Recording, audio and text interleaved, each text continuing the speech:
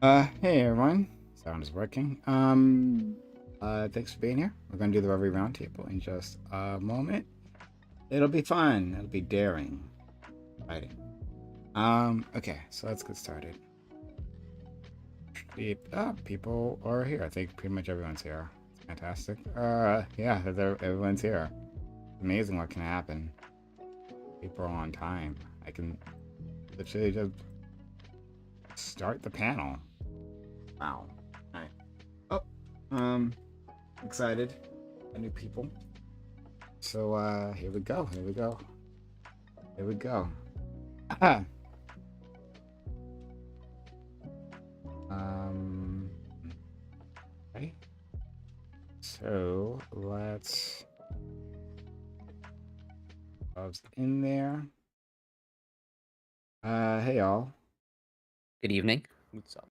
What's up? Corey, do your thing. Pardon me? Well, okay. I finally saw the Barbie movie, and somehow didn't know it was possible. I'm even more woke now. We saw different movies. I feel like Uh, after I watched the Barbie movie, I felt like I went red pill because Ken was just she took all Ken's policies at the end of the movie. Barbie I went mean, red pill.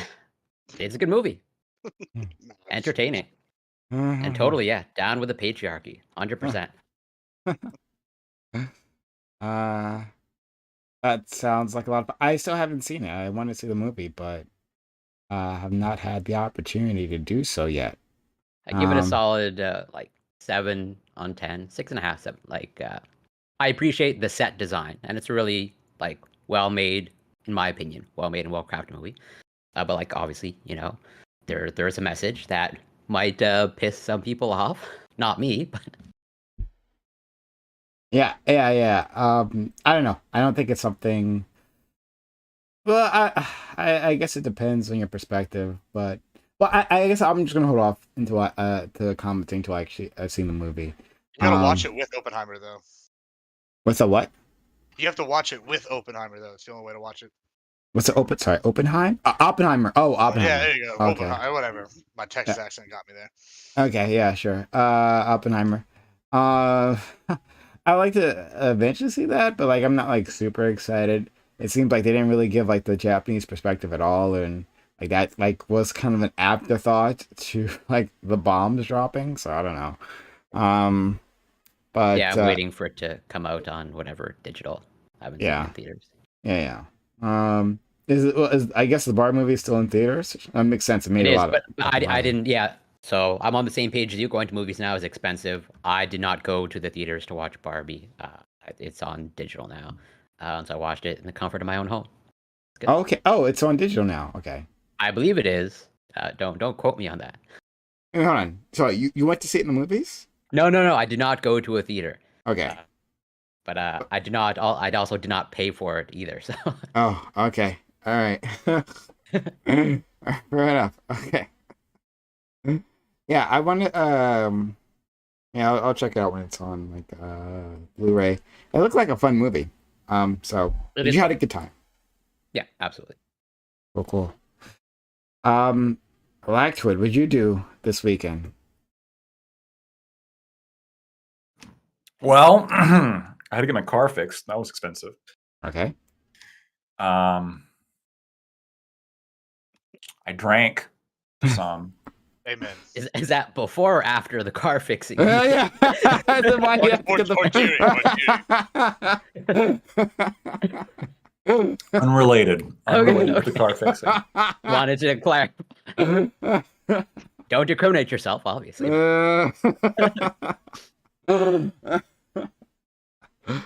um, what was wrong with your car?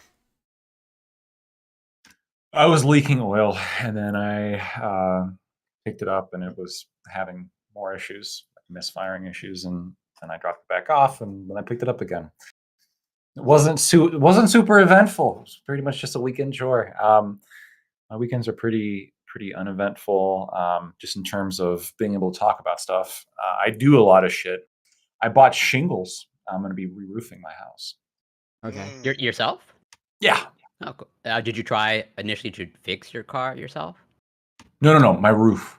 No, I know, but I'm like, it seems like you're overall like a do-it-yourself type of person. So I'm Yeah, curious. not with the car. Not generally like around the house, 100%, and outside the house.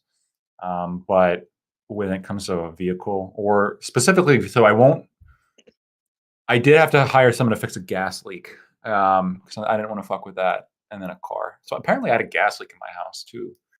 Maybe that explains some It things. explains but, lots of things. The libertarianism. but I'm okay. So Yeah, but we're happy. You're okay. But me do it yourself. No, what the lower classes are for, right? Like they get paid enough. They're not lower class. But yeah, I don't know. Well, I haven't had like my own like owned house. So it's like never been an issue. I mean, I would like YouTube things, give it the old college try before ending in failure. It's only a problem, honestly, if like you're living with a woman, honestly, right? Like that's the only time it's a problem, because then you wanna seem like you're useful, right? But beyond that, like I got no problem like calling over Bear Man. Well, a huge thing for me is just the money, right? So like I'm installing a dishwasher too, because I mean, getting a plumber to install a dishwasher is hundreds of dollars, right? But if you can do it yourself, sub $100 just for the parts. Okay, yeah, fair enough. Okay, so we're all here, and we'll get started. Thanks all for being here. This is the Reverie Roundtable, which we have Mondays 8 p.m. Eastern. We have a great group of guests here. We got some new people. I'm really excited about it. So curious where you're all going to land. So if you're out there in the audience, if you're in Twitch land or YouTube land, either follow or subscribe, whatever you like. Consider supporting the channel. Hype chats, super chats, or Reddit one stream. Yeah. And so we'll introduce our guests. Starting our friend Lactoid TV with a freshly fixed car. And both the car is lubricated and clearly him as well. So how are you, Lactoid? I'm doing good. I promised to shave my beard, but I didn't because I just wanted to like touch it more.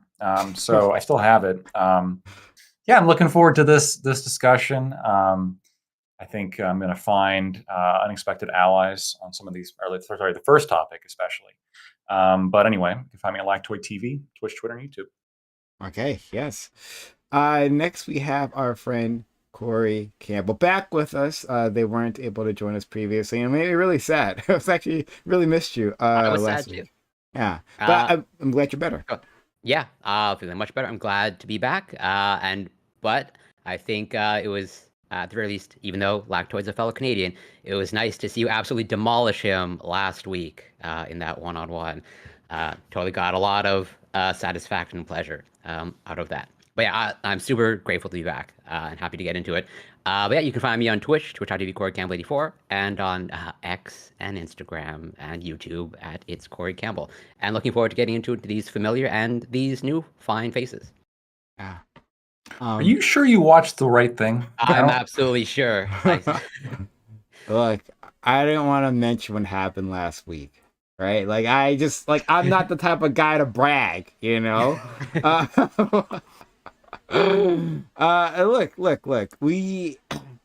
Have to create like a loving environment here where people can feel safe to say awful opinions that I can then dismantle piece by piece. And I'm glad Lactoid feels safe enough, comfortable enough for me. He's lubricated for a reason. He's lubricated for a reason. Wait, what? All right, this has been great. Let's go to our next guest. Brand new, Bunk. Thank you for joining us. Recommended by the next one I'm going to introduce, Synth. But Bunk, please tell me and the world about yourself. Hi, I'm Bunk. Sometimes I post content on YouTube. I like to have conversations in the pursuit of truth. Go around some philosophy stuff, some social politics stuff. Not much economics because I'm humble enough to know I know shit about that field, and I have no interest in learning anything about it. You can find me on YouTube and Twitter, not X, because I'm not a pretentious faggot. Damn right. Friends with the Corey Kemble person at Bunk Politics. All right, no pretension here. I love to see it. Thank you so much. Next we have our friend Synth. Thank you, Synth, for being here. Thanks for recommending someone to be on the platform. Synth is always quite helpful. Also, your room is in various states of disrepair. No, you moved, right? Yes. You can't roast me like this. Fuck off. But glad to have you here because we missed you from before. I'm glad to be back. Yeah, I'm Synth. People who watch Prime on a frequent basis probably recognize me, but I'm on YouTube at youtube.com/SINTHE, where I would say I normally debate philosophy topics, but I normally don't do anything on there because I never upload anything. So good luck. Yeah. Oh man, people who watch me on a You frequent can't find basis. Synth anywhere. Thank you, Admiral Gibbs, for being here as well. We had Admiral Gibbs, I think, on the open panel, was it? Yes, for sure. yeah. We did. It was fun. And we're happy to have you. And so I managed to get you on board today. I didn't, I don't think before I noticed your background. I love the Mandalorian helmet, and then there's that a Revenant helmet. Revan? I do Oh. have a Revan helmet, but not here. This is Boba Fett. I got. Oh, that's Boba Fett. I didn't see the green. Okay, I have a yeah. Revan one, but it's not. It's in my display case over there. We got all sorts of stuff. I got signed by Mark Hamill. We got a Red 5 helmet. What? Wild. I got like a $88,000 Star Wars collection. I only say that because I'm very proud of it. It's taken me all my life to collect it. So we're gonna sell it one day. Not when yet. I die. Yeah, no, not yet. Not yet. True, but yeah, I love Star Wars. I love like a lot of sci-fi stuff in general. So, Dude, well, you're definitely welcome here. Oh, that's amazing. Like, wow, I'm so freaking jealous. But yeah, Admiral, introduce yourself. yeah, I'm Admiral Gibbs. I play a lot of sci-fi games. Obviously, I do talk some politics. I'm Admiral Gibbs on like everything: Twitter, X, whatever you want to call it. You know, here, there, Instagram. And I also see what else. That's about it. I play a lot of games, and I'm on that bullshit. It's good times. Okay. All right. Now, I have before we begin, I have two more questions. One, are any of those helmets like wearable? Yeah, all of them are wearable. I can put them on. This one, the Red 5 one, actually has this Oh my headset. God. I could wear it like instead of this, but I don't because obviously. Yeah. This one's like solid metal, like, and Yeah. then the other one's like a step up from like a nice Halloween costume. It's like a Black Okay. Series. I don't know if you know what the Black Series is, but yeah, everything I have is wearable. Sure. Have you ever worn them during sex? Yes, yeah, definitely. Okay. All right. I mean, like the first goal I had when like when you buy it, I'm like, yeah, we're gonna try this out sometime. Yeah, I mean, this is how I would filter women, right? Like, is this okay with you? If it's not, then this is not. Yeah, it's not gonna work. You're gonna have to Okay. Yeah. Thank you for Standards, man, indulging have me. 'em. Yeah. Okay. All right. Topic 1. Bro, what? Sorry. What? Everything? Okay. Yeah. I'm sorry, I Topic. even had my mic muted. No problem. What Topic is 1. that? Kansas will no longer Is my change the stream birth starting? certificates of trans citizens in to sync? reflect their new gender identity.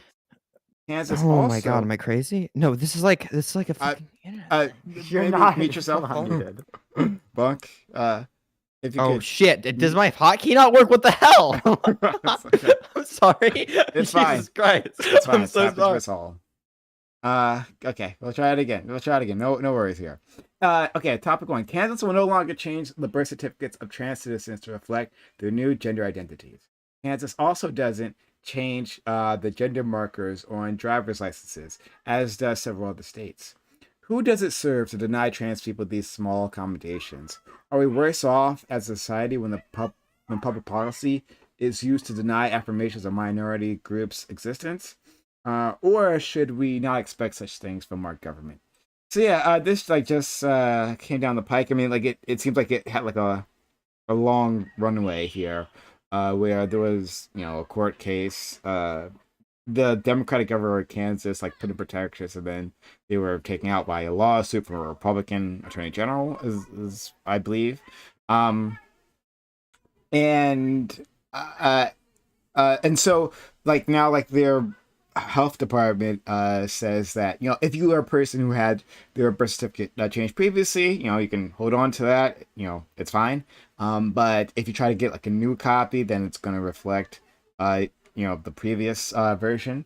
And like, what is the point of this? And like, wait, are you guys in favor of the change, or yeah, just your general thoughts, and we'll go from there. So our friend Lactoid. Yeah, I was struggling to like understand what the actual motivation or the motivation for this was, right? Because if it's literally just like an affirmation, that makes it easier for people to just call you what you want to be called, just like if you change your name. I mean, there's a legal way to change your name. I think it would make sense to also have a legal way to change your pronouns, right? If you want to be called a specific thing, just like your name.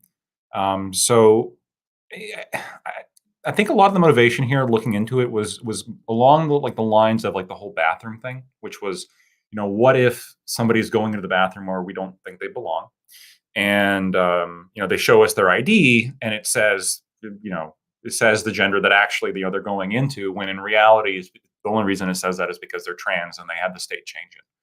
I mean, so if you genuinely believe like the bathroom thing is an issue, I could see the logic as to driver's licenses having like a maybe like a indicator of sex, but I still feel like there'd be other ways to go about that wouldn't involve just a complete rejection for people who genuinely find it important to them. So I think that this is probably too far. I would like to see people be able to change their name or other details on their driver's license, as long as it doesn't cause confusion or doesn't cause significant administrative hassle when it comes to enforcing laws. um, Maybe one way of doing this could be keeping it like other identifying information kind of not on the license but in the database that the police have access to when they look up your license, if it's important. I mean, if they find this is a continuing problem, that could be the solution.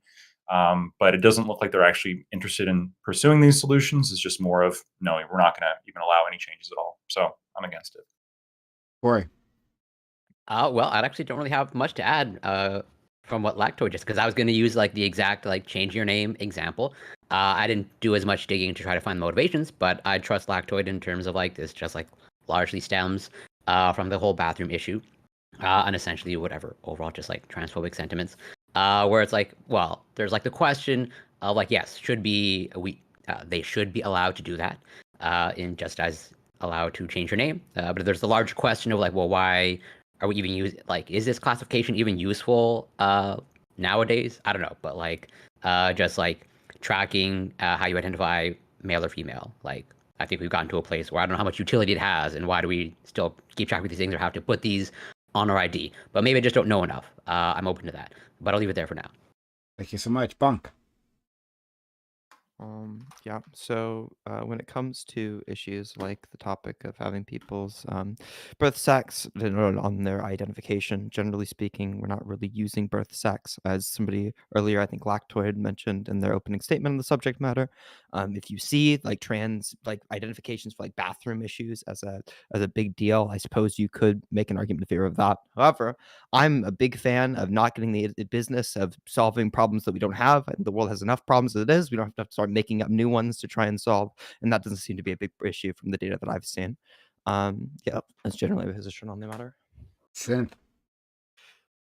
Sure. So I actually can't imagine it'll be the case that anyone on the panel is willing to like plant their flag in the ground on the proposition itself. Maybe you can get somebody who's like is interested in maybe the nuances of the case or something. But it's obviously it's ethically good to allow trans people to change their gender legally and have that recognized on their ID. Lactoid brought up something that's kind of interesting, I think, which is that maybe if you already have like a really weird view on the bathrooms, it'll entail a deranged view here, right? But I genuinely don't know if the average like no transes in bathroom person would be willing to agree with similar types of conclusions or just other things that are kind of like adjacent to it. Like I wonder if they would they think if like somebody says like no, I don't have an ID, that they should just not be let in the bathroom at all? Like excuse me, ma'am, you got your pissing license on you? No, well I guess you got to hold it in. Like I don't think so.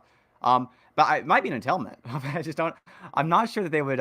They'd not sure that it'd be an entailment. They'd even be okay with usually, right? Like it seems strange. But hopefully this topic doesn't just become a total circle jerk. And so the pressure is on Admiral Gibbs. You better start hitting trans people. Real No, quick. so and there's no worries there. Like I I phrased this specifically because I have other places to take this. Because I didn't think anyone would just like be hardcore anti, trans here. So Admiral. So I'm kind of torn on this issue to an extent. On one side, my strong Texas roots come out, and it's very like, oh, well, let people do whatever they want to do in their own privacy, in their own home, or at their own business, or whatever. Like, if they're gonna go in there and they're willing to pay, they want to change it, they want to identify however they want. Who am I to tell them, or who is the government to tell them they can't do that if they're willing to pay the fee and get the paperwork done and do it? But then my small government conservative mind comes to mind, and it goes, hey, so this is a case where we're bowing down to basically something that's kind of a debated issue across the board. We're bending down, and we're creating more bureaucracy and whatnot. And anytime there's more bureaucracy, I think that is a terrible thing for the average person. So that's kind of where I'm torn on it. All right, so I'm going to say where I stand on this specific issue, but I'm also going to expand the question, and then we'll like circle back to this question, so you'll see what I mean. First, in terms of birth certificates, if the birth certificate is talking about sex specifically, right, then it actually seems to make sense to like not change that because we're talking about sex, and I feel like like people of a more conservative leaning have yelled at me sometimes because I've been loose with my language between like sex and gender, right? I on one hand I say like it's important that there is a difference here, but sometimes like I sometimes say sex when I meant like gender or whatnot, right? And I think they're right to call me out on that, because if this is something that is critically important and the difference of how we're talking about it, then we should treat it as such. But if we're talking about sex, right, then on the birth certificate, like there's nothing to change, right? For now. All right. But Seth, I would push back against that, but like I understand where you're coming from. Sure. And Seth and Corey. Well, shouldn't it just say gender then instead of sex? Like Exactly. I was gonna say like it's what's the point in having the sex on there? What is the use value of that? I need to know. Well, no. I need to know. I said birth certificate. Birth certificate, of course, is a need. Yeah. Oh, really? Right. So like on the birth certificate, like if you're at a doctor or something, if you transition, they're gonna have that in your medical records too. So you don't need to see that on the birth certificate. Knowing that you're Aren't they gonna? I mean, they might not. What if you like get hit by a car and they need Exactly. Like, you get hit by a car and nowhere on any of your medical records is it? I mean, they might not be able to. They might not be able to find. You that. just happen to have your birth certificate in your back pocket, but the name's blanked out. Well, no, you have a license. Your license pulls that a lot of that info up. But I'm saying, I think that maybe medically, it might be useful to have that information on there. Please expand on that. Exactly. Oh, how's that useful medically? So, like for example, let's say that emergency prostate exam. Yeah, yeah, that's a perfect example. I mean, like I guess. I mean, like, the meme example is the perfect example. I mean, no, really though. I mean, but like, if there are examples where it's useful, you get hit by a car, we gotta check your prostate immediately. I mean, I don't know.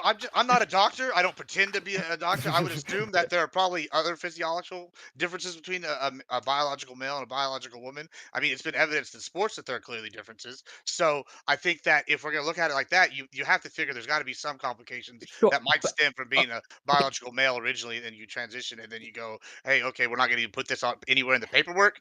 Like, come on, man. No, even if I grant you everything that you said of like, okay, there are differences. Like, how is that like medically relevant? Of like, as far as I know, there are not many. An ACL, right? And my ACL is built slightly differently than a biological female's, but I'm post-op. I mean, obviously, it's going to be useful to know why my ACL looks a certain way or something. If there's a biological difference, I don't know a specific example off the top. You think that's going to dictate like treatment guidelines?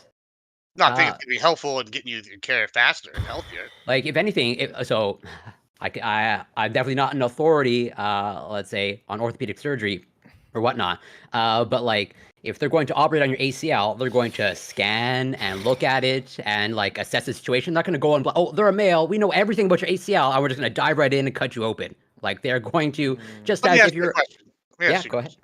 Do you think that as a patient, you wouldn't want your doctor to know all your information about you, like so they can give you the best care possible, or do you want them to have like just like a curated version of the I, information?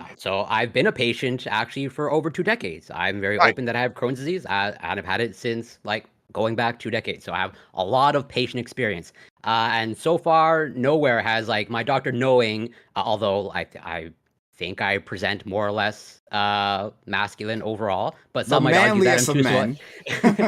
men. I totally consume too much soy as a vegetarian. But yeah, my gender or sex has not dictated any of my treatment protocols, as far as I can tell.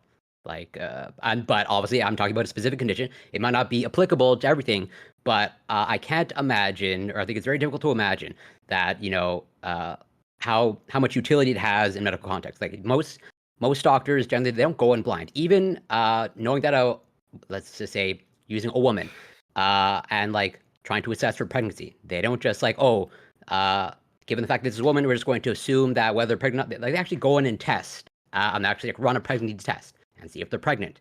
And then they go from there. They don't just like take the person's word for it overall. Yeah, but And that's not the question I asked. Do you want the doctor to know all your information going in, like, or do you But want they them can to do just that have a without curated having no, version? actually, no. I can say no. I don't want them to know my internet browsing history. I don't want them to know my movie preferences. I want them to know medically relevant information that is appropriate to dictate treatment. But yeah, like there's totally a limit in what I want my doctor to know. Yes, Do absolutely. you with a like a HIPAA request, right? Do you need to have their sex on their driver's license before you could submit? You just have to have their legal name. Like, why would you need to? If you have a valid photo ID, it wouldn't matter if it's been changed or not. You've already got a way to do a HIPAA request. So why would changing the ID or changing the birth certificate? Why would that stop the doctor from knowing you're trans? I think the Anything concern else? is like an emergency situation, right?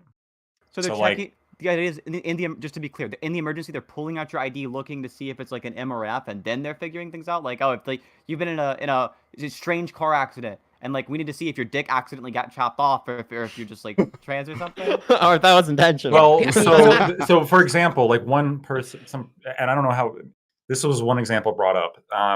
For blood transfusions, like O negative blood is usually given to women more often than men because if you give them the wrong blood type, it can cause a lot of issues generally in people, but it can Yes. also trigger miscarriage. And so if the biological female happens to be pregnant, it could trigger a miscarriage if the wrong blood is given. Okay, And in a so blood transfusion yeah, situation, that is an emergency. Let's go with that. So what questions do they want to answer in that context? Let's go with that example. Do they want to assess whether the person is a woman or they want to assess for pregnancy? And are they going to take a self-report or they're going to test for it? I think you're missing the bigger And point there. The bigger and issue, then right? and then for the blood transfusion, The person's unconscious. The person's unconscious. They don't have time for a pregnancy test. This is the point I think he's also trying to make is that there is an actual physiological difference that it means that it's happening. This person was born biologically female. The O negative blood affects people that were born this way differently. That is an argument that's right there to be made in a transfusion situation. I mean, like, yeah. So I would want them to. yeah, That. but they still do blood like So do you want them they to still die? do Like, blood. You you gotta think make a they decision now. you think they give blood transfusion going in blind ever? No. So I mean, I think they. correct me if I'm wrong. Maybe this is like totally. Corey, is it ever the case that a child is a different blood type than a mother? Given the fact that in the placenta they share a circulation, yeah, there's fetal hemoglobin. I would suspect not, but I'm here's the- not 100% sure. But wait, let's take into account what the risk we're talking about here is. Here's the confusion risk. They look at the person, they're like, huh, that person looks like a woman. And they accidentally give some trans person O negative blood when they didn't really need it for sure. Like, are we really worried about that? I don't think so. Even if they are, like, they're going to tell, like, even Are you if they're not concerned worried for about that? pregnancy. You don't So want them to wait. get Well, first thing, best treatment possible. yeah, a child can have a different blood type than the mother. Somebody's claiming to have medical expertise in my chat and saying that is Sure, something yeah, that's like, relevant. that's what I said. And the other thing 100%. here, well, sure, but the other thing here is like also diagnosing issues, right? Because like males and females are more likely to have different kind of medical complications, and diagnosis in an emergency situation, you might want to know all the specific health facts about a person before you like do something on them. So like whether this is like, are they displaying symptoms of a stroke or a hemorrhage, ischemic, or whatever. I'm not a doctor, right? Well, I am a doctor, but I'm not a medical doctor. We're completely forgetting about the fact that like if for every single cis person, they'll have the correct M or F, right? The one that you want them to have already. Like not you personally, right? But the one that the people who are like advocating for this want them to have, it's going to be on there for every cis person. The only people who it's going to be the other way around for are trans people. And if you just fucking pull trans people, clearly it's the case that there's like more good to them by having it swapped than it is by whatever rare medical inconvenience might occur by accidentally having having a too safe of a blood type. And so wait, that's a very good how are we point, measuring because good? we also allow people to wear do not resuscitate bracelets. So I mean, why do we allow that? Yeah, it's a good point. And also like this poses potential problems for those that you're forcing them, as in like they've transitioned and then maybe on some whatever hormonal therapy and a bunch of other physiological changes, and then you're forcing them to stick. Isn't that potentially also misleading? Of like they're presenting a certain way, and then given the fact that now they're forced to stick with their assigned birth sex, that's also misleading, and that can result in potential negative medical outcomes of like using your emerging medical situation. That's why it's like it's a case by case basis, and even like I said, using the example of pregnancy, they don't just assume it's not like if there's any risk for pregnancy, they want to test whether this person is pregnant, if there's any risk whatsoever. I'm gonna let Bunk like if they have something to add, I'm gonna give them space. Oh yeah, so I was gonna say a bunch of different things, but I didn't want to like intrude into the conversation. And, No, like, fuck break that. up a Like, dialogue let them between know. two If you different- have something to say. Well, I mean, fuck it's 'em. between two different individuals. I'm just trying to be nice. Okay. So whenever it concerns to like, we're talking about like right now on the top of the conversation, we're talking about a very small subset of different illnesses. Most things are going to be treated generally similarly in between men and women, sex-wise. That's how we're using the terms here.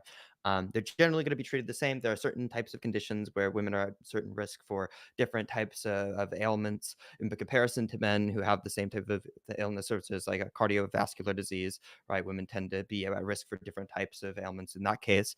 But whenever it concerns to those types of medical situations, those more long-term like illnesses, you generally have these things already on file, especially when it comes to like on your original U.S. birth certificate, right? The standard certificate of live birth that you're given the second that you're born, that's kept on record. They can still produce a copy of your original birth certificate when requested upon. So I'm not really sure what like you're talking about a very niche subset of situations when it regards to medical operations on individuals. Like it have to be a certain type of trans person and have the sex changed, and they can't for some reason get an identification on the individual, and they have no record of them being trans beforehand, and they have this very specific condition, which is good. And then we're comparing that very specific situation to all the times that trans people need to identify themselves in like a broader society, from things like just identifying who you are, like a basic traffic stop, to checking into a hotel room. I don't think that like there's one of these is like clearly more useful than the other to me. But So when I brought up the birth certificate, so I wasn't, at least I don't think I said anything about medical. Other people took it there. I believe that like if we're listing sex, and I think like that's important information to have on the birth certificate. If we're listing sex, then that sex should be accurate. If we're talking about sex, then that should be accurate. well, when it concerns to your sorry. Sure. Yeah. So and the reason I wouldn't have brought up the medical thing in general. It's just that this is important data for like our government, our community to have within like a database context, right? Like yeah, and then to add to that point, your original birth certificate is what's used whenever taking database context, whenever it comes to things like live births. Sure, that's the one that's going to be taken down. But even it's then, not your current birth certificate. But like, I don't see like we are. Like what is the point of changing the sex specifically, right? Like if it now I think on a driver's license, like let me just say, I think on a driver's license, if we're talking about like gender, right, that should be changed clearly, right? Sure. And I think it not changing it puts trans individuals in danger, and I certainly wouldn't want that. And that makes sense, and that's your public facing identification. Your birth certificate is not public facing. Now, like you should be able to use that birth certificate to get the ID that you need. But I don't see the point of like changing a government document to lie. Why are we doing that? Go ahead. I don't think you're lying necessarily on the government document. If what the government document's like purposes is to record some kind of gender identity, broadly speaking, like it's also listed sometimes as sex on driver's licenses. To my knowledge, I haven't looked at my driver's license specifically, but you are going to be using your birth certificate when it comes to identifying yourself at different places. Places that need like multiple different forms of ID might use your birth certificates. Like just today, I went in to apply for a new job. They needed multiple different types of identification, and a birth certificate was one of them. It is a public-facing ID to some degree. You do use your birth certificate outside of getting other forms of identification. Okay, I'm going to ask a question. The question might, even itself might be offensive, but it's just something that I'm thinking about. I'm 6'2". Okay, Bragging. let's say I was a short man. Let's just say who had a lot of anxiety about that fact. Let's just say one exists in the Which world. studies show that like short men do have like tremendous amounts of anxiety over being short, and in fact, I'm much more likely to be left wing because of that. That's beside the point. But can I change my height in my driver's license to like make myself feel better? Like, would you guys be okay with that? That's my question. You certainly can do that. You change it on your Tinder profile? Currently, here's the crazy thing. Currently, as it exists on your ID, you can just write. Like, I mean, really whatever though. you want. Yeah, they. So I can put down 12'6", like I'm a fucking troll. Crazy shit there. If you put some crazy shit there, they're probably gonna look at you like, wait, hold on. But if you add 2 inches or 3 inches, you could certainly get away with it. What about when I They're like fine. change my weight They're on my standing Tinder up, they're profile? sitting Is in a that chair. different? They don't know. If I put like 250, The ladies never know when I should add that they? much, but go ahead. Should they? sorry, I don't think it matters. Gibbs, go ahead, and then Corey. I just like, I mean, I think that's kind of where the argument, I kind of think that's what Kansas is doing right here, is they see this as indicative of a larger issue, right? And I think that they chose this as their hill to die on, which personally I think it's kind of a stupid hill to die on, but you know, if you're going to pick one. But I think that they're saying that what is too far, right? And as for the Tinder comment, yeah, it's a joke. But it's also a real thing. Like, okay, if I'm going to change, say, I'm 6 foot, right? Like right at it. You know, I could go put 6'1", 6'2", and then I'm a big guy. If I put, I'm 250 and husky or muscular or something, as opposed to like, I'm 330 and fat as fuck. Like, you know, obviously which one's going to be better, but you can put it on there. Like, so if I change on my Tinder and I identify that way, you know, what's the, you know, be any difference? And I think that's kind of like the logic that's going on right now. And, you know, and I think the sex is a different category. It needs to be like differentiated. And I think that people just are, you know, like getting really stuck on the fact, a government document, which is used to record for like purposes, like, you know, that we need to get stuff done with, like, is I don't understand why it's such a big deal that we gotta, y'all want to, I don't know, you know what I'm trying to say. Well, let's let Corey in, and then we'll yeah. Oh. Yeah, go for well, it. going to your scenario of like changing your sex on your birth certificate. So this might be like a conflation between like, you know, what actually happens in the field of biology versus what happens sort of in medical setting. Like, so like assigned whatever female or male at birth. Like, how is that assigned on birth certificate? I'm sorry, are you talking to me? Yeah. Or if anybody wants to answer. Oh, okay. But like going to you, like your example, like how is that actually assigned? Genitals. Yeah. Okay, so if someone that fully transitions, shouldn't they be able to change that then, since it's changed? But Well, the genitals are indicative of like a certain chromosomal arrangement that they're really going on. It's not the chromosomal arrangement either. And you think they tested for chromosomes? Well, no, they're 50 not years testing. ago? They're not testing for the chromosomes, but like the parts are indicative of the chromosomes, right? If you're XX, you're more likely to have a vagina. If you're saying that XY. even like predating the discovery, like predating the existence of karyotyping, there was already gender markers on your birth certificate. Right. So yeah. what we're testing for. So how do we assign female at birth? On what principle? Like 60 years ago, pre, Watson and Crick founding of DNA. How was that done? Well, I think what they're doing is like, so now we have the tools to like really identify like the difference between like the genetic difference between males and females.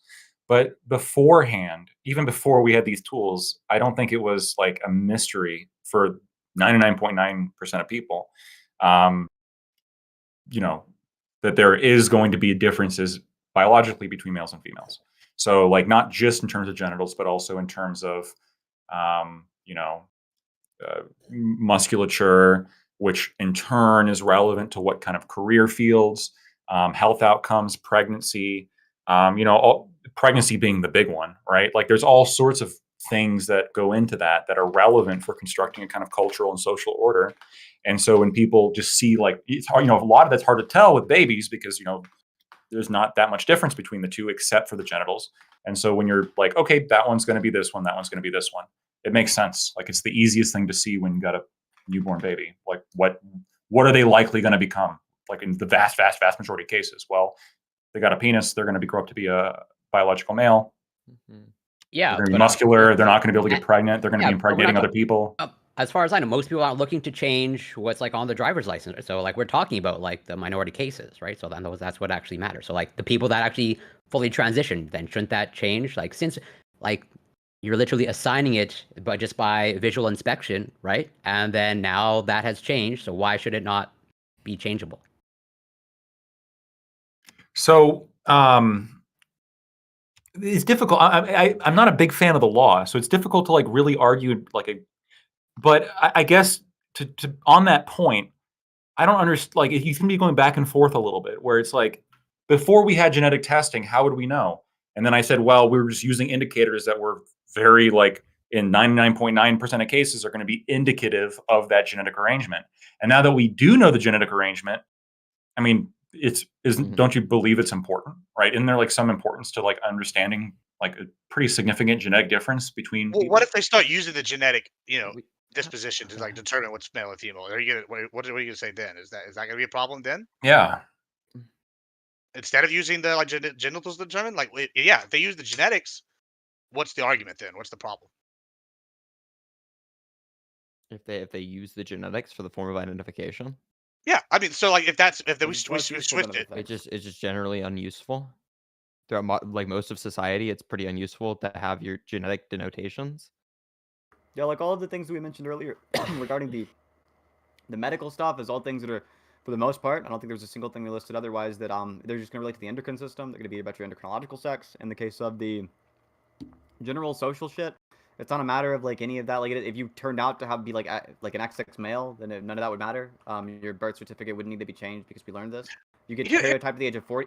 Let me flip it. If you got karyotyped today, and it turned out that you had XX chromosomes your entire life, you thought you had XY. It turned out you had XX, right? Do you think your birth certificate should be changed after the fact because of that?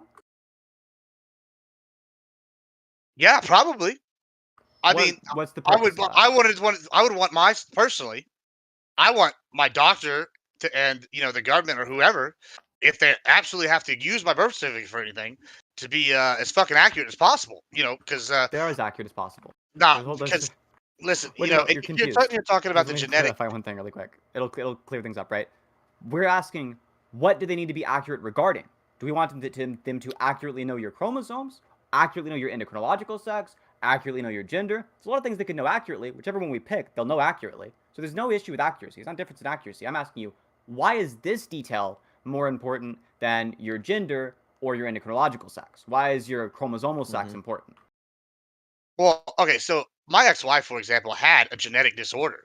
And that's one of those rare what million cases you're talking about, where it does matter to know all the genetic stuff and whatnot. And so seeing that, yeah, hey, okay, that might be a small percentage, but if you're one of those percentage of people, you definitely want to get the best care possible, and you don't want to have to go do this with a million different doctors having to get information from 15 different places. It's much better when it's all in one place and they can just go to the source and boom, bing, bang, we're good, and we can give you some perfect treatment options. Well, you're Isn't the source going to normally be on your medical records, or again, if they need to get your specific assigned sex at birth, which is what they Listen, you currently would do. think that, but it's So not that real easy. quick, I'm real telling you. quick. So you can request this type of information. What makes it like not that easy? All right. So whenever you go into a Do lot of you think different it's easier treatments, than getting your birth certificate? Most of the time, when you sign up to establish care to a physician, you have to fill out your information. It's self-report it. It tends to be tedious right now, but they're not going out and getting your birth certificate. That's yeah, but when you're certainly going not to happening. specialists, it's a lot different. You need to go in there with all sorts of stuff, man. When you go into specialists, you need to go in there with and you go in there with your birth certificate into a specialist generally. Yeah. When was If the you go last there, time you went into a specialist with your birth certificate? I mean, like 6 years ago. It's never happened to me. That's a very wild experience in my book. I mean, I gave a Maybe that pretty is the specific. case, I gave a but pretty specific generally, I think you just scenario. need to be able to identify yourself. I don't think they're using that for your general medical records. I don't think that's the case. You get very little from somebody just giving them your birth certificate. You're gonna have to self-report these things anyway. I mean, it kind of speaks to my point. It's been 6 years since you've used your birth certificate to identify this information. Are you even sure if that's how they identify the information off of you? I think you're missing the point that I'm making, which is that I want Sorry, which personally. point did I not address? I mean, the point that I'm making is that I want personally. Y'all asked if I'm going in there. I want the doctor to have all the info, right? So Sure. that's what I'm saying. So you asked, okay, if they could go back and change my birth certificate, and we found out I was Sure. XX, then yes, I personally would want my birth certificate to reflect that and be as accurate as possible. So yeah, that You was would my want reasoning. your birth certificate to not reflect the sex that you were given at birth, right? Which is going to be like the cluster kit. You just want it to reflect your chromosomal sex? I want it to be as genetically accurate to me as possible. Whatever that is, that's the case. Okay. I don't necessarily know if that's going to be the most genetically accurate to you as possible. If we wanted to be as accurate as possible, we could just go down and list everything about you, right? But I think it's more important to get the relevant information about you. And the relevant information about you is going to be gotten whenever you establish care with the given physician. They're going to either go into your medical records for given information, it's going to be self-reported, things of that nature. They generally aren't looking at your birth certificate.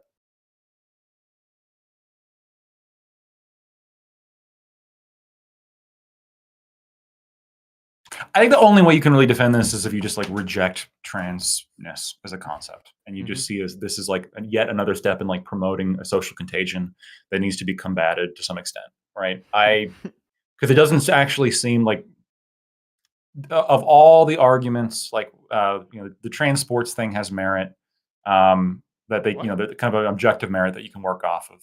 But when it comes to this, like quite literally, like I just want my driver's license to say this.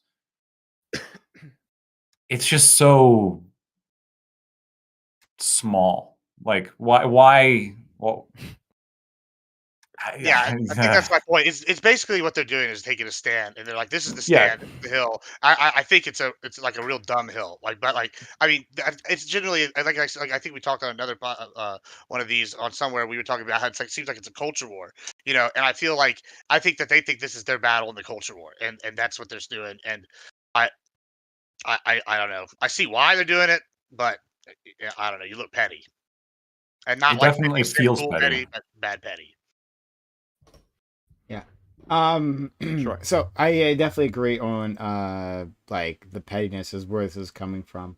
I don't think they are looking at this or even debating it in the same manner, right? Like so let's keep that clear as to where this is coming from.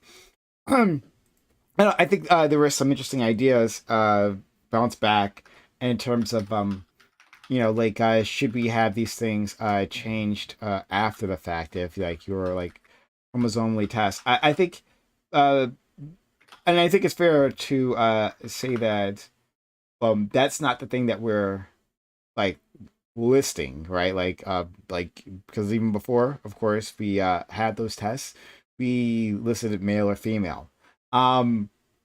So I think these I mean I guess we're just putting people on like the sex spectrum, right? And I think it's useful to society to have an accurate record of that. But I want to try to take this into a different area and see how that like relates. Sure. So when I let me refer back to the question here. It says, are we worse off society when public policy is used to deny affirmations of minority groups' existence?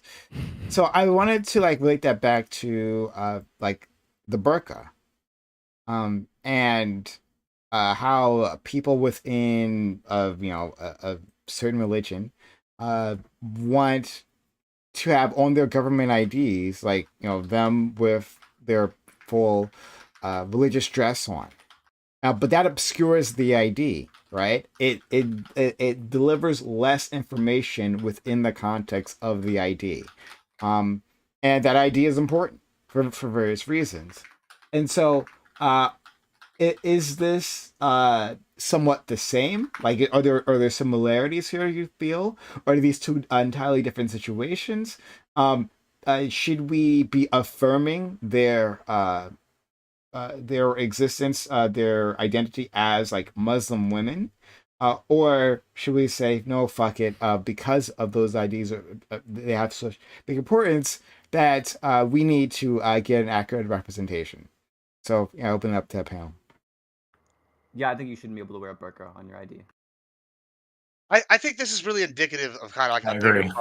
bigger policy question. Really, is the burqa and ID thing, the trans ID issue, all these things I think are indicative of like how far are we willing to sacrifice, uh, public whatever for the a minority's preferences, and that's kind of what this seems down to. What is the line? And I mean, I don't know. It's getting pretty far out there now that we're sitting. We can take masks. I mean, I guess I'm gonna start identifying as Darth Vader or the Mandalorian and go and take my photos when we go to the DMV next, because that's what I identify as the Grand Admiral Thrawn. I'm gonna go blue as a blue guy with red eyes. I've read all his books. I've There convinced is a myself. Jedi religion, that's I know, recognized, as I Sith think, in would the too. EU. Yeah. Bunk, we can hear you typing. So maybe Oh, mute yourself. If you apologies. It's can. actually Sorry like the about that. fifth Oh my biggest in god. like Australia or something. I think. Sorry, Yeah. Prime, you're just gonna fucking hate. I'm so sorry. No problem. It's fine. No, it's fine. But yeah. So, what do you guys? So Corey and Synth think that they should not be able to wear a burqa on their ID. I think it's fascinating that you say that. I mean, Corey? Quebec already sort of like grappled with this sort of well. So there's the question of like when taking the ID and whether it's permissible to have your face covered or not. But even if you allow it, it's permissible.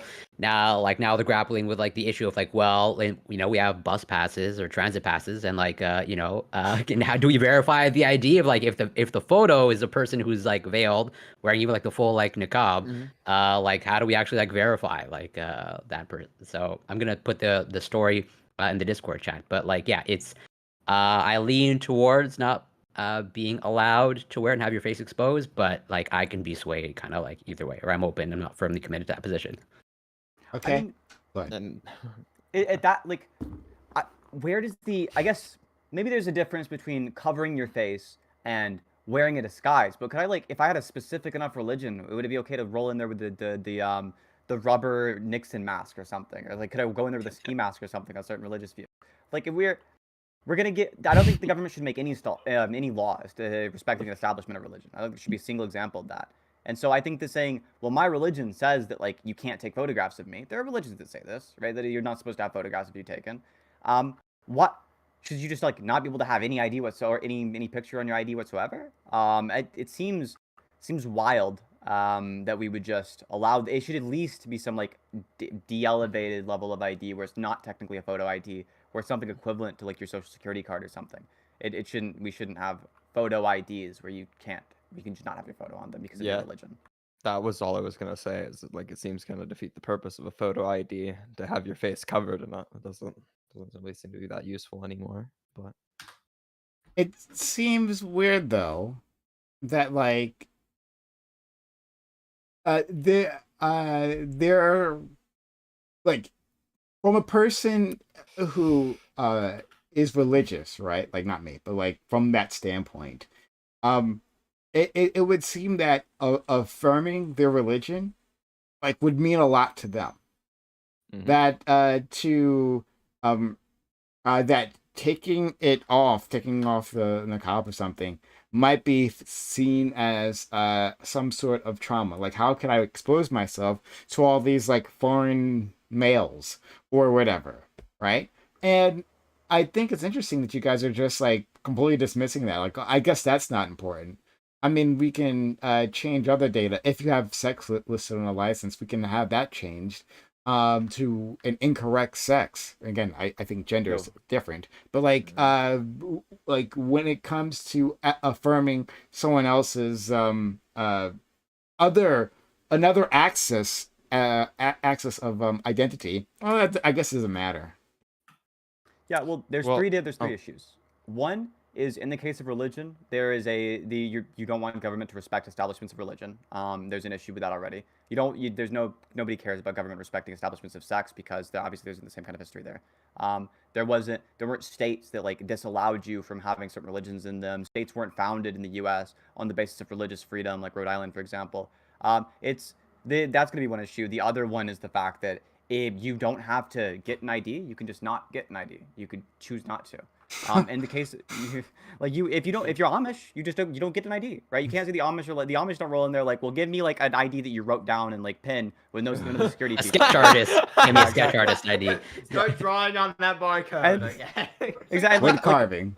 And like the third one, and this is like obviously going to be something that causes tension, but like in the case of a trans person, there's no such false belief. In the case of somebody who is a religious person, there's a false belief.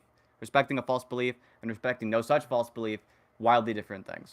Come on, Lactoid, come on. You please. I don't accept that part. Lactoid, but, who like, identifies as 7'6". yeah, who I identify as 7'6", 832 pounds of solid muscle. And it would pics for proof now. 1% body fat. Well, no, I don't allow pictures, so there's no way you can prove that I don't have 832 pounds of raw muscle. No, so the question for me is just like the government has a sufficient interest, I think, in having a photo ID, right? They need to verify it's you. Mhm. I would be okay with allowing people to put their religion like on their ID if it was really important to affirm like every single time that I, get checked into the bar, like the bouncer checks my ID, he gets to confirm that like I'm a Muslim about to go drink alcohol, right? If that's for some reason, important to you, you should be able to do that. Fine. All right, let's go. But like covering your face kind of defeats the point specifically of photo ID because the police need to know who you are sometimes, right? Especially if they just like catch you running out of the store, or they catch you drunk driving or something along these lines, right?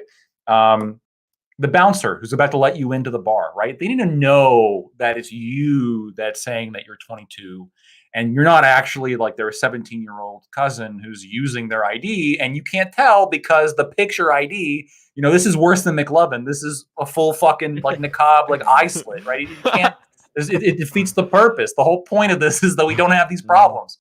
And I promise you, if we allowed this, I would abuse it undoubtedly, right? I would, I don't want the fucking government seeing my face as little as possible, right? So I'm gonna be like walking in to the DMV with just like everything covered and just like a slit, and everyone's gonna do that. And now we don't have photo ID anymore because why would you possibly get your photo taken if you don't have to? It doesn't seem to actually help you in any way. Well, when you're pretty like me, you're always looking for a chance to get your photo taken. Sure. Well, yeah, you might be the exception, but I'm just saying, like for most people. So if for some reason like trans people were asking for the accommodation of not having their photo on there, I wouldn't allow that either. I think that'd be ridiculous, right? But the actual ask of like, hey, can you just change this like M to an F, please? Like it's really important to me. It's just so minor, and it doesn't actually seem to like really harm the whole identification process. Yeah, like I said, if religious people wanted to do that too, they should be allowed to. But the photo thing, why have photo ID then at that point? I'm sorry, but like I thought Lactoid was going to do this for me, but he failed me as he usually does. I'm sorry. But Synth saying that like trans people, the difference between trans people in the religious example that I gave is that trans people have the correct belief and that religious people have the incorrect belief. I think a lot of people one's diluted, one's not. One's diluted, one's not. I kind of do a touch on that. I don't know if you let me do it. Okay, you give it a try. Yeah, I'll give it a shot. I actually was doing a little research before because I was seeing TikToks and the best source of information in the world. So and they quoted like what the DSM-4 or whatever for the identification. I'm like, aren't we on the DSM-5 or whatever? So I started looking it up to see what it was. So like there is a medical diagnosis for this. So I think that there would be some argument to that. Okay, you do have a diagnosed condition. I almost think that would benefit their argument. Which is kind of, and I say it because it is a documented thing that they are encountering. So if it's documented and it's something that they're doing, then cool. Okay, it's documented. We should have that on the ID. and then that way it's on there. That's so true. If you've got like depression or bipolar disorder, I that should be on your seriously ID too. depressed right next to your name. All of it. All right. So Depressoid right there. okay. It's the conservative red flag law. Okay, it's a little bit different. Exactly. I mean, it's documented. I mean, if I start someone saying they're hearing voices, sometimes it's good to like, hey, no, list it somewhere. They're hearing voices that are telling them to kill everybody. All right, maybe we gotta watch that guy. I don't know. Okay, so That's then true, I'll but because just handle Prime this wants people to myself, engage with it, right? I'm gonna say it again. Okay, go to Prime's gonna do it. Okay, go ahead. Yeah, just like Thanos, I'll just do it myself. Sorry. No problem. It seems like the whole argument that we're like the national argument that we're having is on whether this transness is real or not. Now, like I shouldn't speak for conservatives because I'm not gonna speak for them. But part of this is like, well, these people are experiencing something, but should the rest of society actually, accommodate them? That like, is this a delusion? This is in your head. Your sex is male, right? Your sex is male, but like I'm saying, you have some sort of feeling, some experience, right? Which where else is it? It's in your head, right? You're having an experience, and you're saying that you are female. On the other hand, like as a religious person, I'm having a feeling that God is touching me in all kinds of places, right? That God is in my life, and to say that the one is valid and the other one isn't, where you can do the brain scans, because I know you love the brain scans, right? You can do the brain scans and say, and for religious people, and they are having a religious experience, a very specific neurological thing is happening. And they're happier. Yeah, right? Yeah. And to say that, like, well, this is valid, right? The thing I'm doing is valid, and the thing they're doing is not. That seems like complete bullshit. Like, Here's how why is it's that not. saying- Here's that why doesn't- religious people oh, are okay. fucking. Go ahead. Go ahead. Oh, no, Whoa! I was gonna say. I was gonna drop an R slur. Okay, Okay, big yeah, one. okay, just chill Big the one, fuck very out. tactical, Chill the so- fuck Very out. bigoted of Okay, you. so no. Look, so But the like, reason. what you You oh, go ahead. You go ahead. You oh, go. You do go wanna now. Go. You Go. sure? The Okay. leftists are like just chomping at the bit. Like, destroy religion. Oh my god, yes. No, The spirit so of Christopher prove that- Hitchens. God. We no. finally get into the good stuff here. So- Now we're Hey, Yeah, you so like that- Mr. Rich's Lactoid. Yeah, he's okay. Bonk, go ahead. Yeah, so that wouldn't prove that like that they're both like delusions, or that like one of them is so whenever we say that like trans people don't have a delusion, they're not mistaken about their birth sex. That's why they identify themselves as trans individuals. They're not mistaken about it. They don't not know it. They know it so much so that it causes them a great deal of distress. When it comes to people who are saying like God is touching me, you're affirming that the presence of a God, right? That's what's causing that sensation, right? If a trans person to say like that the demons are touching me, or like the mystical people in my head are telling me this, I think that they probably would have a delusion, right? So now the dispute is more so on like whether God is real or not. If God isn't real, and we affirm that to be true, you're gonna have some kind of similar situation for trans people that I'm unaware of that you're going to bring up, or it just would be the case there's a clear symmetry break between the two. Okay, that's Bunk's answer. Then I'll wait till Synth gets in, then I'll respond. I was gonna say almost the same thing. Yeah, if I ask a conservative, and I've asked a lot of conservatives this question, what is the false belief? Every single time they say, "Oh, the trans woman thinks that she's a woman," and then you ask them, "Okay, when the trans woman says woman, what does she mean?" Then they answer the question that she identifies as blah blah blah. They'll say she identifies as a woman, or she identifies as something feminine. They'll ask them, "Okay, does the trans woman identify as something feminine?" And they'll say yes. And each and every single time, it's like their brains don't work or something. They've got a delusion about the trans woman's beliefs. It's obviously the case. The trans woman's belief is correct. There's no delusion until by being trans. There's no false belief until by being trans. The trans person is correct. She does identify the way she identifies. That's all she means when she says woman. Now, in the case of the religious person, they're saying magic exists. There are things that are non-physical that exist. They're saying that like there's a bodiless mind that created the universe, and all of these are things we have insanely strong evidence for. They're totally whack, silly theories that have no evidence in favor of them and plenty of evidence against them. In the case of the trans person, they can't even identify a false belief. It's like a non-starter, right? One of these people can't believe something false because they can't even point out what the false belief is. In the case of the religion, at least we as the atheists can say, yeah, believing God is false. God does not actually exist. Can I say two things really quick, Prime, before you go? Yeah. Bunk, wondering. Bunk, you were just dumping on religion, right? No, I don't think I said something like I don't believe that God is real, but that's going to be the argument that's going to be presented. I dumped on it. No, it was pretty Yes. polite. Buck was Yes, pretty polite. I was very polite about it. So I have to point this out. What are you wearing like around your neck? It's a matching necklace that I have with my grandmother, who recently moved away for the rest of her life to be treated with MS. It's just like a Okay. matching necklace. It's a sentimental So it's value. more of like a family heirloom thing than She's a Catholic, religious yeah. thing. Sure. Yeah. Fair enough. Fair enough. Okay. So specifically, I guess, to the question of like what about the specific trans people who will say statements like "I am biologically a woman," right? What do they mean They're by the- biologically a woman? Sorry, biologically female. What do they mean by biologically female? Um.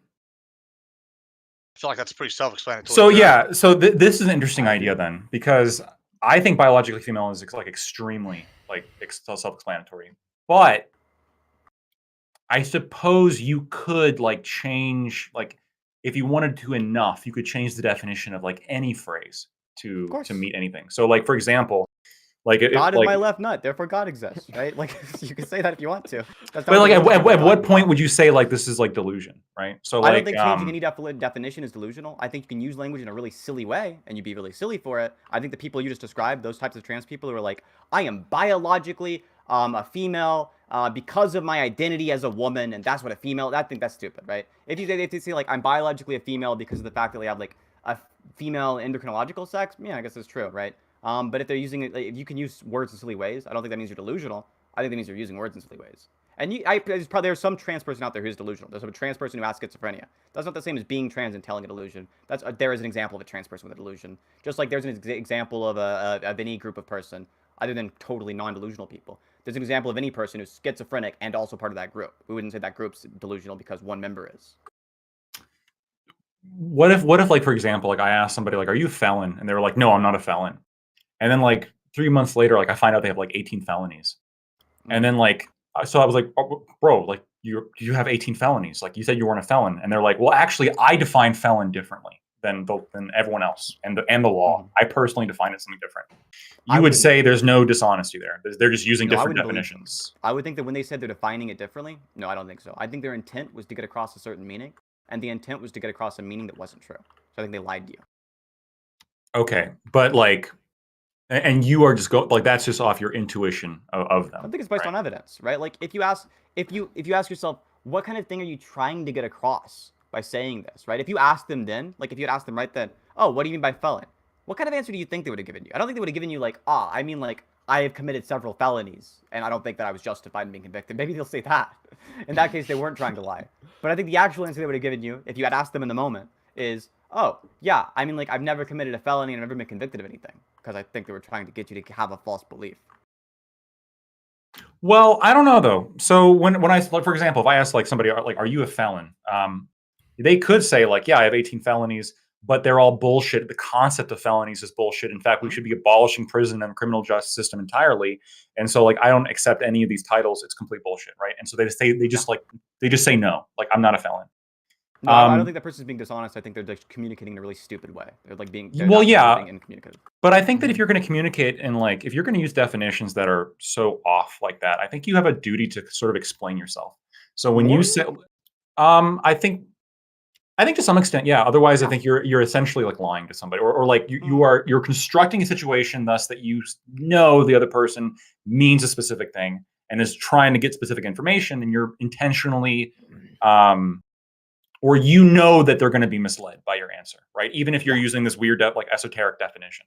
And so if you're using the word biological female, 99% of America believes that means XX chromosome, vagina, pregnancy, blah blah blah. Which is blah, wrong. Right? That's not biological sex, but sure. What's biological? Okay, so Corey, here. Corey, real fast. XXXY. I think they'd confuse that. I think a lot of people. So again, so for 99% of people, okay, what is biological sex? Well, so yeah, that's what I'm trying to highlight. I agree with you that 99% of people have that view in their brain that is not connected to the scientific biology field of the concept of biological sex, which is tied to gametes and gamete production. So you're telling me that like there's no sort of like belief that XX is biological female and XY is biological male?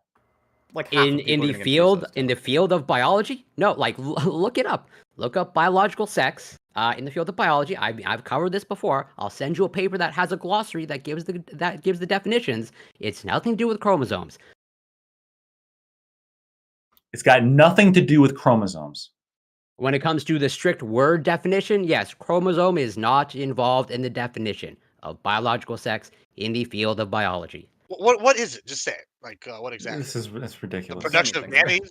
Is that what you said? Yes. As in, well, the gametes, as in the one that produces the smaller gamete, i.e., sperm, is defined as male. The one that produces the larger gamete, i.e., the egg, that is defined as So female. what you're So doing if is you- you're getting really hyper focused on one aspect of it, and you're just like, oh well, this. I mean, you can't have a gamete production if it's not this thing. So you're just What like, oh, cutting that. chromosome causes you to produce sperm? Yeah, so you're just cutting that out because it's not convenient. That's kind of the problem I have with this whole argument, really, is that we want to sit here and say one's delusional, one's not delusional, religion or whatever. But here's the thing: we're sitting here, we have a defined definition in the DSM-5 that this is a diagnosable uh problem, mental issue, and we're sitting here So is and depression. That doesn't make and you delusional. the question is that whether or not, like, okay, should we enable this, or is this affirming? Is affirming actually helping them, or is it actually enabling them and harming them? And I think the evidence is pointing towards harm overall, to be totally honest. So I just, and I think that a large segment of the conservatives also feel that we're like sacrificing public safety for a variety of reasons for the sake of wokeness, basically. Imagine how silly it would be if I was like, you have ADHD, therefore you are delusional. Having like a diagnosable I mental have condition is ADHD. not the I same think as it's having a false definitely belief. delusional. Yeah, bro. It You definitely have is. a delusion because of your ADHD? You Yeah, have a false belief? absolutely. I have a What's the treatable thing that yeah. Bro, have you ever had? Do you have ADHD? If you No, don't I have don't. ADHD, I do. I'm gonna No. tell you right now. Sometimes you be getting manic, be doing all sorts of things. Do you have it? What's the false belief that you have because of your ADHD? I mean, you could be sitting here and say, I can't get something done. I can't get something done. To be like, oh, I got to do everything. I mean, it's all about that false belief. No, I'm asking you what's the false belief? You saying something like, oh, well, sometimes I'm like demotivated. That's not really a false belief. I Right? think Like, you're not really understand. I mean, it definitely could be like you can look, get I'll false. talk about a mental illness that I'm diagnosed with. I'm diagnosed with depression, right? So like, what is the false belief that I have with depression? That you have a reason to be depressed in the first place. No. No, that's not like that. I don't have that belief because of my depression. There are plenty of people who are depressed and they're like, damn, I have no reason to be depressed. My life is great. Me personally, I got a couple of reasons why I think I can be pretty sad all the time, but like, that's not my depression, right? I don't have a reason to be depressed. I have a cause. Yeah, but is it treatable? So far It's a the treatments have not been too great, It's but a treatable probably. ailment. It's an acknowledged ailment is the point I'm making. Yeah, And but that's so not the same as with that, delusion. I think it is. It's almost a delusion. Oh, the delusion has to have a false belief. What A about when mental condition bodybuilders go doesn't. in there and go, "Oh, I look like I'm fat," and they're like 6% body fat? There Is are that body dysmorphia, not dysphoria. Dysmorphia It's is a gender false belief. dysmorphia Oftentimes, or what is it now? It's just something slightly gender different than that. dysphoria, Well, not it used to morphia. be that they just changed it to something now. But like, yeah, The is word that dis is in there, but dysphoria, So- like in the same way that there's euphoria, like feeling really good, dysphoria is feeling really bad. I think this is actually a really great Yeah. point. If you look into body dysmorphia, there's two different variants. There's a delusional variant, and a non-delusional variant. The delusional variant has delusions about the way that they appear. The non-delusional variant just hyperfixates on flaws of their appearance. That this is actually a distinction made in the medical literature. This is evidence to Synth's point. Go ahead, Yep. Corey. You want to say something? Yeah, I put a research paper in the group chat in the Discord. I would kindly ask. I think this be a great group exercise of just read the first 2 sentences or 3 of the abstract, either a lactoid or anybody, where I think it'll prove my point, and I'd also I think show just how misinformed most people are, because it's right there. There's also a nice glossary at the end, towards the end, pretty much giving you a strict definition of biological sex, and it also highlights the fact how dumb your chat is, Prime. Wait. What is the specific definition of biological sex? Read. It's Just right. tell me. I'm not going to read this whole fucking 8-page Lactone, paper. as a lawyer, you ask people to read things on the stand I all the time. understand Can you read this? The first 2-3 He sentences. said he knew it. I'll Males do and it. females are males and I'm- females are a fundamental aspect of human reproduction. Yet, procreation is perfectly possible without this division into 2 sexes. Biologically, males are defined as the sex that produces the smaller gametes, example sperm, implying that the male and female sexes only exist in species with gamete dimorphism and sogamy. Those are two, or do you want me to keep going? Yeah, no, that's Yeah, perfectly. but what And then about the bottom towards where the it end. says, towards the end, the Towards the sex part? Is that what you're talking about? Yeah. Towards There- the end of the abstract, Yeah, the towards- ancestral divergence and maintenance of gamete sizes subsequently led to many other differences we now observe between the two sexes, sowing the seeds for what we have become. Here's what I'm reading. The definition of sex and sexes vary. Here, we define sex as the union of gametes and genomes from two individuals, parentheses, or in some hermaphrodites for the same individual. And sex as male, female are defined by the type of gamete an individual produces. All this says is for the sake of this paper, they No, identified it this no, way. it's not the sake of this is so That's there's a what that glossary. literally means. No, that's not what it means at all. As an actual biologist, okay, and if you want to bring out credentials, there's a glossary, strict there, female, male, in the glossary, right under conflict of interest. It says female, biologically, the female sex is defined as the adult phenotype that produces the larger gametes in an isogamous systems. That is literally pretty much what I said. I didn't mention the anisogamous systems. And same thing, male. Now, if you want to find another source that backs you up, but we're talking specifically, use specific terms, biological sex. That means something. So I if want we're to talking science- ask. phenotype? Let me ask a question. So, what is the chromosome that causes an individual human to create sperm? I don't know. I assume it's on the Y chromosome, but that's an irrelevant question because it's not how I we hate to be define the it. definitions guy, but here. Wait. Why is that an irrelevant question? Like the genetics It looks like underlying a synthetic physical fact, difference? not like a definition. If you want to argue of changing the definition of biological sex, then have that in the field of biology. But it's not something that we're debating. Okay, we use this definition for a reason. I'm not saying it's a perfect definition, but if people want to bring in science, let's talk science. I'm giving you scientific information, and now you want to reject it, saying, "Well, actually, I don't want to reject it. I want to use it. Actually, Well, no. It's not So- rejection though. Look at so the word this is not like I'm not like okay.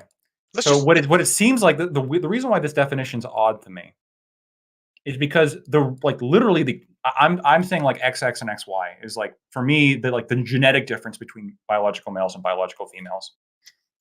There can be all sorts of environmental things that can affect genetics that can lead to certain things growing and certain things not growing, right? Like if you get your balls shot off in a war, can't produce small gametes anymore, you are no longer a biological male. And you also can't produce large gametes, so you are also not a biological female. You are neither, right? But genetically speaking, right? Like if we could like isolate your genetic code and like put that in something or like grow it or something, like it's going to go on to become a male, right? It's going to go on to be able to generate small gametes because the genetics that underlie the physical differences there, which by the way are not just being able to produce small gametes. There's a lot of physical differences between biological males and biological females. Like the genetic difference there is what we're referring to because it leads to all sorts of things. And so I just don't understand why, like when somebody says, no, I am a biological female, when they have XY chromosomes, when like this is their biology, right? Like quite literally their genetics. And they know that 99% of people see it this way. They know their genetics? Is that, so when someone makes that they claim, know 99% of people see it this way. And they do. That's okay. So I grant you, 99% you can predict. But like if you're a betting man, you can predict what your genetics are, right? You can predict which chromosomes Yeah. you have and what you don't. So let's have the conversation. Do you want let's have the do you want to co-opt science and use that definition, or do you want to just say, hey, I reject the scientific definition, and I'll grant you yours. That's fine, but then just say that you're not using the scientific definition. Just be transparent about that instead of saying, well, this definition is flawed, and so I reject it. So you only want to use science when it benefits you. Okay, when it actually brings to the table. Let's use your science. I want to use your science. Right? Sure, let's go for it. In your glossary, it says biologically, the female sex is defined as the adult phenotype that produces larger gametes in the. I'm not going to even attempt the word systems. Right. That's All fine. right. So. And you look up the word phenotype, right? What is that? Okay, it's a set of observable characteristics. Yeah, how the individual. organism looks. Okay, right. All right, and then interaction with the genotype. Well, what's the genotype? Okay, that's the complete set of genetic material. So even in your own definition, it's using the chromosomes. That's what a phenotype and genotype are. No. That No. Phenotype is literally there's an actual literal distinction between genotype and phenotype. These are distinct things in biology. Combined. Yes, they are linked absolutely. As in, genotype has a large influence on phenotype, but these are entirely When they are distinct combined, concepts. what are they? What's a genotypical male? That would be typically XY. Well, if you're talking about humans specifically, Yeah, a genotypically male human. What's that? that would be typically XY, but that's a genotype, not a phenotype. And so Okay, what would this so lie be? typically or in 100% of cases? Well, that's A genotypical male, is that always XY? There are XX well- males. There's like Delay-Chappelle syndrome. So there's Yeah. like counterexamples. Yeah, exactly. That it's not 100%. You're going to get into the if you want to get into the weeds of that, by all means, I'm more than happy to do it. Well, I mean, we can get I because don't wanna go here's down here's like things I mean, if we about really the want to do this, right? Vikings. I don't So, think like right this here, is most necessarily mammals, good. and this is right off the Wikipedia, so we know it's correct. Okay, I most think mammals, we're- including go on. humans, are genetically determined as such by the XY self-determination system, where males have an XY as opposed to an XX sex chromosome. So I Is also the science yeah. really settled that like this is Is the not- science So really thing. settled? that's where let's get into the weeds. So there's a difference between sex determination and biological sex. That's why if you want to use the biological sex terms, then you have to use that term. Now, if you want to go talk about sex determination, that's fine too. We can go in that direction. Just as if you want to use genotype and phenotype, those mean specific things. If you want to conflate okay. all these things, So let me be very clear then. Let's say you have a trans person who neither has a XX chromosome and also cannot produce the larger gamete. When they describe themselves as a biological female, are they delusional? Are they being incorrect? Because they're not using any scientific definition. yeah, I agree. So yeah, if they are saying if in their mind, okay, and they're using those scientific terms, they would be inaccurate. That's why in your example, when you brought up, well, 99% of people, when they define their sex, they're going by like the chromosomes, and I would agree with you. They have that in the mind, but that is disconnected from the biological reality or the scientific field and the biological reality. So it'd be delusional, maybe in the same way that like the religious people would be delusional. Hypothetically, yes, if I'm understanding you correctly. So since original point, going back to the beginning here, Look, Corey you're actually gonna agrees with get us. back, Yeah, right? yeah. So So saying what Corey just said was that if it's the case they believe that they're using the scientific definition and not some proprietary nonsense definition, they're using the standard scientific. That in their mind, they think they're using the standard scientific definition. That would be the delusion, right? The delusion is that they think they're using Yeah, the they definition. have false from popular information. science. Yeah, that would be the false belief. Now, in the case of trans people broadly, they don't have a false belief, right? So in the case of trans people who think there's they when they say like something, in the case of a specific trans person who says that I am a biological female, and by that she means what the scientific community thinks a biological female is, that person would be delusional. That person would be as delusional as the religious people in a kind of weird sense, at least a Boolean sense, where they're both technically delusional. But the religious person is still more delusional in any kind of like spectrum sense. Why would you? This is a specific subset of trans people that you've been able to narrow in on, not trans people broadly. Religious people broadly all believe God exists. I agree with you. It's a narrow subset for sure. There's no argument there. But for this specific narrow subset, right? If you're using biological female, how could you be using this in any way other than the scientific concept, or at least an attempt at the scientific concept? I agree with you. It's Of what intent, it is. but I would agree with you. Biological female. The People don't vast talk majority this of way. people are misinformed scientifically. Just as we have flat earthers for some reason, I agree with you that most people are not informed scientifically. I sorry, Corey. Like it's been bothering me this entire time. Like this idea that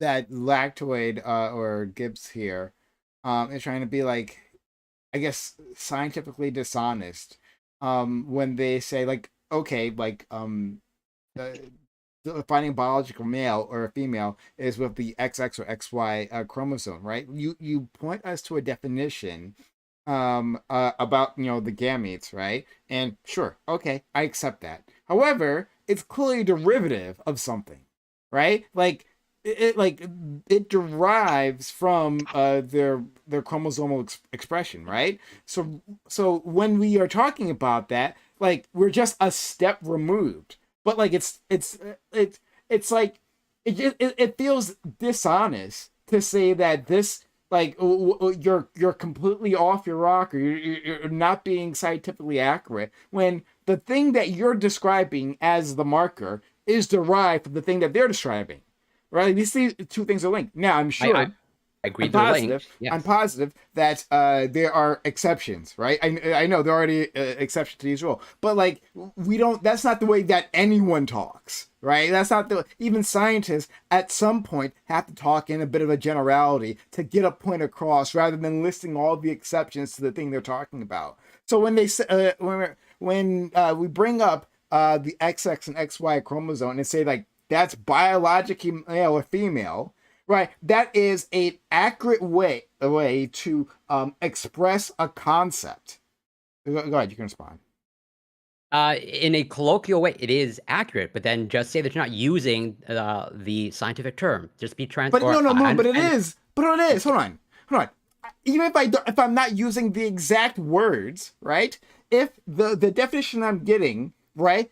Like the definition you're giving is derived from the definition that I'm getting. We're both talking about the same thing.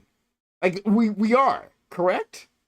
In most cases, I would agree with you. We will be talking about the same vast thing. majority of cases. In the vast majority, and I said there are exceptions, but like yeah, and I can bring up exceptions. Of course, I could like debate bro you and say, well, yeah, there are certain people who can't produce either gamete, right? Like they're born like that and they can't produce either. Like the article that I sent on the intersex individual, right? I could like then I guess they're nothing. I guess or they don't have a category. If a child, if for whatever reason is born without that, like so like why do this? Like it seems dishonest to say that like you're not being scientifically accurate when my definition, like your definition, derives from my definition directly.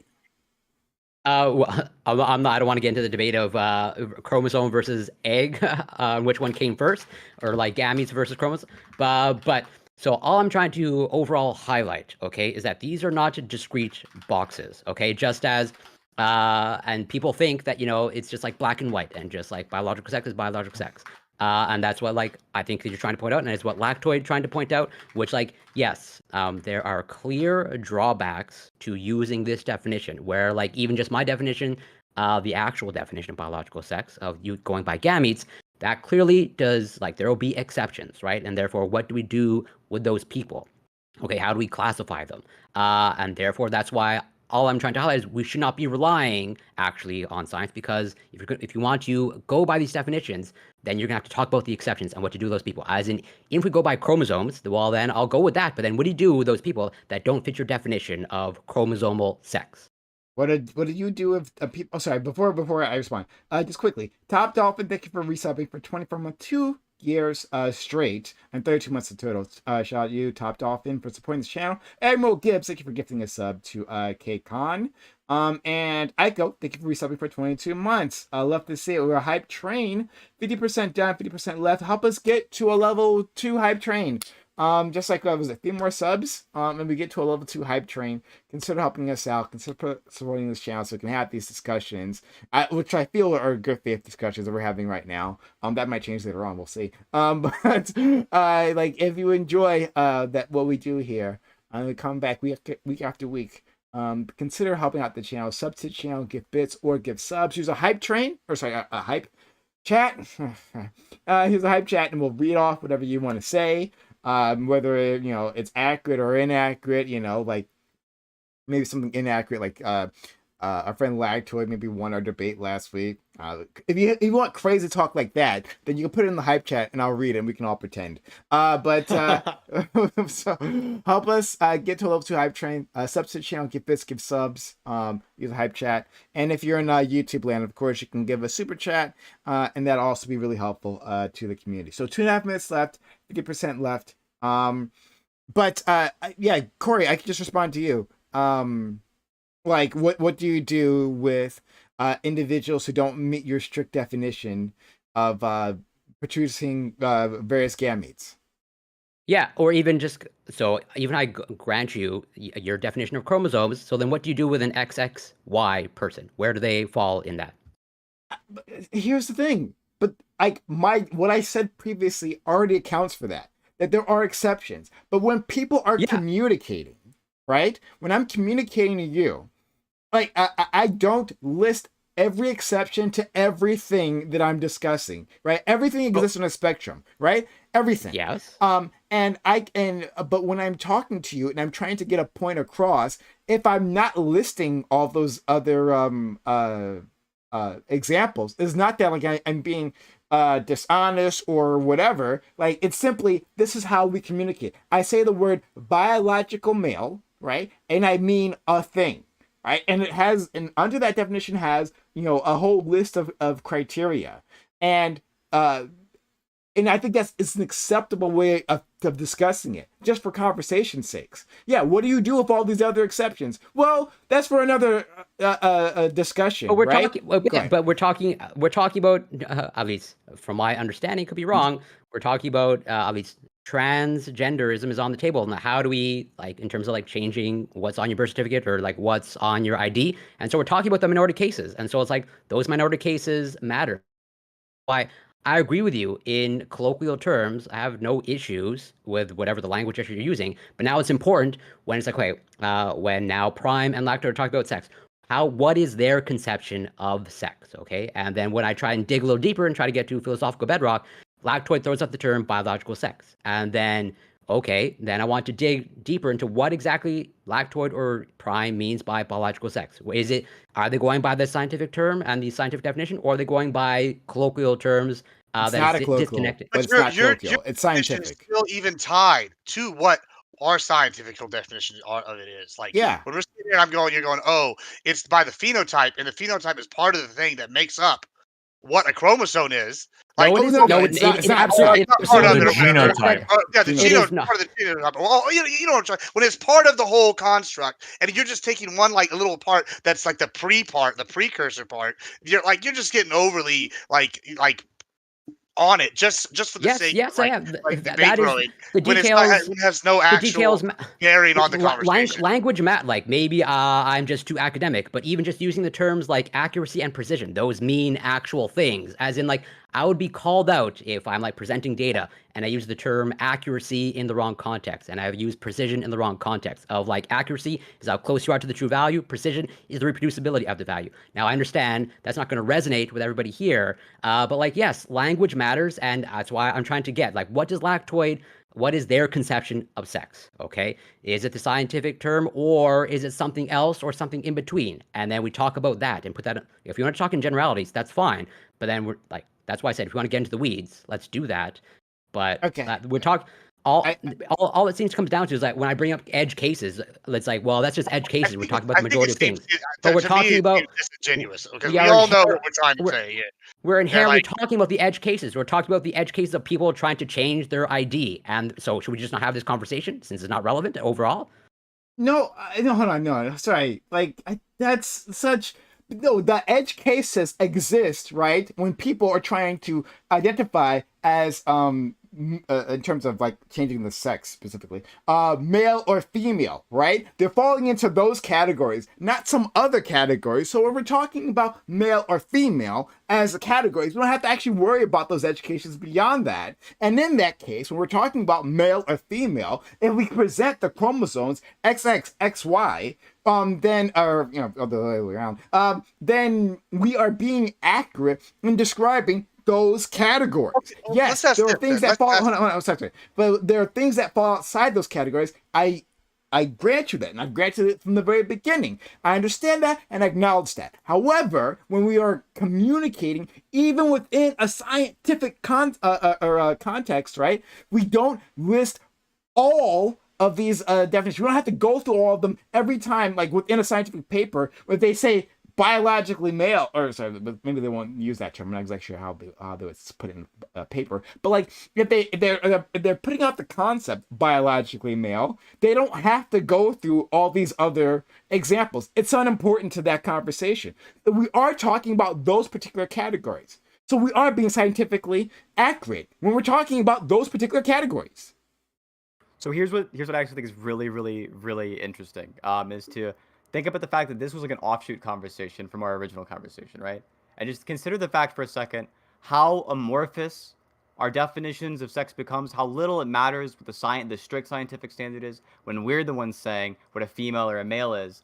But if it's somebody else saying it, it's very easy to be like, oh, well, that person, that trans woman over there says that she's a female, and so she's delusional, right? I think we should like reflect back on the context that brought us here, which is that the context that brought us here is Lactoid gave an example of a trans person saying, I'm a biological female, and that was the reason why Lactoid said that person was delusional.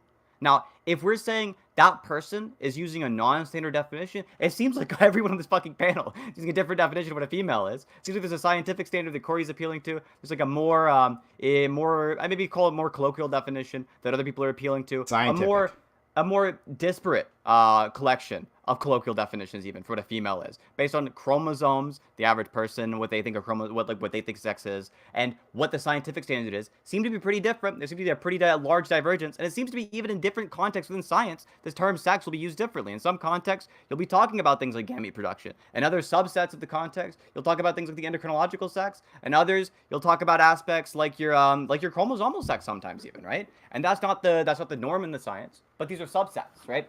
And so the definition of what it means to be a part of the female sex seems to be the kind of thing where it might be subject to an individual stance on what the definition is. It might just be one of those definitions where it's subject to the individual stance. No, and if that's what it is, like all other definitions, then a person thinking that I'm a female, we have to figure out what she means by female before we say she's delusional. This is kind of bullshit. Like, in terms of like the context of this argument, it's completely bullshit. Like, so to state like my own opinion in case I gets lost in the sauce, right? Like I'm like pro trans, you know, I don't know the best way to say that, but like to be very clear, and I like I'm fine with accommodating individuals. I think it's perfectly fine within our society, and you know, like if you've been watching this channel, you understand what my position is. But I'm trying to argue from this other inject other viewpoints into this. So to be very clear, okay? And just countering the arguments as best I can from the other side. So, but like to like what I hear from conservatives is that language means something, and if we are getting across, especially since like the trans community says all the time, sex and gender are different. This is fundamental, it's foundational to their argument that sex and gender are different. So mixing those two later on, and they're saying, well, I guess that doesn't matter. And even though we're talking about gender expression, right? I guess we can also mess around with the term sex, and like, well, you can change that to male, female too, right? But when in every other context, every other case, you guys are like, well, hey, these two concepts are different, and it's important, and it gives me all the credibility in the world once I make that difference. And clearly, you don't understand the conversation when you are mixing these two things up. So when we're talking about like on this document, right? And if it says sex, right? And to say that, well, we can change that anytime we want, it doesn't actually matter. Well, then that undercuts your entire definition, your entire argument, in other contexts. And to just pretend that it doesn't here, that's dishonest, right? I'm trying to keep this. Sorry, go ahead. You said the conservatives think that language means something, right? What does the sentence mean? That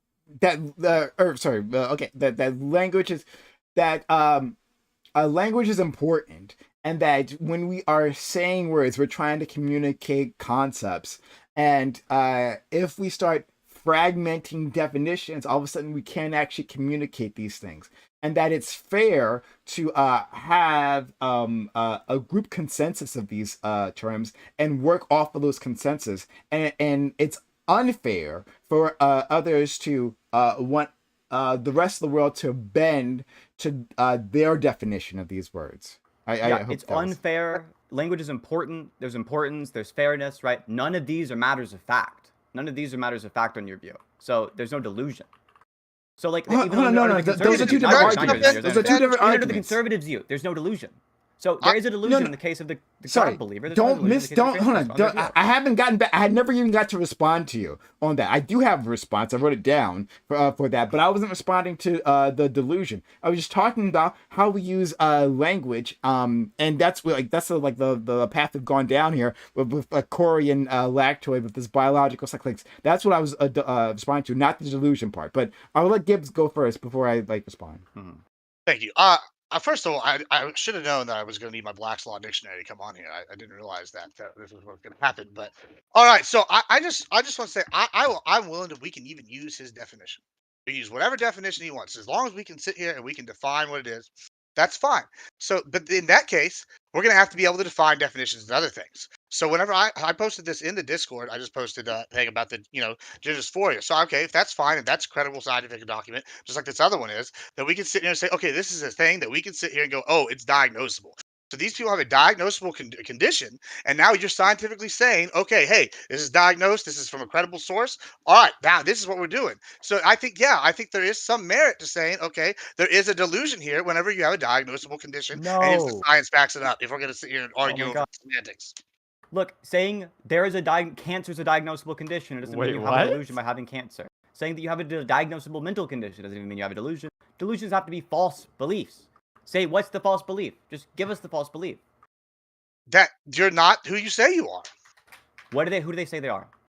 They're saying something that doesn't line up with their genetics. Who are they saying they are? Okay. I mean, that depends on the person, I guess, what they're saying they are. Okay, ask average trans woman. She says, I am a woman. What does she mean by woman?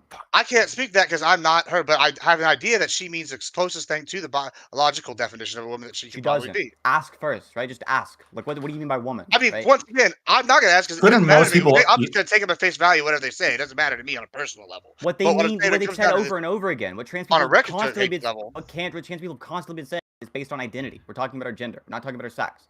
Over and over and over But and he over. this is has been talking said. about his sex. Who? The Corey has been. That's what the whole argument's been about. I brought it up and put it on the table, but I'm not saying that I'm. We're going by referring that. to a subset of people who do use the like biologically female male, right? That's a sex claim.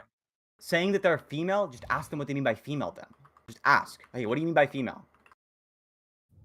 What do you mean by biological female? What about Yes. whatever happened is Yeah, none of my they're business. clearly using it in a non-standard way. Are they telling you they're not trans? Well, so No. either they're using it in a non using it in a way that it just conflicts with how everyone else uses it for two reasons, right? Either they're delusional, or they're I would think intentionally obfuscating the point, right? Because Or you know what the third question reason. you know what the question is, right? Which is just that they're a bit silly. Right? There's like plenty of people who just use definitions in silly fucking ways. Well, You yeah. use So again, definitions in either they're silly ways, but delusional. why? Yeah, either they're delusional or they're being obfuscatious, right? One of the two. Or they're being maybe silly. a combination of the two, right? Being a little Or bit third silly. thing, which is that they're being silly. Yeah, They're but not what does being intentionally silly? What does being silly mean? Being obfuscatious and being silly are wildly different. So you can use a Well, what's the definition in a difference? non-standard way because of the fact that you personally are a little bit fucking silly, a little bit fucking stupid. Wait, what does silly and mean? Listen, I'm telling you, right? So you can be a little bit fucking stupid, right? That's the kind of thing that can be silly. You could be a fucking stupid person who uses definitions in a non-standard way. Or you could be intentionally trying to confuse people, i.e. obfuscating. You could be obfuscating, right? So you could be obfuscating, or you could be using definitions in a non-standard way because you're delusional, or you could be using definitions in a non-standard way because you're fucking stupid. There's a big difference. There's a big range of options. Okay, can you Period. explain me the Most difference people here, just like fucking between stupid. using a definition because you're stupid and using a definition because you're delusional? I always see these to be essentially identical, right? If you're using the definition because you're stupid, it means you're deluded about the meaning of that word. No, it doesn't mean you're deluded about the meaning of the word. It means that you're not thinking about the fact that your words have effects on others. You're not fully thinking about that. You don't have a false belief. You just don't believe shit. You're just not thinking that hard. Well, that might even be worse. You could say it's worse if you want. They're not delusional. There's no false belief, right? Saying somebody's fucking stupid is not the same as saying they have a false belief. Saying you shouldn't respect somebody because they're fucking low IQ would be fucking insane. Saying you shouldn't respect somebody because they're delusional or they have a false belief and you shouldn't respect that false belief is wildly different. No. If somebody says they're biological female, right? When you're saying like they're just being stupid, not delusional, I don't see how you could be stupid and not delusional in this specific situation. Because there's no false belief. You know, there is a fault. Like again, unless you're being obfuscatious, there is a false belief. What's the false belief? You're not biologically female, according to any definition of biological female that we all know. And then maybe you subscribe. Yeah, maybe you subscribe to like some. Hold on, maybe you subscribe to some like esoteric third, like millionth. Hold on, what? Maybe you're subscribing to some esoteric out there definition. Well, then you're being obfuscatious because you know what they're asking for. No, you might not. Not knowing what they're asking for, not really understanding how to communicate with people in a normal fucking way, could just be a sign you're fucking stupid. It could just be a sign you're fucking stupid. Doesn't have to be a sign that you're trying to lie to people, trying to trick them, trying to confuse them by being obfuscatious. Could be that you're just fucking stupid. Plenty of people are fucking stupid. Half the population has double-digit IQs. There's plenty of stupid people in the world. Okay. I guess the more I think about it, I think you might be right. You could have somebody who they're so stupid that when somebody asks them what's your like I'm a biological female, like they don't get what people are trying to ask. And so they're not trying to be obfuscatious when they say that. And they're also not delusional because they also have this belief of what biological female means, which is incorrect. Okay. Corey, sure. Go ahead. Yeah. I do want to actually respond to Sith at some point. I've been waiting a while. I mean, as an example, this is like, the disconnect. Like if I ask you, Lactoid, like, are you alive? What would you answer? No, I'm not alive. Okay, then that's totally fine. I'm using my definition of alive, though. Exactly. So now I understand. At least I have some conception. Well, actually, I shouldn't have said that. I'm just going to say no and then see what you think. Where I think that's like a good example. You're clearly going by your own proprietary definition of alive. That's probably not connected to anything scientific. Just as like most people are appealing to their own intuitions or their own conception of like the language that they. And in my Tinder bio, I got a 32-inch dick, but I'm using my own definition of inch. So that's totally totally fine. You can do that. Just be transparent about that. Like that, I think. No. Hold on. Transparent. It's my definition. Like I'm just stating my. Yeah, what do you mean transparent? What are you talking about? That's what I mean. Like just a parent who identifies as a... Yeah, use your own subjective definition. I would advocate that you be subjective, that you're using your own proprietary definition. That's all. And don't appeal to something that you at least don't appeal to something scientifically that you probably don't understand. As in, if I asked you to define life, if in fact you answered yes that you're alive, you probably couldn't give me a definition. No, I'm not alive. No, I know. I'm not alive. I have a 32-inch dick. I'm actually a Star Warrior from the planet Venron. All these definitions are my own, by the way. Okay. Okay. And I refuse to elaborate. It's not my job to educate you, Corey. It's not my job to educate you. It's up to you to go educate yourself. Okay. Hey, I tried. I literally tried to get you to read 2 sentences, Lactoid. You couldn't do it. I'm not going to read these 2 sentences. It's out of my wheelhouse. I can't read, apparently. I'm not a sentence reader. I don't identify as a sentence reader. Keep it to 2 syllables or I'm 2. We're really open to being educated and informing yourself. So I wanted to finally have that conversation with my friend Synth here.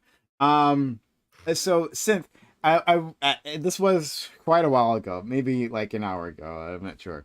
But I want to try to like get you to re-express what you're trying to tell me about delusions. Where when you're drawing a difference between the religious individual and the trans person, like in terms of beliefs, and how one is a delusion, one isn't. So you were saying something along the lines of, like the trans person, when they express like a different gender identity, they aren't being delusional because there's no false statement, because that's what the experience in their head. And then for the religious person, they're expressing a belief and a being that doesn't exist, right? So if you could maybe expand on that. Yeah, sure. So one of the necessary conditions in almost any definition you're going to find of what a delusion is going to be that it has to be a false belief, right? So when somebody's saying that person's delusional, at least part of what they're saying is they've got some false belief. If you're saying that trans people are delusional, you're saying that trans people as a category have a false belief. Something about being trans means you believe something wrong. Now, usually if you ask a conservative what's the false belief, they'll tell you it's the belief that they're a woman, right? Then you have if you ask the conservative, what do they mean by what does the trans person mean by woman? Then it's just going to be a different thing than what the conservative is using that word to mean. And so they're just talking past, right? There's not actually a false belief. It's just two different people using different definitions. Now, if you ask a religious person, what do you mean when you say that God exists, right? They say, oh, well, they'll say something, something, something, but at least one part of it is that it's a bodiless mind who created the universe. That's part of what God is. There are other details, but it's part of it. Now, there's good evidence, really strong evidence, to believe that every single mind has a body, which is just that every single mind you've encountered so far has a body. We know if only one possible counterexample, and that seems to be God. You might think the ghost exists or something, then you'd have a little bit more evidence. But of the vast, vast majority of minds that we can both agree exist, they all seem to come with brains and a body. If you think that brains aren't something that's required for a mind, that you can have a mind without a brain, that you can have a bodiless mind, well, then we need some kind of evidence of that we can both agree on, not just something that's going to beg the question in favor of religious views, like, oh, well, ghosts exist, or oh, God exists. Otherwise, there are no counterexamples. So, what would you say to a person that says they have a religious experience, right? And this, involves some sort of euphoria, and feeling some sort of presence, maybe, I don't know. But they are experiencing this thing, and it's a thing that can be measured. Like, how would you react to that? Yeah, I would say you probably have had experiences that fit what you're talking about, right? It's not unrealistic to me to something that somebody would have an experience that like they think is sourced by God. But consider the fact that a bunch of different contradicting religions also have legitimate experiences just like this, and they can't all be true. So the kind of evidence that you've got for your belief is the same that a bunch of other people who are wrong have for their belief, which is God came to me in a dream, Allah came to me in a dream. If there's some people who think that like the Hindu, any of the Hindu gods, like Brahman or something, came to them in a dream. All of these different religions have these religious experiences, and yet they're contradictory, so they can't all be correct. You only think yours is the real evidence, but a lot of other people also have that evidence, including people who are just like pantheists and so on, who they've had these religious experiences that don't even tie it to a god. They're just like there's this feeling in the universe that's giving me that experience. Well, not everyone's correct on religion. They're contradicting each other. Right? There's clearly contradictions between the religions. Sure. So only one can be right. Your evidence is the same as all the other ones that are wrong. So Sure. Yeah, and like I broadly agree with you on that. However, my problem, and because I'm using I'm using too loose of my language, we're having an issue here. What I'm trying to actually express is like a spiritual experience rather than a religious experience, because religion would be tied within like edicts and a specific belief system, right? But you're having like a spiritual experience, and that can be, well, anything. That's just that's like religious. A religious experience would be a subset of a spiritual experience. And like you can have that, and that doesn't necessarily contradict, which we're trying to get the pantheists, right? That doesn't necessarily contradict anything else, right? So it's not a matter of, well, like which religion is right. Is that I'm having this experience, and like is this a real thing or not? What would you say to that? I think so. Yeah, I think that they're not. And if by spiritual you mean something to do with souls, then no. But if by spiritual you just mean what I'm thinking you mean, which is just like a certain kind of experience, like feels like a very big deal.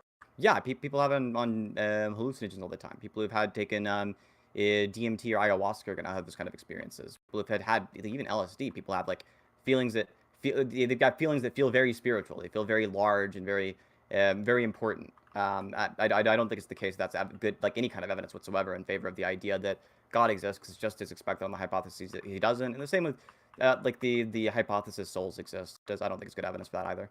Okay. Can So I just want to continue down with this. So you acknowledge that they're having some sort of sensation. That in itself is real, but maybe the underlying belief as to what the cause of that might not be real. So maybe as a what if as a marker of this experience that I think is very real, and it's very important to me. Like I want to express that outwardly, and to express that outwardly, for some reason I decided I had to cover my whole body. Right. Let's go with that, right? So we're expressing that outward. Now, this is not. I'm not talking about Islam, right? So I'm just like I'm covering my whole body here, because I had this spiritual experience, and I want that acknowledged. Like, should we as a society acknowledge it, especially if there's a lot of people who have done this, right? So we can acknowledge it's a real thing that people are experiencing, and a lot of people have decided, right, like collectively, that like covering their whole body in a burqa type of garment is the way to express that, and they want that acknowledged within society. What would you say to them? The utility of being able to see your face with an ID is going to outweigh whatever the good feeling you get of this very specific format of trying to communicate that you've had this experience with people. If like a lot of people have it, if they say like fucking half the population's had it, right? In this case, I would still say no. Don't put your face on. Like, don't cover your face and not have photo ID, right? Instead of doing that, we could have like a little special marker or something. The same way we got markers for organ donors or markers for IDs that can also be used as passports, or we have markers like that on the ID. We'll make a little magic symbol or something that we'll throw on there, and you'll be able to have that too. That can be the way that you communicate that if you really needed to be on your ID for some reason. That's the way you can communicate that. The covering your entire face, like now you just don't have a photo ID. Like at that point, just don't have a photo ID at all. Just bring like a small copy of your birth certificate with you everywhere. Like why have your ID? So it just seems odd, um, to me that we would say that um this category of people, um you like to properly express yourself, you have to deny yourself a being an important societal marker, having a driver's license, right? Like you can't do that, like while also being true to yourself. Like I don't there's think they're being true to themselves. of course Right? Like that is go ahead. no. You could just all Sorry, you're trying to do Bunk, is if communicate we it, right? can hear you typing, Oh, if you could. yeah. Yeah. So. All you're doing is trying to communicate that you've had that experience. There's a million ways you could do it. You could wear a T-shirt around that says "I had a religious experience," right? You don't have to cover your entire face to do that. Like you Okay, don't why get can't a face trans people do tattoo the or same something. thing? Get your forehead tattooed. Then why can't trans people do the same thing? Like I have a T-shirt, I'm trans, you know, A like T-shirt that says you're trans. yeah. So yeah, Why the not? issue is that we have to make sure that the marker on your ID matches your sex, because otherwise it's a big marker that you're trans and you hand that over to a police officer. That doesn't sound super comfortable for a lot of trans people. That seems pretty worrying. Now, if it was the case there was like a huge discrimination of the people who were like super religious or something, and they could like blend into society somehow through some other means, right? Then I would think it's fine, right? You can blend into society if you're trans. You can't blend into society if you're covering your face with a bag. You can blend into society if you're trans. Yeah, you can stealth, right? You can not let people know that you're trans. Not let people know that you're trans.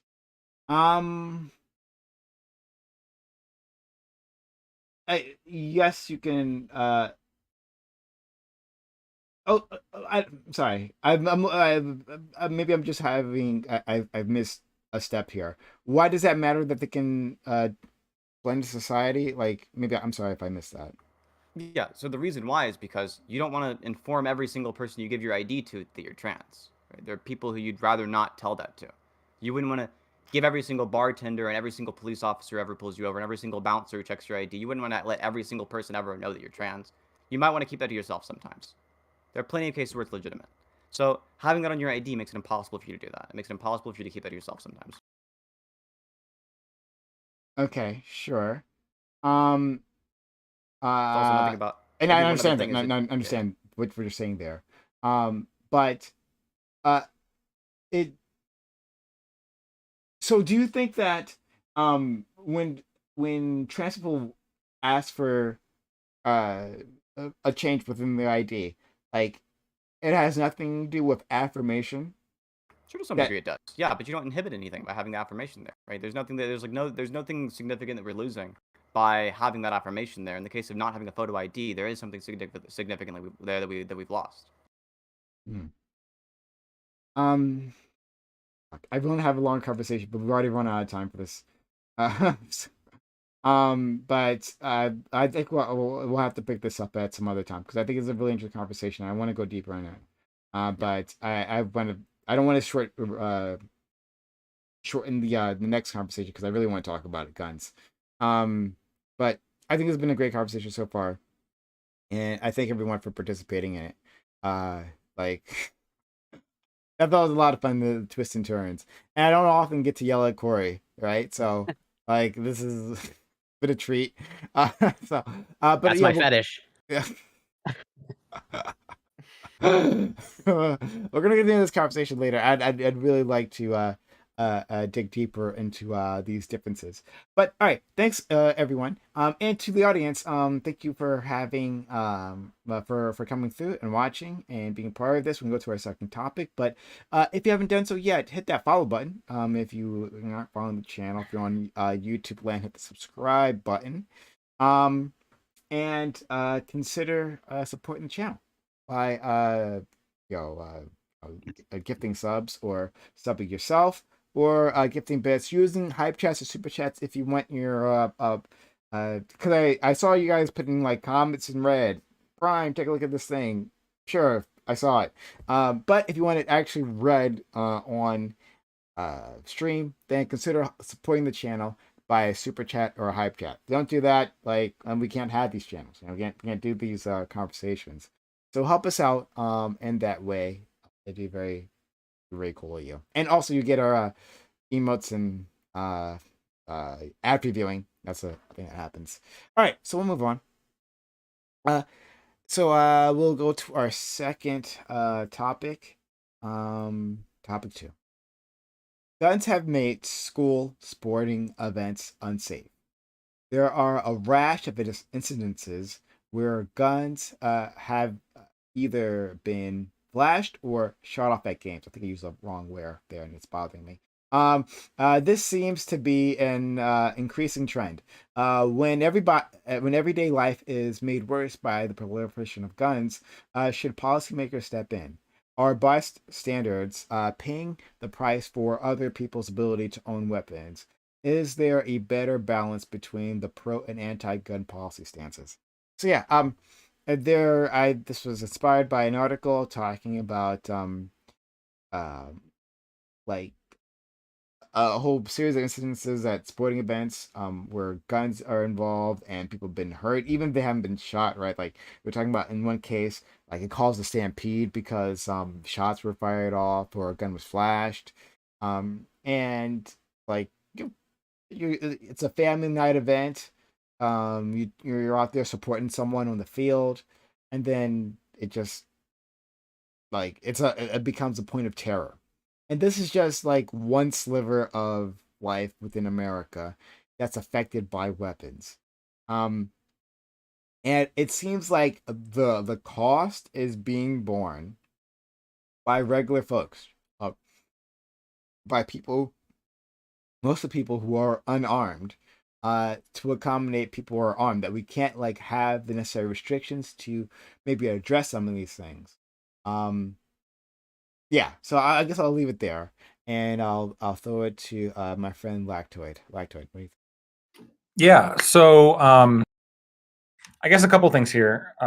Back in I think up until 1969, basically every high school in this country had rifle shooting events and rifle shooting classes at school. Right.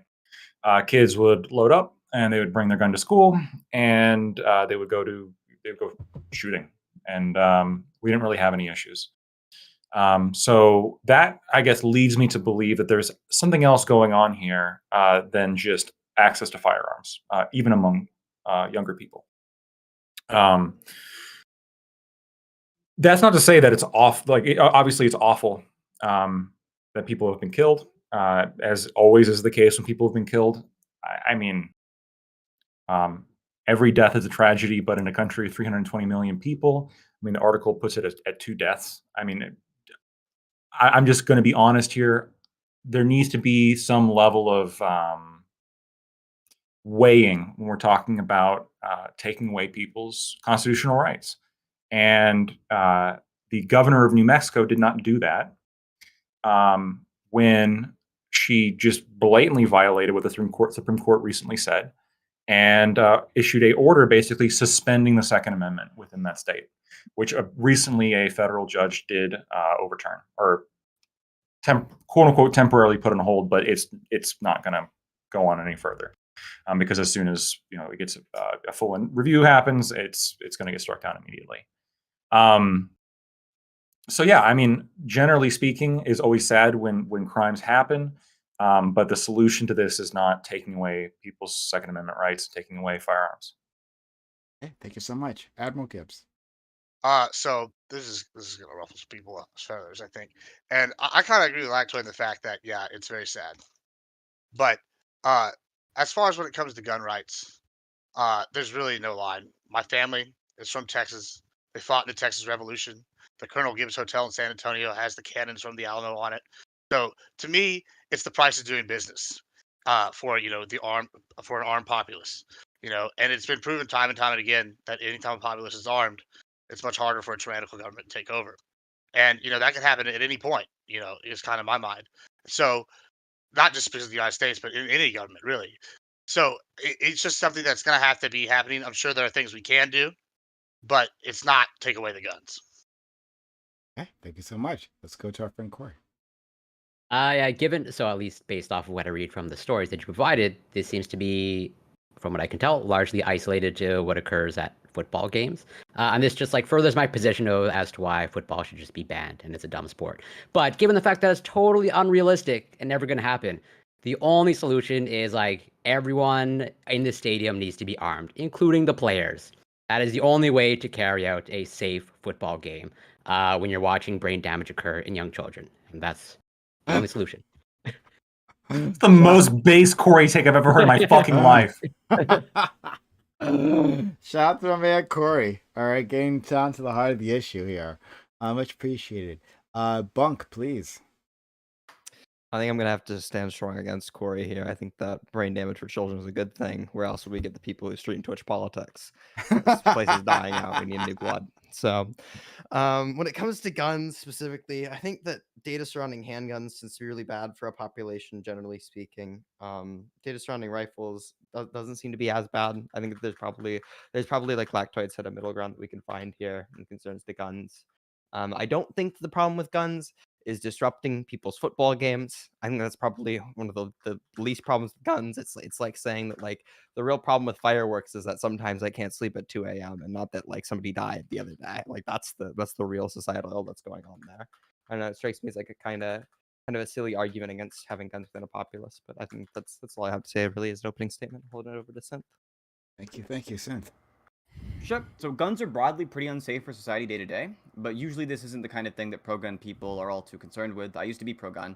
The reason I cared about it wasn't that I thought it made day-to-day life safer. There'd be a bad reason, as the data is in, which is just that it's obviously false. Higher rates of firearm ownership lead to higher rates of not just gun crime, but overall rates of violent crime, overall rates of homicide, and overall rates of suicide. Handguns in particular, due to their small, concealable nature, make it very easy to commit crimes with them. It also makes it very easy to put it in your mouth and pull the trigger and kill yourself.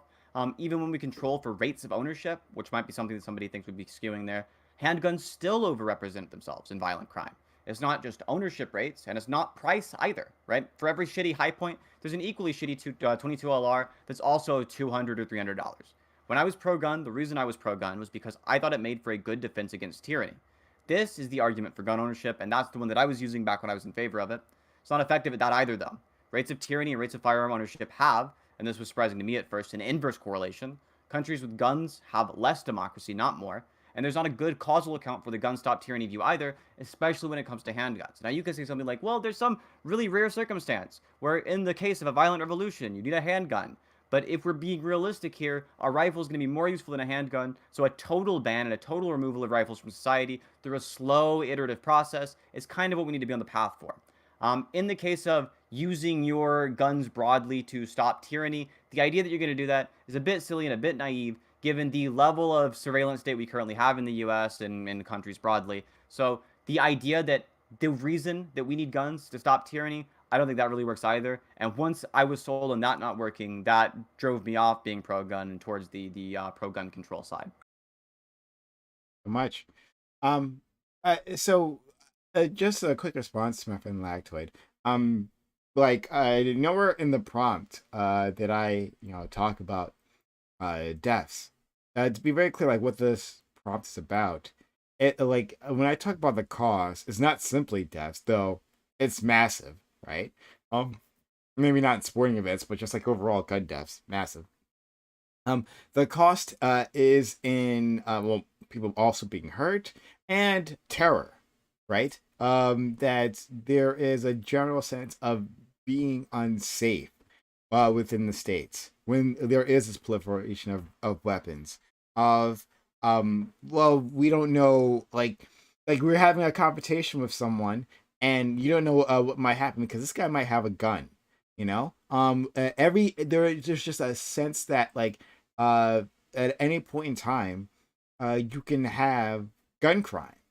And yeah, maybe no one dies, right? But there is a cost to society where you where this safety is taken away. So yeah, I just leave it there. So, I mean, the cost to society is pretty. I'm not. Don't say minimal, man. It's well, to some extent it is, right? And it's also difficult to measure, right? So there's obviously going to be pros and cons here. The kind of people who are going to have concealed carry licenses, the kind of people, I mean, people who have concealed carry licenses by virtue of the fact that they have, background checks, are much less likely to commit crime, just across the board, right? Generally safer people than people without. There's a lot of other reasons in order to have firearms, right? There is hunting, recreation, personal defense. I agree with you that there is, like, I guess, an element of terror that some people could feel, right? Well, like with this fight with somebody, an argument with somebody at the bar, they might be armed. But then there's also this, feeling of, I think, security that could come. Let's say if you're a small person walking home alone at night and you have the ability to equalize force that comes at you, right? And that at least psychological effect is real. So, if we want to talk about psychological effects being independent variables. So there are benefits and like every policy, there's going to be benefits, there's going to be detractions. I'm just not specifically with the idea of like sports events being shot up. Like this, like almost all mass shootings statistically is fairly irrelevant when it comes to talking about gun control. Yet these are the things that people like kind of stick on and talk about most. I think the only good arguments for gun control is like pointing to handgun crime in inner cities. That's like that's like basically the golden argument that needs to be had. And that's the one thing that like the pro gun control people could really focus on, but instead they focus on the shit that like statistically doesn't matter, which I just think it's due to political optics as opposed to like any kind of honest analysis. Does anyone respond before I yell at Lactoid? Well, I agree with Lactoid. I wish we would focus more on the mass handgun deaths. But I think the reason isn't just because of political optics. I think it's because of part of it is political optics, right? I agree with that. But I think it's also a matter of people with lots of power tend to be richer on average, and so they don't care too much about the fact that a bunch of poor kids are being shot up. And I think that's a big reason why there's this broad focus in politics on the shootings that affect rich people too, not the ones that affect more people on average. Yeah, I agree with you. I gotta say, you mentioned earlier the impact on society, and I mean that's stuff that okay, well I gotta say, I'll be honest, and maybe this sounds callous of me, but it doesn't matter the cost of society because the whole point is to be able to defend yourself, for freedom, and especially from a Texas mindset, you know, like bro, I need my guns. If I go on the ranch and I fall in a rattlesnake hole and I don't have a pistol, I'm gonna get bit, and then I might die. I might not be able to get to a hospital. I'm sorry, it's a thing. So there's plenty of reasons why I need a gun, and none of them. And I'm sorry that Joe down the street had his kid shot at the school, but that's not my problem. My problem is who's gonna shoot me, and I don't want to be caught there in that situation without a gun, and that's really the bottom line. Wait, Okay, I just need to clarify. Shoot you with? That was cartoonish. Go ahead. Yeah. Well, Well, can I yeah. ask But something it's the first? What are they facts. gonna shoot? What are they gonna shoot you with? Another pistol or rifle or a rock. It doesn't matter. They might shoot you with a rock. Yeah, I could totally be ignorant about the only way to deal with a rattlesnake is to shoot it if you have to encounter it. And it I has mean- to be the 6-shooter. It's gonna be with a revolver. You gotta have your I mean, cowboy bro, hat on. I mean, listen, when it's like coming to strike and you didn't see it and you're having a bad time, this is the thing that's happened like many times, bro. They'll be like, and like they build these little burrows. Long story short, yes, sometimes you need to shoot them. I have no doubt some yeah, I'm not gonna pretend like I can speak with any like authority, but like I can't imagine if you fall into like a snake pit of rattlesnakes that a gun is gonna save you, or I don't know. I don't know. I don't know what a 9mm does to a thing whose head's about yay big. It disintegrates it. Yeah, Like, but when you have like 20, like that's the like yes, shooting a snake, I have no will kill it and disintegrate it. All I'm saying is like, is that the only way? Especially like I don't know what the scenario is. Like you fell into like a rattlesnake pit and there's multiple of them, or just like one, and now only option I'm gonna is be to honest shoot with it. you, What if there's like a boulder chasing you and you fall into the Yeah, pit? Indiana Jones style, exactly. Well, listen, I'm not walking around with a bullwhip, so I'm not and I'm not athletic like Indiana Jones. So I guess my options are shoot it or get bit. You know, so guess Like, what? yeah, can Even, you? then, even if I do shoot it, it's not like it's going to Just waste. like We're eating really, that yeah. boy, Like all right? I'm just like genuinely clear. It's like please, like as much deal as possible. Like outline the scenario for me. Really, Okay, like so paint it. we're on the ranch, and I'm riding a horse, right?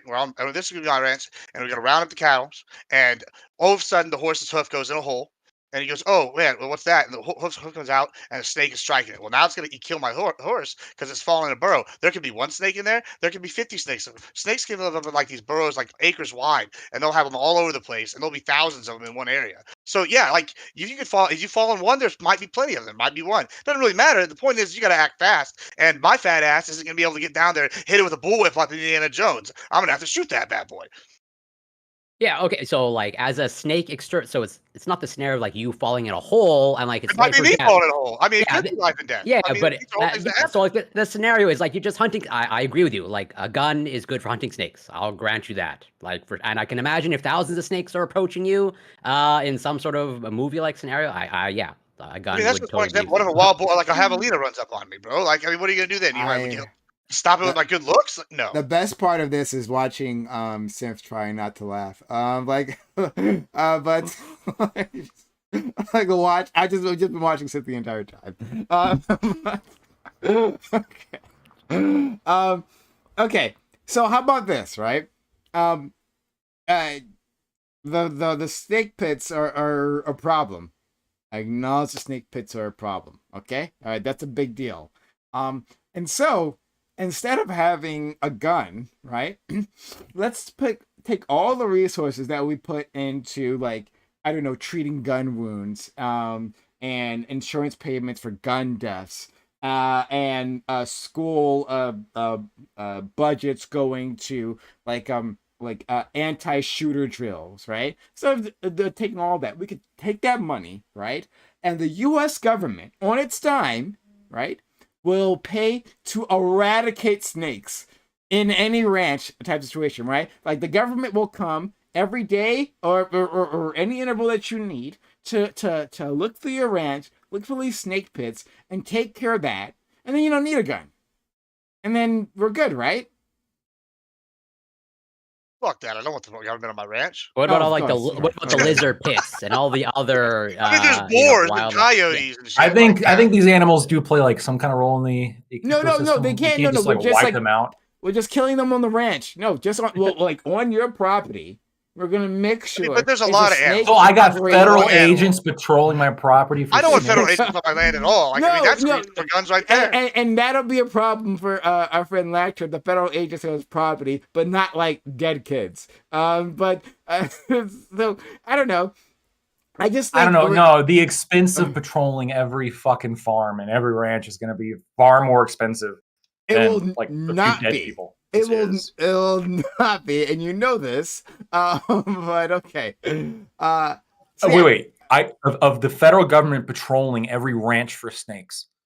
Yeah, hold on. You know what's gas that's gonna be? In the case, hold on. In case of the societal cost of gun deaths and gun maimings and the preparations we have for gun violence, actually, it'll be much cheaper. It actually will be much cheaper. I'll come up with a cost. I'll look at like I'll do some cost benefit analyses here. I think this is pretty wild. I mean, like we can't even afford to keep like a border with another country like properly patrolled. How could you possibly say that we could patrol the border of every ranch in America? Hold on. to just look through It for looks like like something that like lives snake just like bits? camouflaged.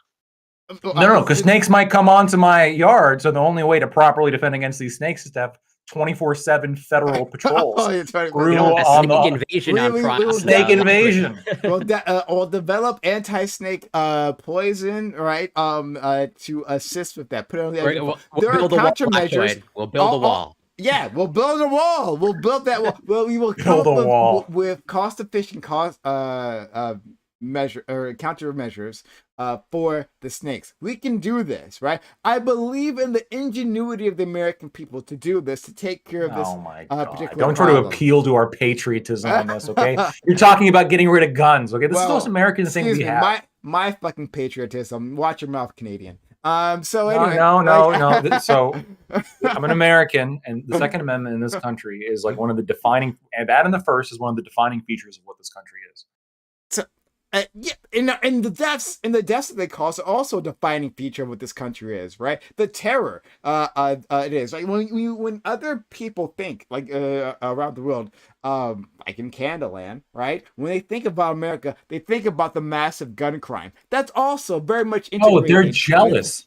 Of all the deaths, I've talked to all these people. They're like, "Oh my God, you own this? Oh my God, Lactoid, I can't own that. I can, these Canadians can't even have pepper spray. These motherfuckers are like throwing acorns at the fucking rapists coming after them because they don't got anything to defend themselves." Not only that, they're real happy when we send our troops over there who've had guns in their hands their whole lives since they grew up out on the good old boy's house down the road shooting turtles or whatever, and now they're in the military and now they can shoot better than the other guys. I mean, they're real happy to benefit from the benefits, but whenever it comes to nut cutting time, they don't want to do it, and then they want to judge us for having guns in our This is why we have the strongest military. Yeah, there's a reason why we fought 1776 and then when Texas broke away from Mexico. It's because we didn't give a goddamn what these other countries think. But no, this is because you guys wanted to keep slaves. Like, it was literally about fucking slavery. What the fuck? What? Like, wait, 1776? No. You said Texas, and Texas Revolution was not may have had something to do with that. Yeah, it had a lot to do with slavery. Yeah, maybe a little bit. I disagree. Sure. Okay. Well, with historical facts, I guess that's not important. Sure. Well, I guess we can all decide that things are and aren't important to us. But okay, historical fact there. But whatever. So when we're talking about deaths, you're an individual, Gibbs, who says like the cost to society literally means nothing, right? So crime, gun crime, people's deaths, people being maimed, the like literal money that costs, like what that costs in terms of insurance, your own insurance, with raising rates when people are shot, right? All of that is borne by us all, right? But you're saying that is completely unimportant. That's not something that should be considered. No, absolutely not. And I'll tell you why. That's the price of doing business. I mean, that's the whole point of the Second Amendment is that, we're going to sit here and we're going to have our right to bear arms if any case, arises where we need them, and yeah, it's sad and it's rough. And like I said, there are some things maybe we can do to stop gun violence. But the answer isn't take guns. Like, it's not to take guns. So when I talk about the Second Amendment death cult, this is it, right? This is patient zero of the Second Amendment death cult. That like in legit no, Lactoid. I won't Lactoid. Like you're a bit different like on this spectrum, right? You as far as I understand, maybe I'm wrong, right? That you at least care that people are dying. And these so like you care. No, you don't know. You've made it clear that it literally doesn't matter in your calculations. You made it very clear. So like, if I'm wrong about that, Electro, you can correct me. But yeah, this is literally a death cult where it doesn't matter what happens to the world around them. It can burn as long as they have the gun. The gun means everything, and we can't even have accommodations to deal with these things. Balance these priorities, right? The gun simply must be. And the deaths, I guess, simply must be, especially when it's happening to other people. Prime, have you shot a gun before? Yes. Oh, it's I I'm just really don't surprised know. you still. I'm I think I surprised you kind of still agree. you still have this opinion after experiencing the euphoric Yeah, joy, the I truly like kind of There- spiritual there experience. are other I want ways to to mention cover one my thing super pants. quick Sin. before we like all completely forget about it. I decided to look up the 1861 Constitution in Texas. You guys had 13 articles within your Constitution. Article 1, the Bill of Rights. You have things like one is called Judicial Department, Executive Department, Legislative Department. Those are 3 different articles. One of the articles is just called slaves. It's just called slaves. Just the word slaves. I It's mean, the title of Well, the they got article. no other explanation than that. so I mean, It's literally, Article the 3 Constitution- slaves. It has got like it is like an entire article. The of the 1861 okay. Texas Constitution is dedicated to why you deserve slaves, why slavery, outlawing slavery is illegal, why you will get to keep the slaves. You guys really wanted just slaves. You guys really wanted slaves. I mean, Part of the okay. culture. Here's the thing about Slavery that. was like, a thing we back want to then, keep yeah. talking about the history, though. Like, yeah, first of all, I mean, the U.S. Constitution's got like slavery stuff too. I mean, et cetera, et cetera. But I mean, it's not the only reason Santa Anna was evil. If you look at Mexico, it had a lot of revolutions during that time period, where a lot of states were trying to break away. There was like so like I mean, yeah, sure, slavery was maybe a factor. It was history. I mean, there's a lot of stuff that was a factor, but like the big Maybe the factor was primary Santa Anna was evil. I mean, that was the major factor. Or possibly. And the guns. I don't know if you noticed, Okay, but we were very proud of our guns down What here. other factors do you Come- think are going to come up in the 18th as like a name of an article? The 18th, the 13 articles. Which of them ends up being a name in that? 1861 Texas Constitution. Any of the other factors end up coming in there? Guns probably on there somewhere. Guns where? Which article is named guns? I don't have the Constitution in front of me, bro. I'm not looking. I mean, I'll link you it. I got you. Please help me out here. But listen, the point I'm making doesn't matter. There's a litany of factors. So I mean, it's not just slavery. I mean, Texas had the least amount of slaves of any of the states in the South. So they were mainly ranchers. Ranching doesn't, work out as well as farming for that. That's true. Prime, we're would looking at- you assert that like, so you say it's the death cult because so there's like 2 groups of people in your mind, right? There's one group of people that just like at any cost is written off. There is no like human cost. I don't even think Gibbs. I don't think people actually think this, right? Like if there was 3 billion deaths every year from gun violence in the world, and like this could end tomorrow, I think you would probably see. Well, let's ask him. He's right there. Well, I mean, So I think that there would probably be a number, right? There you go, right? There's Okay, a number. so So none of 3 us are part of the billion. death cult. So it has to be like it has to be like extinction level, and then then the death cult thinks, maybe we got too far. All Okay, right, I sure, mean- sure. So where's the number that until it validates becomes my a death point. cult? No, that clearly validates my point. Sure, great. Well, where's the number before it becomes a death cult? I don't think the death cult's a fair assessment of the viewpoint, though. I don't have to have a number. Well, remember what he said, right? I didn't say it. He said it. And that like the cost of society is simply a material. It doesn't matter, right? As long as I have the gun. That's the I've only got a thing that trio matters. Good So trio of like questions, he Rob. said that, not me. I absolutely did say that. Yeah. You said there is a number, right? Like how many? Maybe we'll figure. Maybe you don't know the exact number, right? But like let's try to figure out how many gun deaths before there's the number. What about like if it was 1 in 1,000 people died from guns? Would you say then that would be the number? Listen to this though, and I'll give you the answer to that here in a second. Yeah. I don't think that's the number, but the thing that I think. 500. Hear me out. Just hear me out first. Is the reason for why these gun deaths are happening now? If there's a million gun deaths every year, there's like or whatever, and that's the number or whatever, and the reason being that the government's committing mass genocide, I'm gonna want my gun even more. And that's the gun, because I mean, if they're shooting people out, but if it's like, there's 3 billion deaths from like every Tom, Dick, and Sally's getting high and walking next door and shooting their neighbor, then we might need to have a whole different conversation. So yeah, there is a number, but you also have to factor in the reason. What about 1 in 500? 1 in 500 deaths, if that was the case. What about that? Probably not. What about 1 in 200? I don't know. Let's go with like 1 in 5. How's that? 1 in 5? 1 in 5? Let's go 20%. Okay, Let's go like. 20%. Okay. Okay. I was gonna say 1 Not in a death 4. cult. But... See, he's more of a death cult than me, and y'all going at me. So I got so with Prime. So you don't have a number. Most of the death cult. So you don't have a number. You just have like a feeling. The death, like if enough people die, then it becomes a death cult, right? No. I don't have to have a. I don't have to have a number. What I'm basing this on is like talking to pro Second Amendment people, like our friend Gibbs here, right? Like I'm talking about the policy outlook, right? I'm talking about like the priorities of these individuals. This is what that defines a death cult.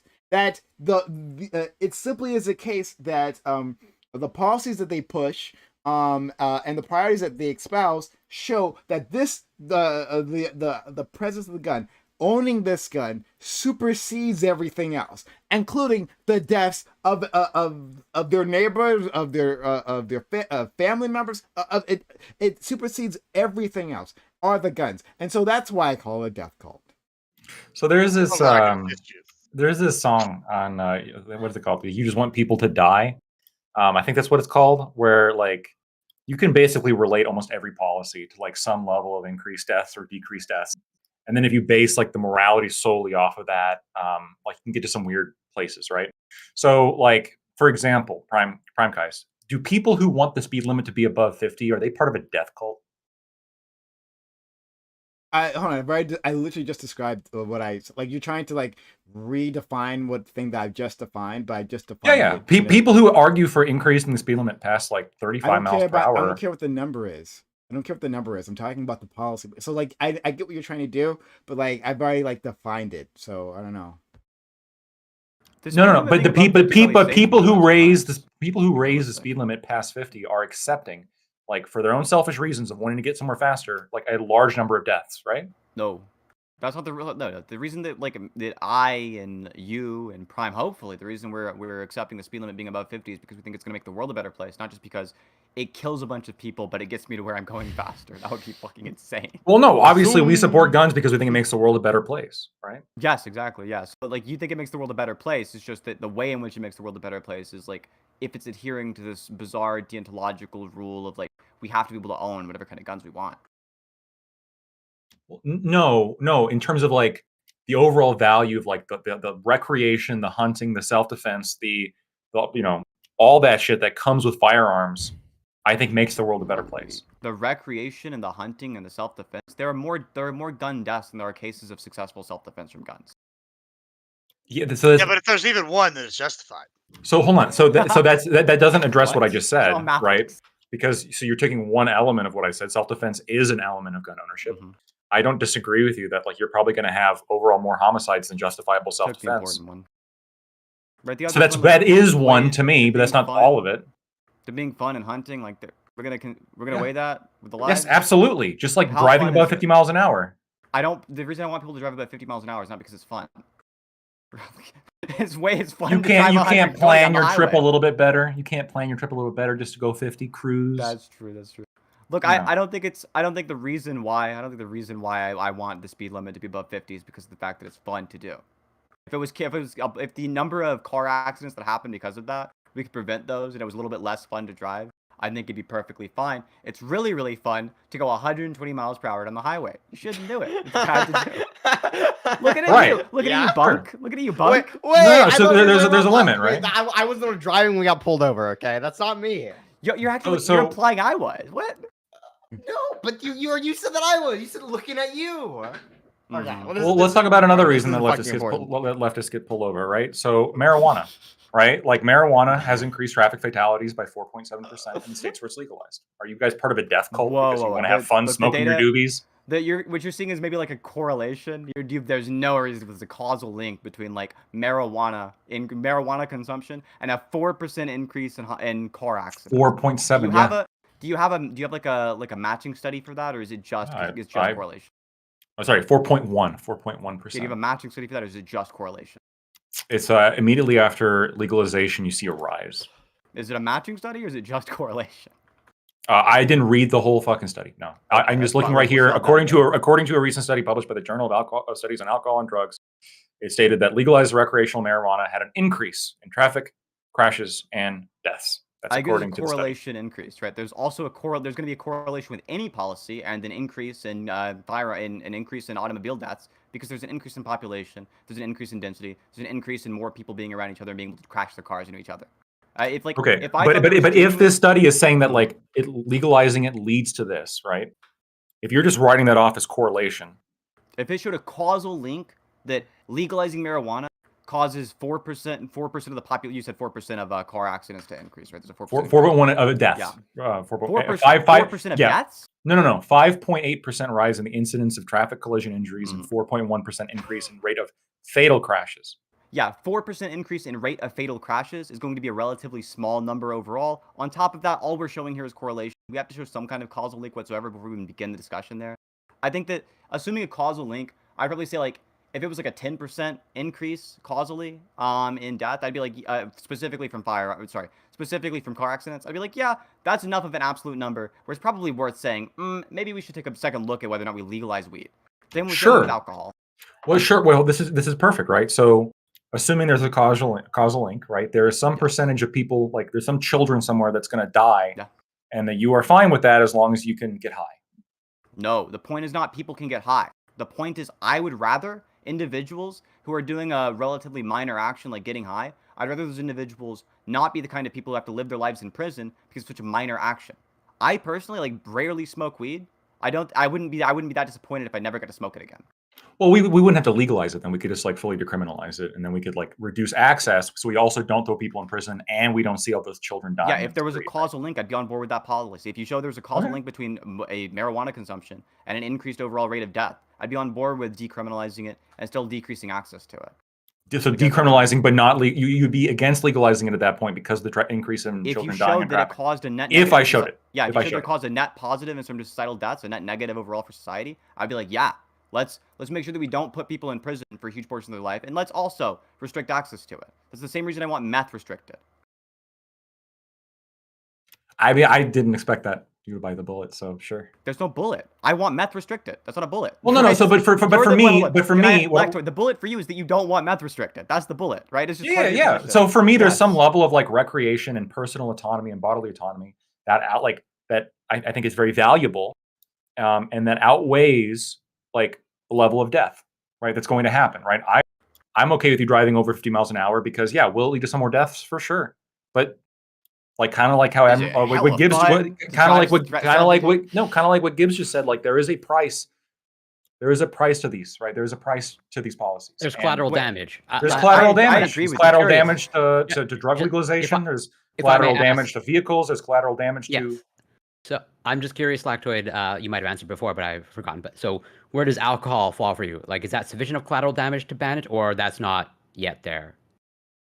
So alcohol is like probably the closest thing I can think of, just when you look at the overall damage. But no, I don't think. I think that the amount of like violation, because I see restricting like somebody's personal like property or somebody's personal bodily autonomy, I see that as like an aggression, a wrong in of itself. And so the overall amount of wrong that you're doing by violating someone's right to drink alcohol or to own alcohol on aggregate, you are violating so many more people than what you would save by banning alcohol. And you're also causing a whole bunch of problems in the process. Yeah. So curious, just again, I understand you probably don't have a strict line, just like as I don't. But where do opioids fall? Like in terms of like, I think roughly about 100,000 deaths or more occur in terms of opioid overdose. Is that over the line for you as well? In addition to obviously like addiction and a whole other things associated with it. It's not just death, even when it comes to like alcohol, right? Yeah, opioids I would legalize. Okay, interesting. They're not over the line. The two that I think there's the strongest arguments for is methamphetamines and alcohol, and that's just because of the risk of harm to other people other than yourself. So, I phrase the question again in a certain way for reasons, right? Is there a better balance between the pro and anti-gun policy stance? So, my friend Lactoid, who I'm really happy he's here to make these arguments. He brings in cars, and he brings up the very real speed limits. Speed limits, yeah. And the policy push and pull, right, between like the level of speed allowed, right, within a car, because as you up the speed, you up the danger, but you also up the utility, and that's like a question for society to grapple with, and one that we do even on an ongoing basis. We like on highways, right? Like maybe the speed limit should be higher on the highway, right? So and I think that's important, right? The reason why I talk about the Second Amendment death cult is because they're not balancing these priorities. That like and our as our friend Gibbs just said, like the cost to society is immaterial. That's what I call a death cult. So the difference here between Gibbs and I, right? We're taking cars, as I acknowledge that there does have to be a priority balance between that utility and deaths, right? We would have higher utility if we could go at higher speeds and get to where we need to go faster. But at some point, that's going to be the cost of society is just too high. And so we have to balance that. But for the Second Amendment death cult, there are for many of them, that just does not exist. It doesn't exist. Not true. It's not I true. would love and I'm almost done. I promise. I would love to regulate guns the same way we regulate cars, because Second Amendment, pro Second Amendment people want to bring that up all the time, right? Sure, great. Let's register guns to each individual owner. Love to do that, right? Let's the cars are heavily regulated. Let's do the same thing with guns. Let's balance these priorities, right? So the question isn't about taking away all guns. At least I'm pretty sure I didn't put that in there. Not about taking away all guns. It's about balancing these priorities. And we have an example right here of an individual who's just, I don't care about these level deaths. That it's the cost of doing business. Those dead kids, cost of doing business. See, that's the problem, and that's what makes a death cult. But go ahead. Okay, there is a balance that's happening, right? And just like you're gonna have some dead kids when you raise the speed limit past fucking 20. You're also going to get some dead kids when you allow firearms, undoubtedly, right? Of course, every single policy is more nuanced than that, but by and large, I'll agree with that premise. But this idea that like guns aren't regulated in America is just not true, right? Like guns are regulated in a lot of ways, and in fact, guns are regulated in a lot of ways that we don't regulate cars. No, if you're a felon.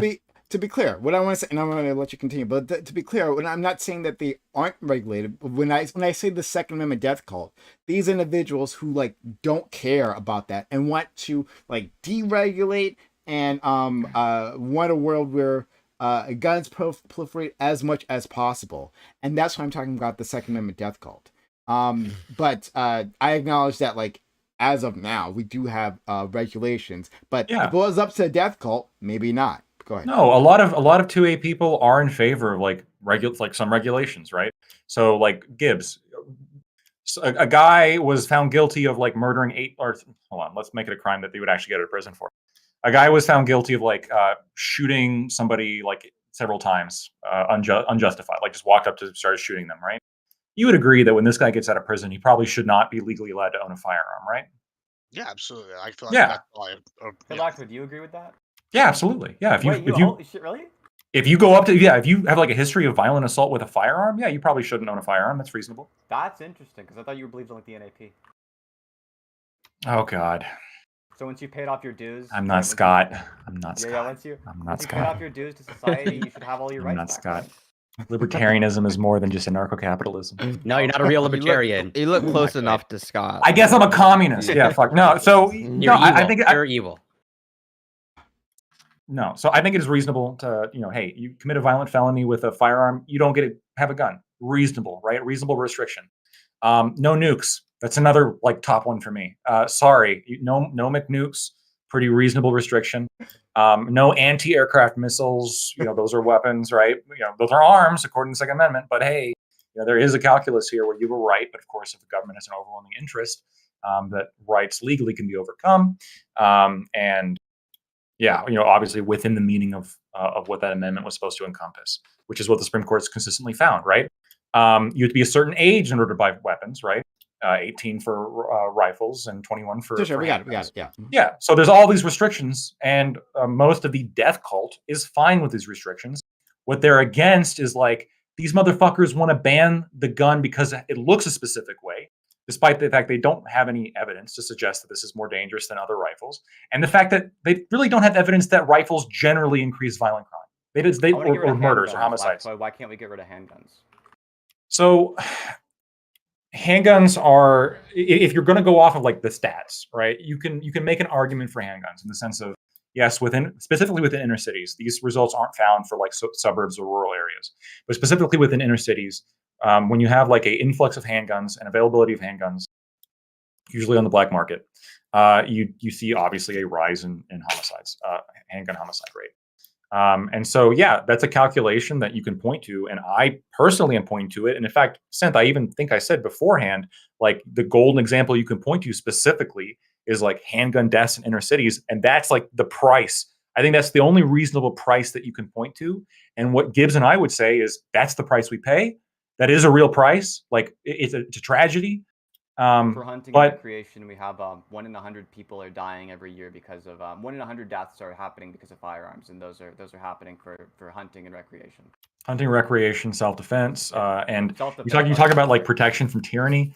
You know, or you said how that's not real. I guess it depends on like, yeah, I think it's protection from tyranny from the majority. I think it's an example, right? Yeah, that argument doesn't work either. So the protection from tyranny argument doesn't work because the countries with the highest rates of firearm ownership, on average, there's an average correlation between higher rates of firearm ownership and lower rates of things like democracy, lower rates of things like liberty, even rights that you care about, rights being recognized. Even if you go and use the Economic Freedom Index, you'll see there's a correlation between higher rates of firearm ownership and lower economic freedom indices. Yeah, but if you're going to go off like the Economic Freedom Index, you run into some issues, right? So like America, for example, you know, I think is like primarily America is like a primarily like free nation. Oh, 1 second, real quick. Sure. I think go ahead. that maybe Death Cult. I can see why you might think that, but I think that you're maybe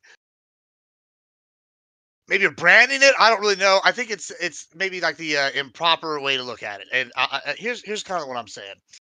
It's not the like, oh, okay, it's at the expense of society. Because in general, I'm saying I think gun ownership is actually beneficial for society, right? And yeah, there are problems that happen that are inevitably going to happen because there's guns, But you also have to look at it like this: are you going to punish the people that are doing nothing wrong just because you have a few bad apples, right? I mean, no. I mean, it's the same thing with your argument with when we're talking about the trans rights, those other things. Like, are we going to force these things for all the minority to bow down because of one few group of people? It's the same argument. So you're saying because this is happening, but you want to change it.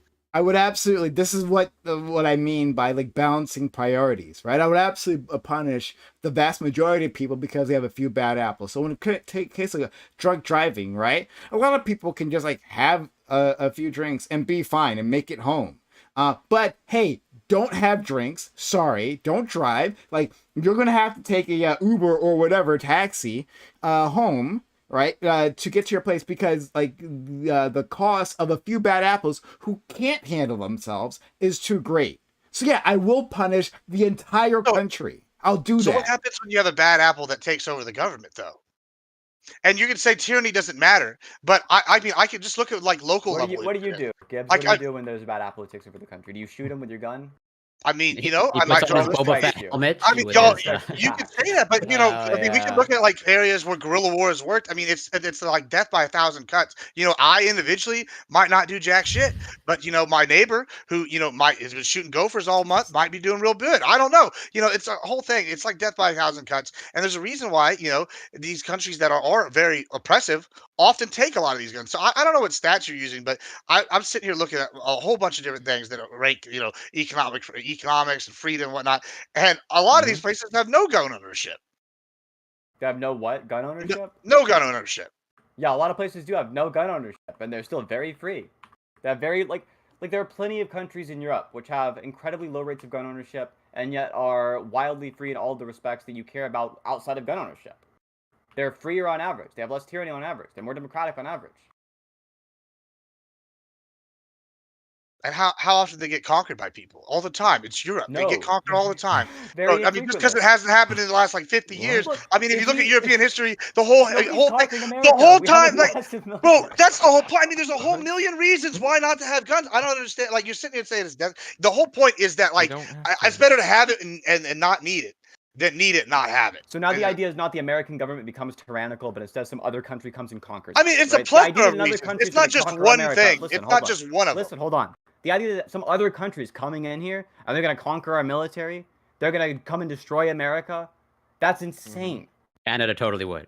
I mean, you never know, man. There could Yeah, be at but some you point guys in the have future. it's one I and mean, oh, right okay, we're gonna get you back eventually. right now, but you never know. 20 years from now, 30 years from now, there's any good reasons. Like new technology becomes available that makes stuff obsolete daily. So I mean, yeah, you're acting like we're indefinitely going to be the superpower for the next forever. You mean that? No. Nope. My view is I don't think we're gonna be the super. I think by 2045, I think it's like it's a coin flip as to whether or not we get to AGI before China does, and we're still a superpower. I don't think we're gonna be the superpower forever. It's just I don't think that your guns are gonna help you. If some other country's government is able to stop the American military, it can stop you too. And how'd that work out for like the U.S. military in say like Vietnam? How did it work out for the U.S. military in the Civil War? Pretty well. No, not well at all. It was massively The bloody. U.S. military stopped your ass. It stopped Texas's ass. There was a lot of It blood. stopped There's the a lot of Confederacy. blood all There around. was a lot of blood, and we fucking all won. around. Yeah, they won. I'm not arguing Yeah. that they won. I mean, I'm saying it was a very bloody affair. It was maybe one of the most bloody wars in America. I mean, it was massive. There were massive battles. There will never be that. There were massive battles. Like, what do you mean? And then, there were like, massive battles. I agree. I mean, and then luckily, and let me add another luckily to that. Hold on. Let me add another luckily to this. Overthrow of the American government by Listen, Americans. Listen, and let me add another luckily to this because after Lee signed the surrender, there didn't turn into mass guerrilla warfare either. Most of the Confederates abided by the surrender for the most part. So thankfully we didn't have like an overseas situation where we conquer a country and then you have an insurgency, which is what America's been struggling with, and we've been watching our military struggle with it. So you're telling me that having insurgencies isn't something that like an armed populace can do? It's just asinine when we've watched the U.S. military you can't have an insurgency. I'm telling you, you would lose. The American government would do a much better job. The idea, maybe what you'd want to play. Look, if I was in your position, did the Taliban lose? Did the Taliban lose? I have no idea what you think the Taliban's numbers currently are. Both sides, I mean, they're in charge. But yeah, but they're in charge now. Listen what I'm about to tell you. Listen what I'm about to tell you. So, if I was in your position, the argument I want to make is not the case that we successfully win a revolution.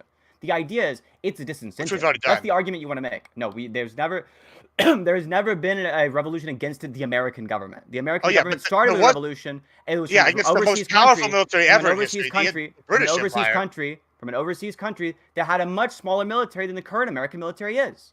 Much smaller. Not even close. You will not overthrow the American government's military. There's no chance of that happening.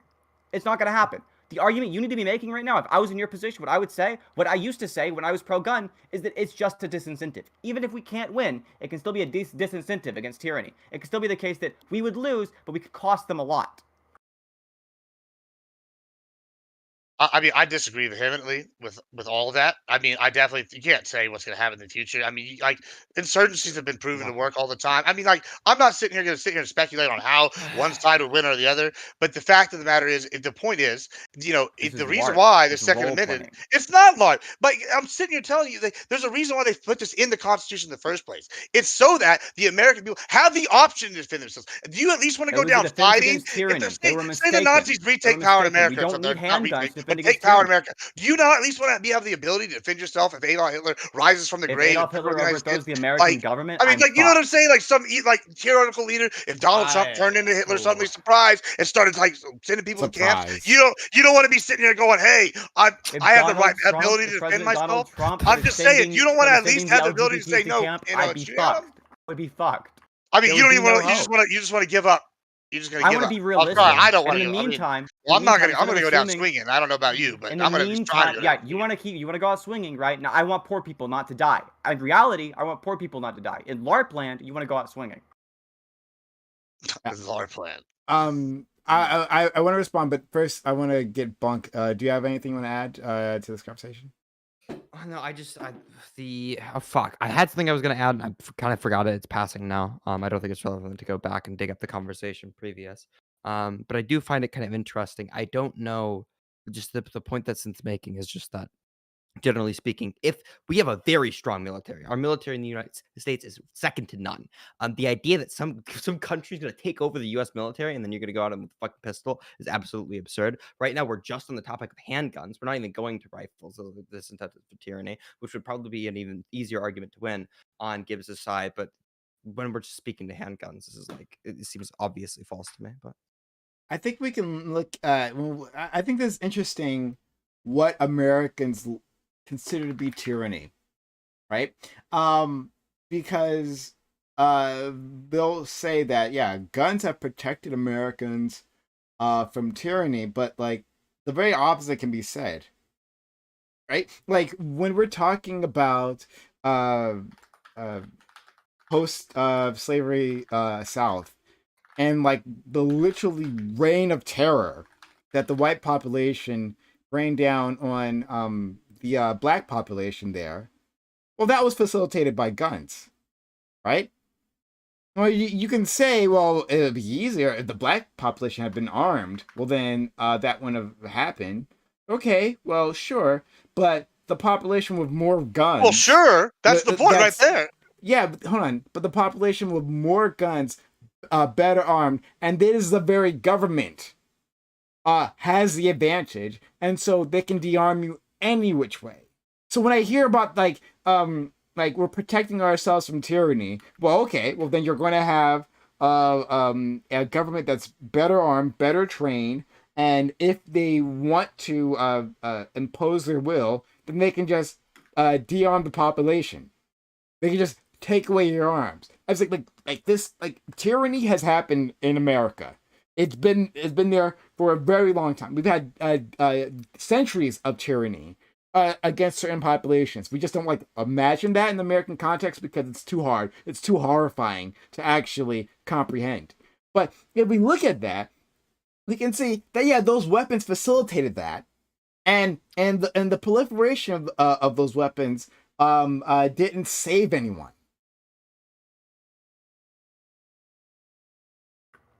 If we're being realistic, there's a reason why the American government doesn't just kick down your door and blow your brains out the moment that you do anything that's even remotely threatening to your power.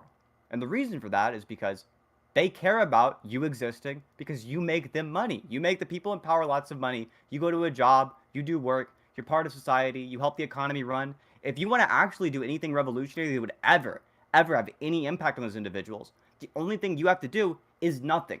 You can go strike. You can go hunger strike even. You can go sit in the road and starve yourself to death and do way more damage than you could ever hope to do by running up against them with a gun and giving them a justification for everyone else looking to blow your brains out. You're never going to win a revolution larpily with your little handgun. That's never going to happen. If you want to do anything to harm the American government, there are already improvised explosives. There are already rifles. There's already the most effective strategy, which is just striking. It's just striking. Synth, where did you get the analysis that the fewer guns is more associated with freedoms? I'll grab you the source for that. Because all the sources I'm finding say the exact opposite. What source are you finding? I posted 2 in chat. Is it in the publishing? Yeah, in Discord. Mm-hmm. That actually gun ownership is Cato and the data found the nations with the highest rates of gun ownership tend to have greater political and civil freedom, greater economic freedom and prosperity, and much less corruption than other nations. Is this these are 2 sources, or is this the paper cited by Cato? I think it's the paper cited by Cato. Okay, I'll give you the other one. So I'll take a look at the other one that you have. I think it's the paper cited by Cato. I'm not 100% sure. Yeah. So I mean, I definitely, if what you said before is that you were in favor of guns because you believe that this analysis was correct, that having a armed population protected against tyranny. And by the way, tyranny against the majority is a thing, right? So just measuring democracy doesn't necessarily, or measuring like rates of democracy, I'm not necessarily sure is a good metric to measure tyranny, right? Because individual liberties being oppressed by the majority, I would say is tyranny, right? And if firearms prevent the majority from having as much ability to infringe upon the minority, I think this would still be good, even So if I've it got my- technically is less By the way, democracy. I grabbed the study here. So the one is the guns versus Freedom House scores. Gun ownership rates versus Freedom House scores. Okay. Here's the graph, and I'll see the link as well. Here's the article link from Think Progress. And that'll have within it, it'll have like the links to the primary sources there. It looks like the Cato study here shows that is the same in states with lower firearm ownership. So guns and freedom comparative result. Let me read this for you as well. Okay, well, you guys work that out.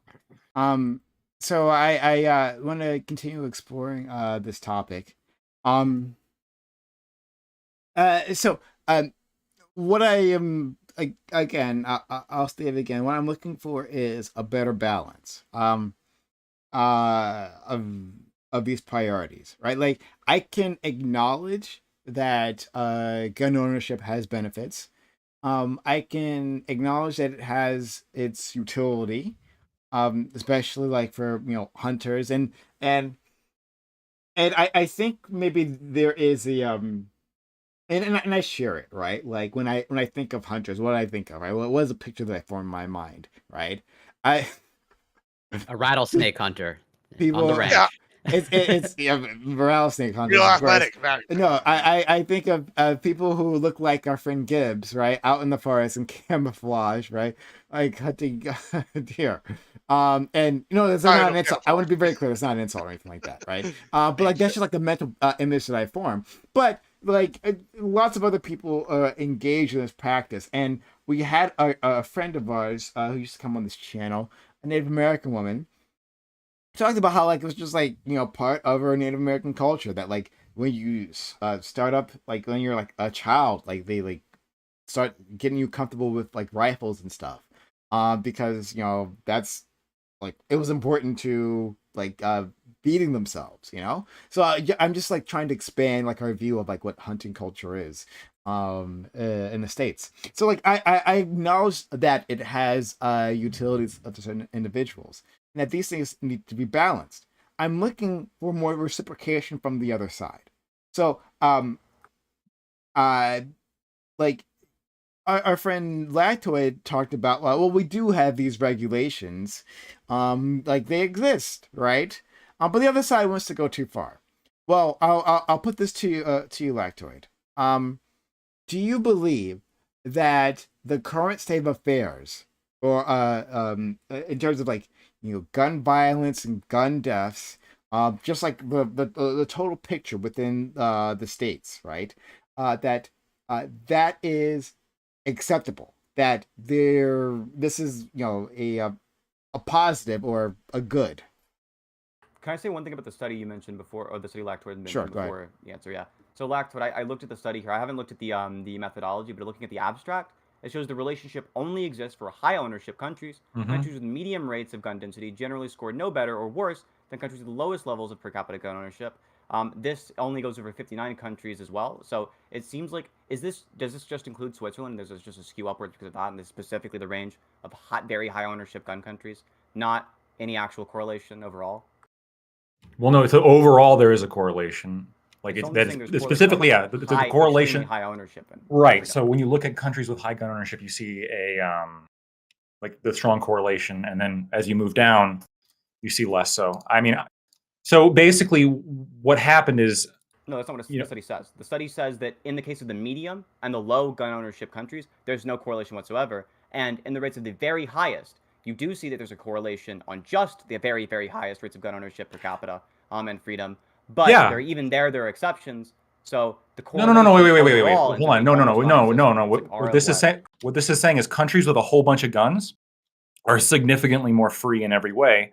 Countries with a medium amount of guns and a low amount of guns are basically the same, right? So there seems to be like no, it's not going by amount of guns. It's per capita gun ownership, right? So America has lots of right, guns, right, per capita gun ownership. So per capita doesn't end up being the highest. Yeah. So for example, I'll read right here. The data show that though exceptions can be found, the nations with highest rates of gun ownership tend to have greater political and civil freedom, greater economic freedom and prosperity, abstract, and much less corruption than other nations. The relationship only exists for high ownership countries. Countries with medium rates of gun density generally score no better or worse than countries with the lowest levels of per capita gun ownership. Exactly, yeah. So what it appears, at the very most, you could argue there's like a threshold limit, right? Where the countries that are like have a whole bunch of guns, like once the guns become like proliferated enough within society, like there is some kind of benefit there. But as long as there's exceptions, so even that there's some exceptions, right? So there's always going to be exceptions, like in our last conversation. There's always going to be exceptions. All that there shows, but all that your study shows. You're completely misinterpreting the study, and I'm not sure if it's intentional or not. But all that your study is showing is that extremely high gun ownership countries, like for example Switzerland, it doesn't say extremely. Yes, it does. Right. So it just says high. It says the highest. It doesn't say high. No. That's not what it says. It says the relationship only exists for high ownership countries. Countries with medium. Hold on. Countries. Hold on. Hold on. Exceptions can be found in nations with the highest rates of gun ownership. Yes. The relationship only exists. The relationship only exists for high ownership countries. Countries with medium rates of gun density generally score no better or worse than countries with the lowest levels of per capita. What do you think R value is? So this is this.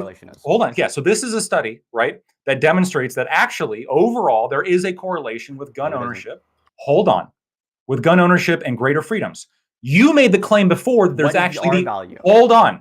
You made the claim before that R value. No, come on. Let no, because I'm in the middle of talking, Synth. That's why I'm not answering your fucking question. Go ahead. So you made the claim beforehand of the exact opposite. You said that this study showed that there's actually the inverse relationship where the more guns you have, the less freedom you have, which your quote unquote study that's just an article pointing to one graph. Actually, it's just an article pointing to one graph. Links the Freedom House study. You can just use it. No. It's a Freedom House graph. First of all, it's not actually study. It's not an actual study. Freedom House is hold on. So even the thing that you linked me does not say that there is an inverse relationship. All it says is that there is little to no relationship between gun ownership and economic freedom or political freedom or any other freedoms, right? Which is exactly not what you said before. To my question. R value, don't laugh. Answer the question. You transparently dodged the question. No. Here. The reason why let me explain. I'm going to answer. Go ahead. R value equals the reason why I don't know the R value is because I actually didn't read the study. Okay, you made the claim beforehand that the more guns you have in a society, the lower economic freedoms that you have and the lower political freedoms that you have, and that sounded odd to me. So then I Googled it, and the conclusions from the study I was able to find. Are you going to repeat yourself? Yeah, and everything I was able to find actually show the opposite. You didn't read the study at all. And your study doesn't even conclude your point. You never read the study. Does your article conclude that there is a negative relationship with gun ownership and Why are you being evasive? Does your article conclude it's a higher? That's what you said. It does. My article does conclude that higher gun ownership is core.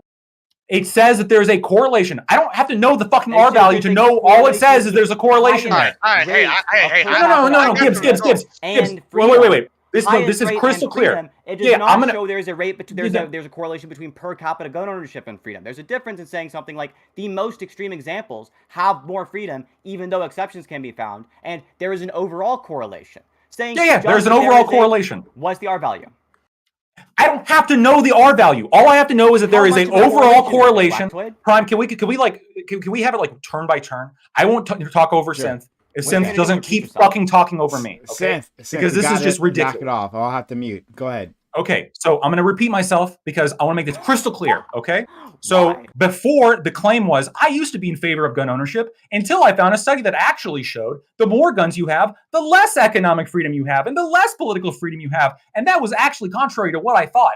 And then Blacktoy, skeptical, looks it up and finds a study and multiple articles citing to that study that are saying the exact opposite. Synth, in response, links a article which does not say, and I can link the article in chat if you guys want to read it, that this article does not say there is an inverse relationship between gun ownership and economic freedom and political freedom.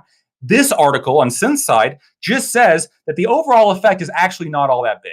Like, it's a mildly observable, but not great, to almost nothing. There's really no effect between gun ownership and economic freedom, which is not the negative position that Synth came in here originally with. Okay, so you can go ahead. I'm not going to talk over you. What does mine show the R value is? Is it positive or is it negative? I think it said negative 0.333. That's negative. Yeah, negative correlation. So I was right, you dumb fuck. You said there are multiple. No. There are I read multiple that articles. part. Don't I read interrupt that me. part. That's Don't not what interrupt that me. I let you says. talk for an hour while you repeated yourself, saying stupid shit you already hour? said. Yeah, you talked for a fucking while, dog. It's a hyperbole. I don't think you talked for a literal hour. No, you said there were multiple articles you posted. Name 2? I posted the Cato and the article that explains the study, and then I posted the study. That's 2 right there. You said you posted 2 articles, right? Name 2 articles. I can post another study right here. The answer is you didn't post 2 articles. You posted 1 article and the study it cited. You didn't post multiple. Yeah, and 2 on links. On your article, the study that it cited doesn't show there's a correlation. On mine, there is a negative correlation. It does show. No. Hold on. I'm actually looking at your article because that's not what your article says. So I'm you just said it does. Study. No. You're misinterpreting the negative. Hold on. What do you think a negative R value is? Hold on. Hold on. Yeah, I'm gonna find it. I'm gonna find the exact part of this. Yeah, look, Lactoid. If you want to go read your study, you can come back with it after. No, I'm reading yours. I'm reading your article. You can read mine too. Yeah, you can read mine too. And in the future, instead of repeating yourself over and over again, what you can do instead is engage with the arguments, engage with the questions, and throw questions back at me even. Have a back and forth. Repeating yourself doesn't get the conversation anywhere. What it does is slows things down and makes no fucking progress whatsoever. You have not read your study. You haven't read my study. There's a slight, I agree, it's very slight. There's a slight negative correlation. According to you. You said it's a negative correlation. No. You're missing. So the way this is using negative is not in that way. It's the other way around. Your article. Yeah, hold on one second. Hold on. I'm thinking is you're yelling at me while I'm trying to read through your article. Well, hold on. No, you just made a claim. I want you to justify. Yeah, I'm reading through your article. I'm going to find it. I'm going to find it. No, I want you to tell me with your words. Okay, no, I'm reading it. He'll find it, and then he can. He'll Google it after making the claim. Yes, you lied when you made the claim. Well, no, right here. So, like for example, this is so I found the exact. I'm going to find the exact point where it says the negative 0.033. But like right here from your article and looking at data from 2013, the Atlantic found the relationship between democracy and civilian gun ownership rates were observable but minor. One analyst called the link baloney.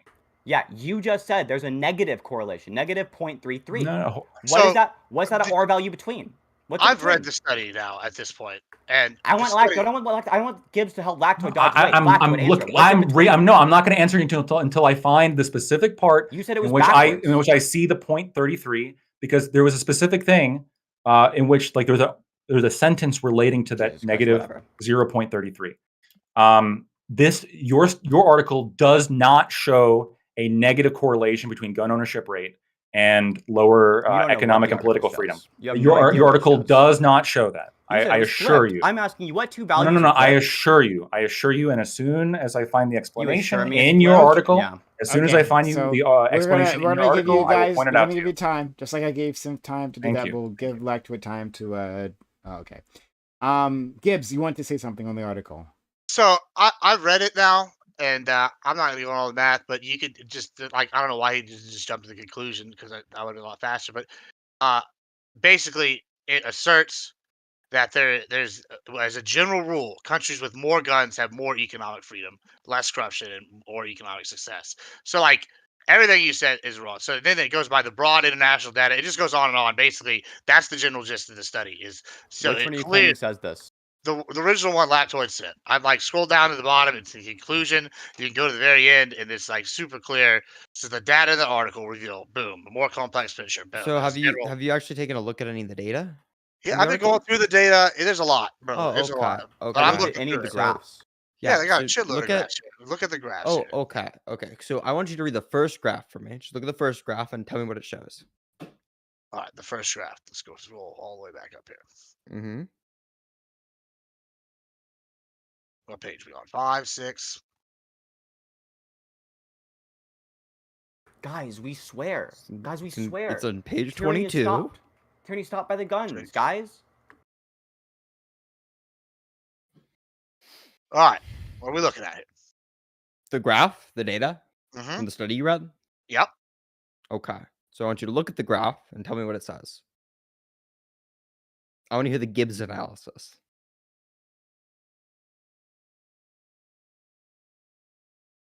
I mean, guns per capita is higher. I mean, a little all over the place, isn't it? No, it's about very all over the place. Not really. Not really? It looks like somebody just like it looks like there's one point at the very end of the graph towards the highest gun ownership, which does show a large amount of economic freedom, and then the rest of the graph is basically scattered all over the place. It's a very weak correlation, if a correlation at all. This is why it only says in the conclusion of it that at the very, very highest rates of gun ownership, the 1 point it shows a civic correlation. What is the title of that chart? The title of the chart is Freedom from Corruption versus Guns Per Capita. Freedom from corruption. And then, like I said, in the conclusion, they said listed all those different factors. So the and thing gun is, ownership pretty much, you know, can it's go plenty of down the other factors. factors. This remains true for the other factors as well. I'm telling you as somebody who's read the study, Mhm. who instead of just scrolling to the bottom of it and reading the conclusion, looked at the data as well. The data supports exactly what the study says. What do you mean? No, but the data shows isn't that there's a strong correlation or something of that nature. What it shows is that there's 1 point where the most guns are owned in a place, and that there's a large amount of freedom. And the rest of it is basically no correlation at all. That's why it says in the conclusion of the study, the part that you're kind of missing over, that it doesn't remain true for the ones with moderate gun ownership or the ones that have lower gun ownership, only like the top one. That's where you're seeing this correlation. Yeah, I'm going to disagree with how you're interpreting the results.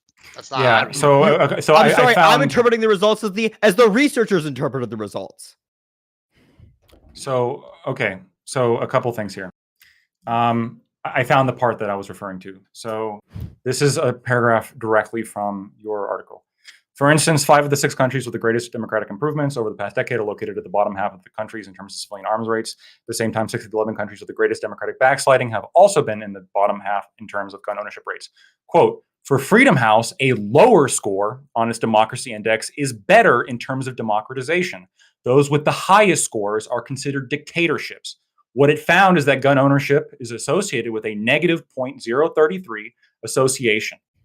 So it actually leads to more. Hold on. So there, according to your article, there is more democracy. Now, obviously, you have to point out the fact that it's not a very strong relationship, right? Negative 0.33, but that there is a positive association with democracy and gun ownership, and that's what I was referring to. The negative there is because how Freedom House measures it. What do you think a relation is, Lactoid? What do you think the qualification is for an R value to be sufficient to be a correlation? 0.05, I think, right? You think 0.05 is how much of an R value you have to have a correlation? You mean 0.5 or 0.05? You mean 0.5? I'm not. I don't remember if it's 0.5 or 0.05. So regardless, though, this is interesting. So what do you think that is or isn't a correlation? So what I think is interesting though is before in when you both of our studies, is there not a correlation? Prime, can let me answer. So I think it's interesting how now what you're saying is that this is not statistically significant. When before, when you thought the negative 0.033, when you thought that point was actually in favor of your side, you made the argument, well, yeah, it is slightly associated with a lower freedom score, right? But now all of a sudden, when it actually says the opposite of what you think, because of how the Freedom House measures democracy, all of a sudden it's not statistically significant. Here comes the ramble. So it's not statistically significant. I don't actually know if it's statistically significant or not, right? Regardless, if it is, it's a point for me, right? Because it shows more democratization is associated with gun ownership. If it's not statistically significant, then at the very most, it doesn't prove your argument that there is a negative association between gun ownership and democracy.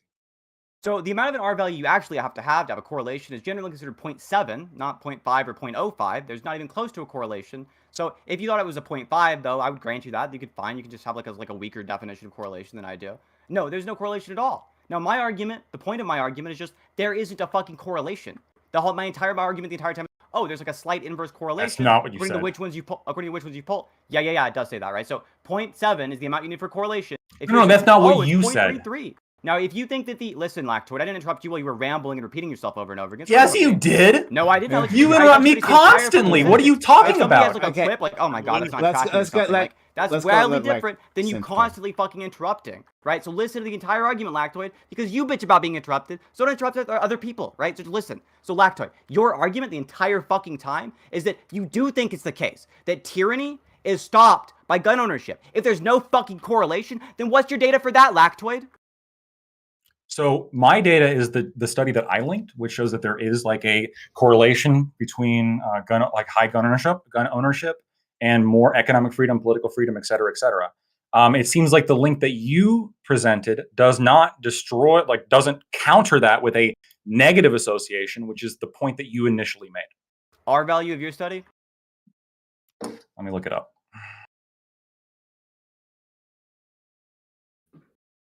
You said there was a correlation, even with the R value of it. You're just talking out of your ass. Well, no. I'm saying I'm reading off like the findings right here, where it says that the data shows that the nations with the highest rates of gun ownership tend to have greater political and civil freedom, greater economic freedom and prosperity, and much less corruption. So it doesn't say correlation anywhere in there. Wait, when I say the data shows that the nations with the highest rates of gun ownership tend to have greater political and civil freedom, greater economic freedom and prosperity, and much less corruption. You're getting on that because it doesn't use the word correlation? Oh, no, you don't know what correlation is. What's correlation? Okay, I understand you watch Destiny and you really want to sound like him, but explain to me how tend to is different than correlation. We're back to definitions. No, I'm actually in shock. No, when we say your fault, correlation, I'm actually not even trying to shit on you right now. I'm trying to make clarification. A correlation is whenever one value increases, the other one increases, and they correlate together, right? You see them, there's a trend on a graph. Does that make sense to you?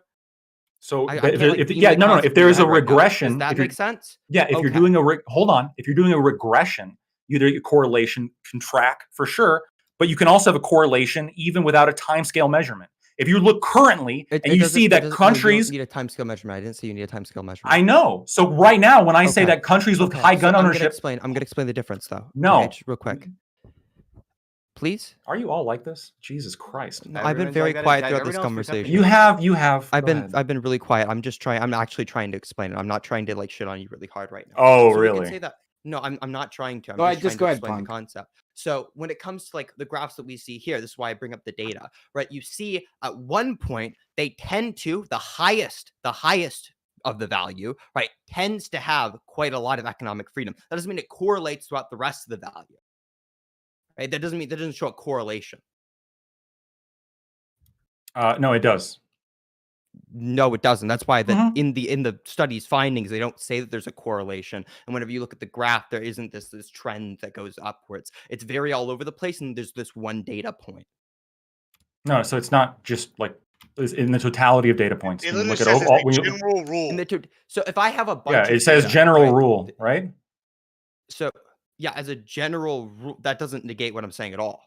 Not a correlation, guys. Just a general rule that countries with high gun ownership are like more free. Not that countries. No. Hold on. Not that countries with high gun ownership. The country with the highest gun ownership here. This goes back to the That's original not what the study says. Of like, what do we mean by so correlation in stats means something, okay? And usually there's a number associated with that. You can calculate correlation and correlation coefficient. So now it depends on what does lactoid mean. Does lactoid mean, correlation in terms of a statistical analysis or just correlation of a tendency? I'll leave that to lactoid, but if you want to talk about, a statistical analysis of a correlation, then cite a number, a calculated that correlation coefficient or something. Yeah, sure. I'm just trying to get across what the actual findings of the study say. I don't particularly, I've never made a claim towards one or the other right here. I'm just trying to read off the findings. Studies tend to be very difficult to interpret, especially if you don't read a lot of them. That's all I'm trying to get across here. I don't really care if like lactate's using the word in a different way. When this is the reason there's a miscommunication here. I'm just trying to get them both in the same. I agree, there is. I also don't know why we're ever trusting the lactoid or Gibbs to read because it doesn't say general rule. Like I understand the fuck up here. It's not even dishonesty. It doesn't say general rule. I understand. I literally read that part aloud. I understand. Yeah, I know. No, I did. You read it out. You read it out loud. There are parentheses. You don't know how parentheses work. It's okay. So it says as general, and then in parentheses it says, but not in variable rule. Variable rule. Parentheses. Yeah, not in variable rule. Close parentheses. So a rule with exceptions. Yeah, not as. I understand. Now I understand how you fucked it up. It's so okay. I'm not gonna blame you for this, right? As general. It's not just to say as general, but not in variable in parentheses rule. I understand the fuck up is no big deal. I'll read it myself next time. I mean, I don't know how you don't understand. No, general has exceptions. It's like, I mean, that's. I don't think. That's why it's called a general rule, not like a concrete rule. I mean, it says as general. I mean, that's just. It says as general countries have more with more guns have economic freedom, less corruption. It doesn't say there's a correlation there. I understand the problem though. Yeah, Yeah. the word rule is very, very confusing. I understand. No, Bun- I also I understand the is thing not a here that rule. we're It's getting not a caught up invariable on rule. is just like, yeah, I don't know, fucking. I'm not even like shitting. It's just like studies are hard to read sometimes. yeah. They like sit there to try and figure out Yeah, the it seems least like it's intuitive hard way to read. word everything. Yeah, that's true. I'm gonna give you that. All right. I had a question for Lactic, but he's like busy with his. No, you go ahead. I mean, like, so I Can I ask, like, just read the last paragraph super quick of the study, or just the last paragraph of the conclusion? When we, this is, by the way, this is Lactoid's, not mine. When we acknowledge that guns can have positive and a negative relationship with freedom, then we can begin to look for more sophisticated, carefully tailored approaches to gun policy, which attempt to address the negative effects and which are careful not to reduce the apparently significant positive effects. Such an approach offers a better possibility of enhancing freedom than does a simplistic program that only considers negative effects. So this is a Cato Institute funded study, and even your study is saying, there are some positive effects, and there are negative effects, and there are ways in which it both positively and negatively correlates with freedom. So it's a little bit of both.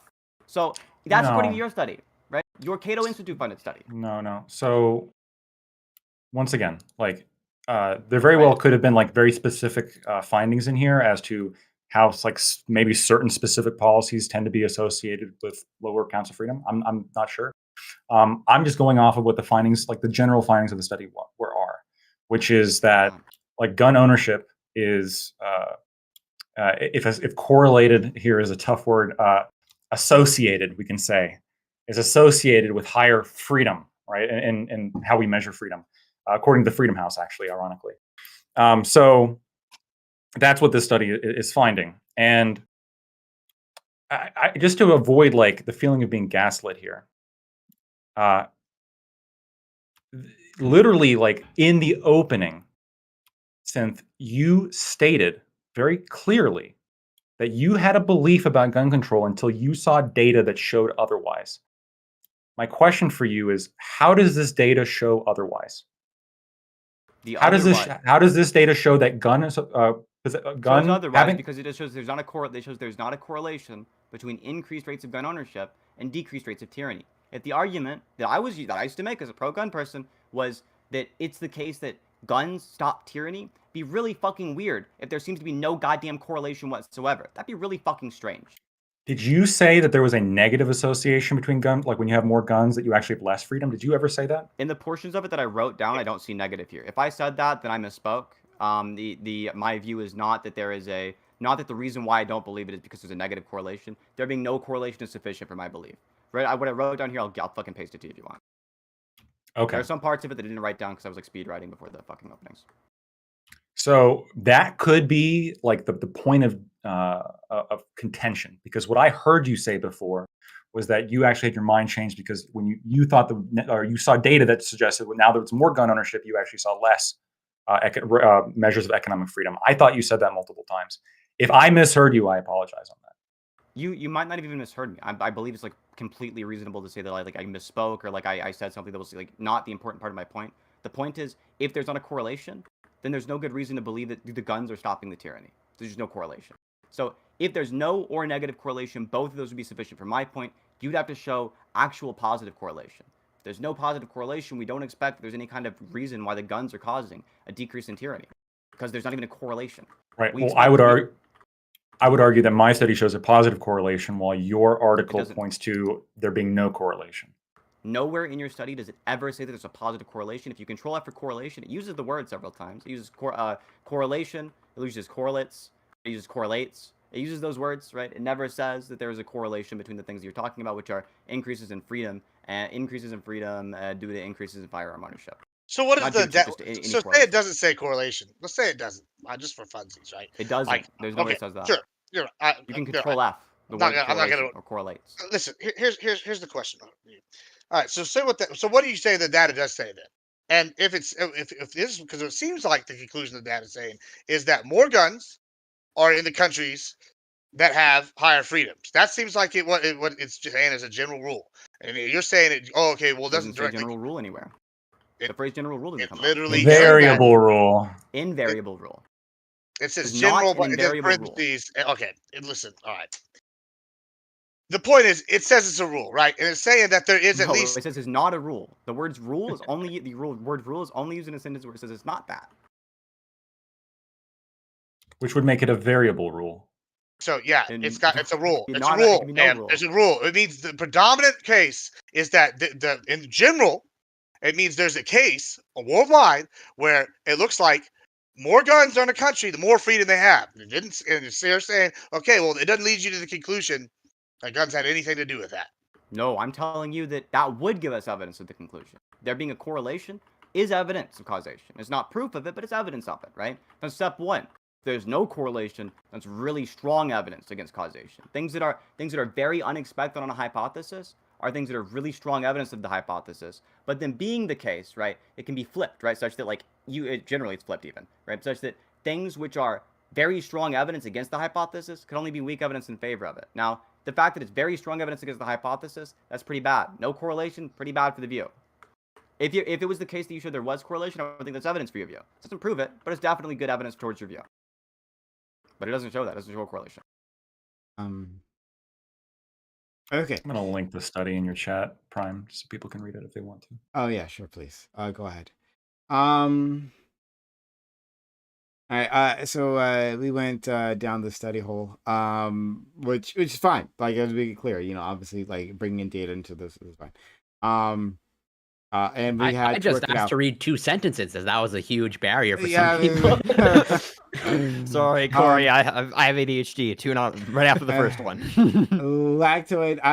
So my understanding and my general sense of what the point that our friend Seth was getting across, that it was more of a negative correlation, but I could have misinterpreted our friend Seth as well.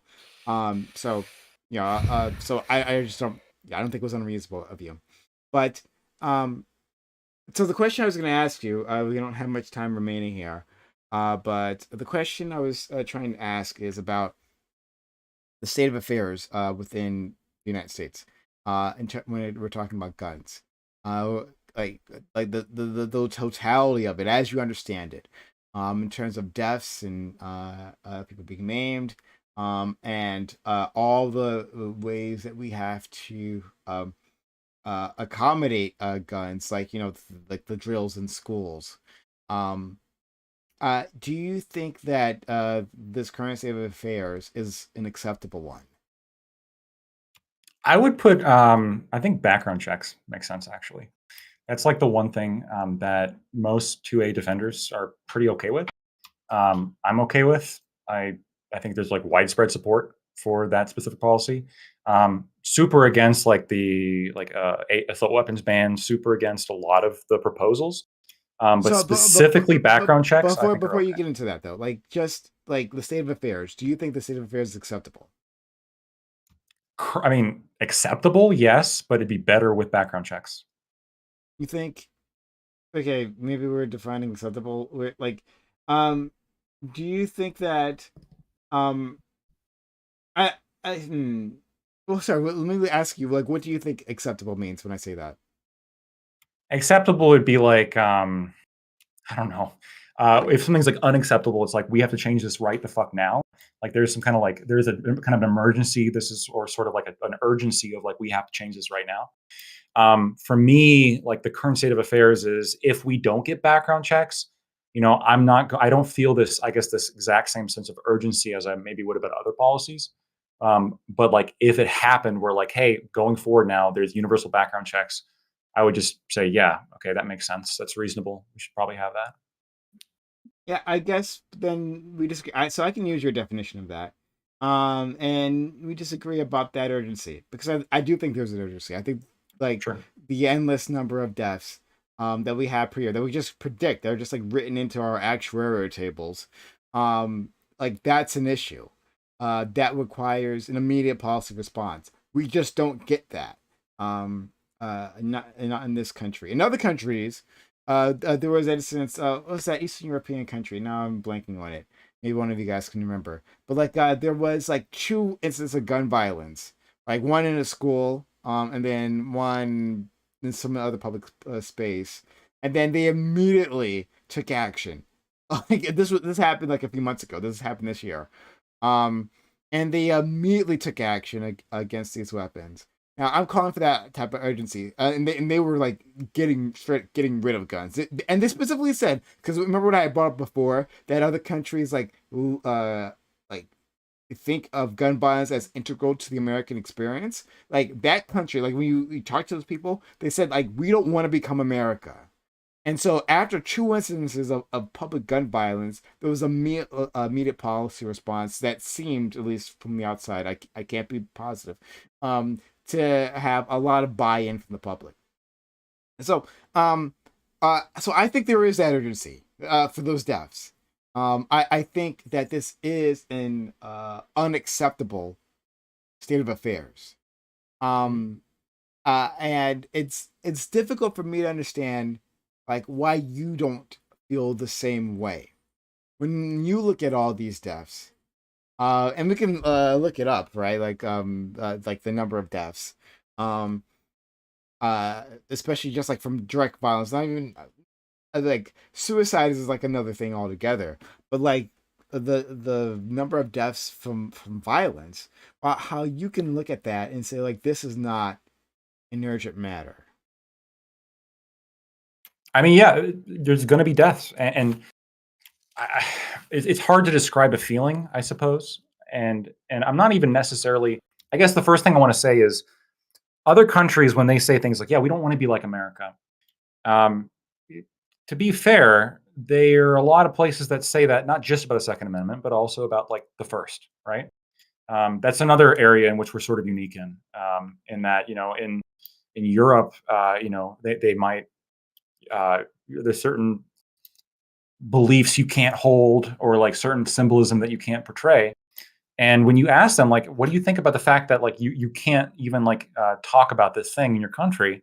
They'll say, yeah, that's reasonable, right? Like we don't want to be like America, where it's like the law, like these mobs going around, saying their opinion to everybody.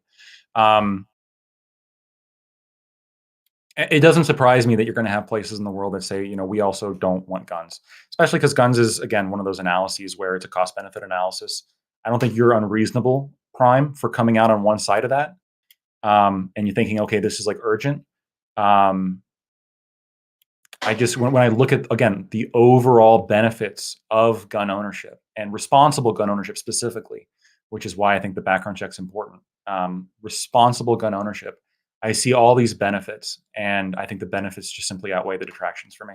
Sure. Okay. benefits? And it seems like so again we didn't get too far More freedom. into But you don't see that. Look towards like there's no benefit you've been able to point to so far. You said more freedom, right? There's not that, right? You'll say like the benefits been able to point to is recreation, and the recreation is a small subset of individuals who are like gaining from the recreation of it. Meanwhile, tremendous numbers of people are dying from them, right? So like the weighing and balancing here are just wildly different. What's the benefit? I've went through all of it, right? I talked about recreation. I'm talking about hunting. I've talked about self-defense. I've talked about protection from tyranny, But none which of those I will stand by. No, I will stand by that. I think all four of those, those are I guess the four that I can come up with on the top of my head. It feels like That whack-a-mole, when I right? think Like, when I think of gun ownership are particularly important to me. it feels like whack-a-mole. You'll figure out one of these is just dead wrong, and you'll be like, well, the other ones make Yeah, up for I it. no, Right? I don't think any single one of them has been proven to be dead wrong. What is the percentage through which you're like weighing the different ones? Like which one is which? Like in the case of the self-defense, that's obviously not sufficient. You already conceded that point, right? You already agreed on that it wasn't sufficient on its own. So like, what percentage of it is the self-defense? Well, I didn't. So hold on. I didn't say that it necessarily wasn't sufficient. I don't know what percentage the self-defense is part of my overall affinity to gun ownership. When I'm talking about self-defense, I'm not just talking about like defending your life. I think there's a lot of benefit that comes with being able to defend your property and being able to defend against people like coming into your home or people attacking you in the street. Like those things in particular, like being able to sleep with having a firearm and knowing that if somebody breaks into my house, like I'd be able to defend myself and my property against them. I think there's something like particularly good about that. And on the other hand, there's also the fact that I can go to sleep at night knowing that if somebody breaks into my breaks into my house, they might have a gun in their hands, right? So like there's a back and forth between that. Those two are just going to even out. Sure. I don't think they So necessarily even out, but I think that there's a reasonable that's a reasonable counterpoint. Why is it weighed towards yours at all? Well, So hold on. I mean, you're saying so because you're like just because there's a law saying people can't have guns doesn't mean people aren't going to get guns. Like on top of that, so like then you're There's just a decreased disarming the rate people. if you have guns. Yeah, if you disarm people, you have decreased rates in firearm ownership. A lot of gun owners who are like rightful, legitimate gun owners, they get their guns and then they get stolen by somebody who's a criminal because criminals break the law. Very hard to get a gun if there's no guns around. It's very easy to get a gun if there's a lot of guns around and you can just steal one. So why are we weighing it? Actually, like, why do we weigh it towards that? And before you answer, I just want to make it clear to the new people who are here. Since we've gone past 11:30 p.m. Eastern, this is bonus time. So if you have to leave, if you have something, then I don't want to think I want you to think that you're held here. So stick around if you'd like, but if you have to leave, that's okay. You can just head out. But go ahead, Lactoid. So not to get into another fucking study war, right? But like right away, guns used more often for self-defense than in crimes. Guns used more often for self-defense than in crimes is your claim. Yeah. Well, So you're not going to answer why it weighs more. You want to go bounce to some study or something you got somewhere? well, if it's used more, if it's like there's more self-defense, then wouldn't it weigh more than crimes? Okay, is it the CDC study or is it something different? This is from Washington Times. Yeah, is it the one that shows that it's National Crime Victimization Survey, 2013 reviewed literature by the National Research Council. So is it the same with the CDC site, or is it a different one? I'm not sure. Okay, do you know how many of those are used in self-defense broadly through just brandishing, I'll or are they link it. used to actually stop a crime? Well, if brandishing stops the crime, then that's a successful self-defense. No, so it's not going to be a successful self-defense just because there was brandishing. Plenty of cases of brandishing or somebody listen, right? So I'm moving goalposts to that. Listen. So just because somebody's brandishing a firearm doesn't mean that they're brandishing a firearm because they're actually in threat of a crime. They could just be Like, scared. if you pull out a and Nerf gun, like, could come just on, man. They could just be scared and pull their gun out. Like the constant fucking interruptions from the crowd who like cries constantly about interruptions is wild. So you can pull a gun out. You can pull a gun out even though you're not about to be victimized of a crime. The way you actually want to find the correlation is you want to see is there a decrease or is there an increase or a decrease in rates of things like, for example, violent crime when you have more guns in society. And we have direct studies on those. Causal studies that use like matching studies. Okay, I'm gonna head out. It was fun chatting with y'all, though. Bonk, we Take care. really Be well. enjoyed having you. I hope you'll come back in the future. Yeah, 100%. Yeah, I appreciated the conversation with everybody.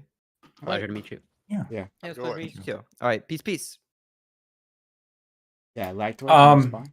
Yeah, I mean, so I guess don't think we'll to- see, no. on this I'll take care of it. oh god on this specific portion when we're talking about like self-defense is is a portion of my affinity for firearm ownership, and then what is the weighing within this one portion, what is the weighing between criminal proclivity and being able to be used in self-defense, and not, you do have like an association with overall homicide increase when you're counting, like, sure, gun ownership in specific areas is going to lead to more homicide. There can be instances of self-defense in which you can use a firearm that don't necessarily mean that your life is in danger, that I still think provides value to society. So one of the things that I think is justified is being able to use a gun in defense of your property, right? Whether it be your house, your car, or anything like that. Being like having the ability to do that, whether it be through brandishing, I think, I would count that as a valid self-defense metric. I don't know what to tell you. Like being able to pull a gun and like stop someone from committing a crime against you, from aggressing upon you, even if overall like deaths go up, like this to me still, like, even within this portion of my what explains my affinity for gun ownership. I'm telling you that it's not legitimate. I'm not telling you you can't pull your gun out, show it to somebody, like say, look, I've got a gun. That's a way of defending. That's definitely a way of defending yourself. But what I'm telling you is saying, look, I pulled a gun out, therefore I've defended myself. That's a non sequitur. It's not an argument. It's not an argument that works, right? Just because you pull a gun out doesn't mean you were actually in threat. It doesn't, and there's no way to find this. There's no way. Yeah, to know. there is a way. There's a way. And I told you the way, right? The same. We use the matching studies method. We use like Donahue and others. A 2019 study does it for overall violent crime, not overall homicide. There's another one that does that too, right? Well, no, but I would consider property crime to be like violent crime. Yeah, I'm talking about what's like normally considered violent crime, right? Like if you want to consider it violent crime or something, that's your own little special thing that you want to do, right? That's fine, right? I don't really care about that. I'm telling you, this study goes overall violent crime. If you want to go with overall property and violent crime, right, you can do that as well. And you can use the exact same method, and you can actually show a causation. There's actually a causal link. You could even show that there's like some kind of like fixed effect correlation. Just show it. Just like show it. Don't say like, look, guys, a lot of people self-report that they've defended themselves. People miss self-report self-defense because people can be scared in the moment and pull a gun out and brandish the firearm. And in reality, it was just some guy knocking on their window because he's like a crazy homeless dude or something, not somebody who's actually threatening them. So this is the concept of how I'm imagining it in my head, right? So the question is just like, again, so we have like 1/4, I suppose, of the reason why I'm in support of an affinity for firearms. I have an affinity for firearms within America. 1/4 of which, 25%, let's say, is self-defense, right? And then very rationally, we're going to look at the comparison between self-defense and crime within that quartile. I'm willing to be moved, where although I think it is like maybe it's the overall value of this quartile is actually like 60-40 in your favor, where the overall violent crime increase is reduced, I suppose, in severity in my mind by like the overall amount of self-defense usage by firearms. And so like let's say it's 60-40, even if that's true, that doesn't necessarily mean that like, okay, now the crime association with gun ownership is sufficient enough to overcome the other 3 quartiles that that I guess explain why I want gun ownership in America, right? Including like recreation hunting, protection from tyranny, et cetera, et cetera. So I mean, I'll here's what I'll do. I'll go through all the evidence that I've been able to find on self-defense usage of firearms. I did look at several RAND analyses that did show there was an association between gun ownership and violent crime, specifically how the homicides is like the main point they're taking a look at, which makes sense because if gangsters get a hold of firearms and they kill other gangsters, you're going to see overall homicides increase fairly substantially. But the exact percentage win of either side to the other side, I don't know. I just don't know what the answer is for that particular quartile. So the thing about these studies is that if we look at overall violent crime, not homicide specifically, yeah, I agree, it is also the case here too, but violent crime is much broader and obviously it's going to capture more of what you care about in the case of the self-defense. If we see that in overall violent crime and property crime as well, if you have that data, right, like this is part of your argument. If we say that there is actually just an increase, then the amount of that increase is the amount through which we care about. We care about taking that, comparing that to these other 3 factors, ignoring the self-defense entirely at that point, right? The self-defense is now being controlled out for. We've gotten just the amount that's more, just the amount more that guns cause, just the positive, Sure. just the Yeah, positive violence. If we just take a look at that, yeah, exactly. If we take a look at positive violence, take a look at how many more of these deaths are being caused by that, and then go ahead and compare that to the factors that are things as minor as the recreation value and the hunting value, which is kind of just the recreation value again. And the what you had 4 there. You had the gun control, you had and the defense against tyranny, right? Mm-hmm. And we see that there seems to be like no correlation in defense against tyranny. It seems like it actually makes us less able to defend ourselves. And in the case of these last 2, they're just recreation. They're recreation and recreation by shooting things in the woods. Then it seems like there's not really a strong argument to have guns anymore.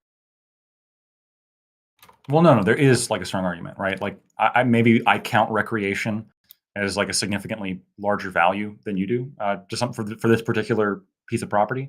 One example could be like alcohol use, for example, like causes a tremendous amount of despair in a lot of regards in America. But I'm not in favor of illegalizing it. For first of all, just like I think there is a right that you have to bodily autonomy and property ownership that the government needs to surpass a specific barrier in order to infringe upon. So there's already sort of like a preset bias against taking away people's property. But when you have like a reason why people use these items non-criminally, right, for recreation, same thing with alcohol, same thing with marijuana, same thing with a whole bunch of other things, right? Like that's a significant weighting because that's the vast majority of gun owners. So like responsible gun owners, like they're not doing crimes. Like the vast majority of them are just using these guns for valid recreation. They're using it for hunting, which can be recreation, but it can also be food supply and ecological protection for a lot of places, right? Hunters in particular are particularly good for the ecology in specific states, especially states suffering from CWD. and protection from tyranny, which again is ultimately the reason why the Second Amendment exists in the first place. These other things besides self-defense are significant for me, significant enough that in my calculation, it makes it continue. It continues to make it worth it to have firearms, with background checks being I think a reasonable compromise. Like universal background checks, we don't want people with violent felonies getting guns. Seems reasonable to me. Let's try to introspect on the recreation aspect, right? Let's try to imagine if nobody had guns and instead they had to do other shit, how much less fun would things be? Probably a little less fun, right? Like obviously people are picking the guns because they think it's going to be at least more fun than the other things could be doing in the same time. But the guns are not that much fun in comparison to how much fun somebody has over the entire course of their life. So every single human life that's lost is a lot of potential recreation that's lost. So all of the fun of a gun, right? How much fun you're getting from that can be greatly outweighed by a human life. So the amount of individuals you'd need having fun with guns, having fun with firearms to outweigh a human life, it's probably a lot of people. Probably a lot of people would have to be enjoying a gun before it's the case that a human life is worth sacrificing for it. I think a lot of people do. Yeah, Corey? so can I put a hypothetical on the table? Whether this actually happens in, 10, 20, 30 years, I don't know. But let's say we get to the place of like fully immersive VR. And now you can just go in and, hold the gun and you can shoot whatever you want. Does that change the calculation? Like now you can get all the pleasure virtual, like think of it like fully immersive. Does that change the calculation? Now it's no longer, you can get all the pleasure effects in a virtual setting. And it's just now you just have your remaining justifications. You can of, like, shoot all the minorities that you're hard. all the Yeah, rattlesnakes. I don't know how to deal all with the matrix arguments. rattlesnakes. All the deer. I don't know how to deal with matrix arguments. I think there's like a value on I guess genuineness Well, of, I'm not of like an memeing. object. Like I don't know if we'll get to fully immersive, but I don't think we're super far off of like the stakes a are pretty close simulation of shooting guns in VR. part of the recreation is the stakes, though. Like you're actually like going out, I'm going hunting, or I'm shooting. Like like the danger factors like does factor in some. But it's also like learning how to handle a live weapon properly, as opposed to like, oh, I know this thing's not gonna hurt me. If you want the danger, just put on the VR headset and just like wander I'm around saying that you town. Like yeah, like, you Yeah, get I all mean, the danger there. I mean, it's a different kind of danger, but I mean, part of it is that like you have to factor danger in. I mean, and, like, is that the people most that have- adrenaline? I could get hit by a car at any second. I mean, you can dodge a wrench. You can dodge a Yeah, ball. I like, guess. I mean this. Yeah, I mean obviously that's just a difference in values, but like if you just yeah, fair enough. If you value just like the danger of going out and shooting things. I mean, that's not just the danger. Sure. I think that like it's the like knowing how to use a proper firearm is important. I feel like one of the things that people talk about is like, oh, well, I feel like gun education is fairly low. I feel like people that have higher gun education, they commit less crimes and they commit, like less violent acts, or there's like less like accidental shooting, suicides. So I just feel like gun education can help a lot of people. So I feel like that's something to be said when that can be part of the recreational fun I mean, I'm sure that'd be the case. Like, I can't, like, you won't catch me saying that having less education is a better state of affairs, right? Like, if we had more education on how to handle weapons, how to properly store them, that would make a difference. You're 100% right on that. There's no way I can disagree. But I like it. That doesn't remove the incentives people have to carry out gun violence, right? It doesn't remove like if you're a person who was less resourced, and you need resources, well then a gun can help you get those, right? And or if you're a person who's just like, I don't know, violently inclined or whatever, and you need to win an argument, well, a gun can help you win that argument real quick. So like I hear you, and I think that is a path to like get like the population more comfortable with guns and to make sure they all understand like how to properly handle a weapon. But like I don't think is anyone under the delusion if that we did institute that policy that we would have a massive drop off in gun violence.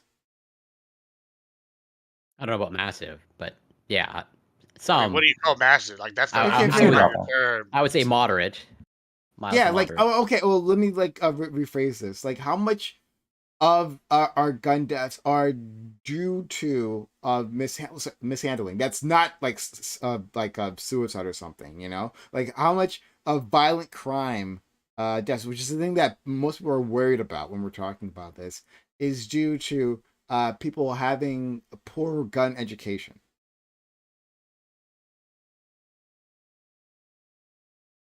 I don't think it's going to be. I think accidents, gun education is going to be really important for accidents, but for specific like gun crime, I don't see how like gun education is really going to be. I think more people would be comfortable with guns, so thus there'd be more gun ownership, which would decrease crime. Because I think the government should just start issuing guns to everybody, and then if everybody has a gun, nobody's gonna want to go around shooting people because you're just gonna get shot. It's like perfect problem solved. Yeah, I don't know. I think, and this is my theory with the background checks thing, which is that like people with concealed carry licenses are less of a proclivity to commit crime than the general population because of the background check, right? You're controlling for two things. You're controlling first for a group of people who can pass a background check, so you're already going to get a group of people who's less likely to commit a crime, and then you're controlling for a group of people who respect like the law and the process enough that they're going to go through the process of getting a concealed carry license as opposed to just blowing the whole thing off and just saying fuck it. I think if background checks were universal, right, we're already okay. Now for ownership, we're controlling just for people who don't have crimes. Seems like pretty reasonable to me. I think that would solve most of the problem. I'm not sure about most of the problem. I think it would solve some of the problem, but like, you know, as our friends on our 2A friends like to remind us that criminals don't follow the law, and so they could, you know, take those guns and or like pass a background check or find someone to pass a background check for them and then give them the guns. There's all kinds of ways they can get their hands on the guns. So then that would be then there's more talk of lowering the amount of guns that are available, right? Well, look at like democratic countries that have like conscription for 2 years, like Israel or like Switzerland. They have required conscription things, and so these people have a high level of education and they have a high level of gun retention afterwards. They're almost the entire populace is armed, right? And they have very low inside the shields, like inside shootings within the populace. Whatever. Israel's got other problems, obviously, but Switzerland's a good example. They have all sorts of people that have guns, and they're not having these issues. And y'all want to sit here and point that's an outlier? Well, I think that's an unfair assessment because I think it speaks directly to a correlation between the gun education and the comfortability around firearms, throughout the whole society. I guess I would look at how equal economically that society is because like I talked about the what I just said previously is the incentives to commit that crime. Part of the incentives is if you're less resource, you need resources, use a gun, you get those resources. Um so is there are they more equal economically? Or do they have safety nets to keep people from turning to crime? Because I imagine that would have a larger effect on that and crime in general than the guns themselves. So then you're admitting that it's not the guns that are the issue, and you just want to treat a symptom of the bigger problem, which you can just have the exact same amount of crime with less people able to defend themselves. So I understand. So it's not the exact same amount of crime because there's also the mentally ill that get across the guns. And like I also said, the other thing I said was when people want to win arguments, right? They get a personal confrontations and then they use guns, especially when you're have guns in the hands of young individuals who got to prove themselves. So like no, they're absolutely and guns make that happen. Like guns make those deaths, make those the maimings. That makes that happen. And so there wouldn't be like the if you uh if it wasn't just for the resource conversation, there would be no gun deaths. That's simply not the case. We see that all the goddamn time.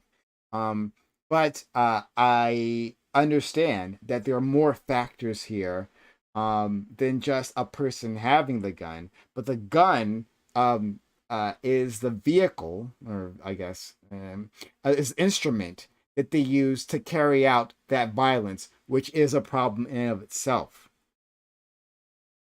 I hope that wasn't too confusing. That I kind of rambled there. If that was confusing, Yeah, then I do apologize. just a summary, just so I understand, is you're saying that the gun's the tool, and that you can take if you take out the tool, it's going to stop all the other stuff, right? Because that's the Well, catalyst. if I mean, if we did take like just have no guns, and there would be no gun violence. Well, that's sure. But I remember in this conversation, I haven't been pushing banning all guns. We haven't got to my prescriptions, right? We haven't really gotten a chance to do that. What I was simply saying is that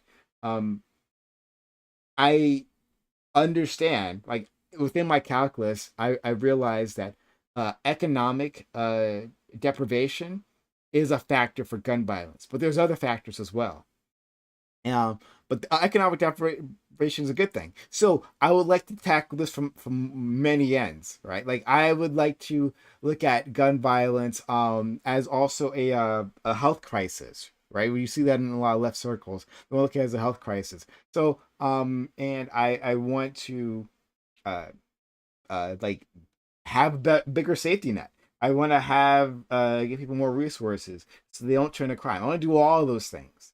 But after that, after we put all those things in place, there's still going to be gun crime, and we're not. And we're not going to do all those things that I want in this country. It's simply not happening, at least not anytime soon. So we're not going to do all those things. Gun policy is a place to start since we can't take care of those other things. As in, like, yeah, since we can't address the root problem, like, yeah, addressing a symptom that has mass casualties. Better start there. Corey, how does it feel that your country's banned pepper spray? Are you okay with that? Yeah, no, I've made it clear when we had the conversation. I think that's, well, first of all, Lactate, our country, get that clear. No. I'm like, yes, I agree. I hate like every country except for 2 countries. Okay, and one is like, okay, the other one is the best for sure. Canada, yeah, you should be allowed to carry pepper spray in Canada, and I'm not proud of that because I've had these conversations with people that like they're concerned for their safety, understandably, and they have no real means to protect themselves. Really? What are your top 2 countries? Me? USA number 1, Sweden a distant second for personal reasons. Everywhere else. So soy. Worst Scandinavian country, L. In some ways. Okay. All right. So we just leave it there. I think we've like found a we found a stopping point. But I really enjoyed this conversation. It was a lot of fun. Hearing different points and bring in data, which was really interesting. Forcefully bringing in data, which is how Wasn't we do me. it on Twitch. But yeah, this has been great. And we'll continue on for Open Walk on panel. So if people want to stick around for that, that'd be fantastic. So we have more content for you. So no need to go anywhere. Well, I'm gonna give an outro first, though, to these amazing individuals who made this happen. We'll start with our friend before that, money. Support the channel with money. Support the channel with money. The money helps, so that we can keep doing this. So consider a sub to the channel, getting bits, gifting subs, using hype chats, super chats. If you're out there in Twitch land, YouTube land, that's a huge help to this. So if you like what we did here, if you found it enlightening or infuriating or any of those things, then consider helping us out so that I can continue bringing this. So back to Lactoid. Lactoid, thank you for coming through. This is a lot of fun. We got to experience both ends, right, of the debate spectrum, and we're at first we agreed and then we disagreed. Love to see it, right? And as always, Lactoid presents his points in such a logical way. Like I was just thinking about this, right? Like I rarely, I think, at least I think I rarely try to dunk on my friend Lactoid, right? One, because I just don't feel like it, and two, it's like difficult because even when I like vehemently disagree, he like constructs his argument in such like a logical way. It's like hard to just like demolish it, right? Like throw out that one liner and then mind blown, you know. So, but I appreciate that about my friend. Thanks for being here. Yeah, thank you. I mean, if you can dunk on it, if you can dunk on me, do it. You know, I come here. He's You know, 7'6". So you well, can do yeah, it. I'm 7'6". No one can argue against it. That's true. Gloves off. I dish it out, but I can definitely take it. So, I want to very briefly summarize my position here by talking about a recent event, or I guess recent example that happened in American politics, where we had a mass shooting, which is tragic, and it happens. And it just so happened that this time the mass shooter happened to be trans. And I saw a bunch of people on Twitter who otherwise were pro Second Amendment saying such horrific things as denying trans people their constitutional right, Second Amendment constitutional right. I think today's panel was particularly potent because I was able to demonstrate how, yeah, I support trans people's legal rights and I support gun ownership. So I follow a very consistent theme throughout my entire life, and I was happy to do that again today. Thank you all so much for talking with me. You're all fantastic. Bunk was great. I know we had to leave a little bit early. Synth, thank you for fighting with me as always. Corey, thank you. Gibbs, we're fighting the good fight, brother. I always got your back. And Prime, thank you so much again for having me on. If you guys liked what I had to say in the audience, you could find me at Lactoid TV on Twitch, Twitter, and YouTube. I agree with the Twitter take given by our friend Bunk. So yeah, I appreciate it. Absolutely. All right. Shout out to our friend Lactoid. Please go support him on his channel. And one, if you disagree with me, well, that's a good place to be. It's on his place. But if you do agree with me, do what I do regularly. And expose yourself to those who disagree. It will enrich you. I can guarantee you that. All right. Let's go to our friend Admiral Gibbs.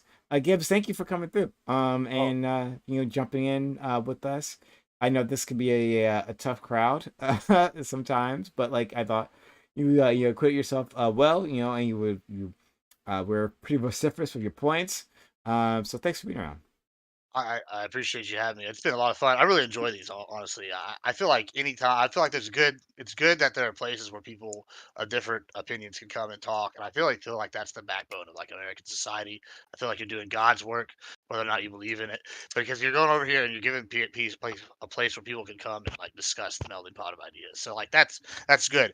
But yeah, as for me, I'm Admiral Gibbs. You can find me on everything as Admiral Gibbs, basically.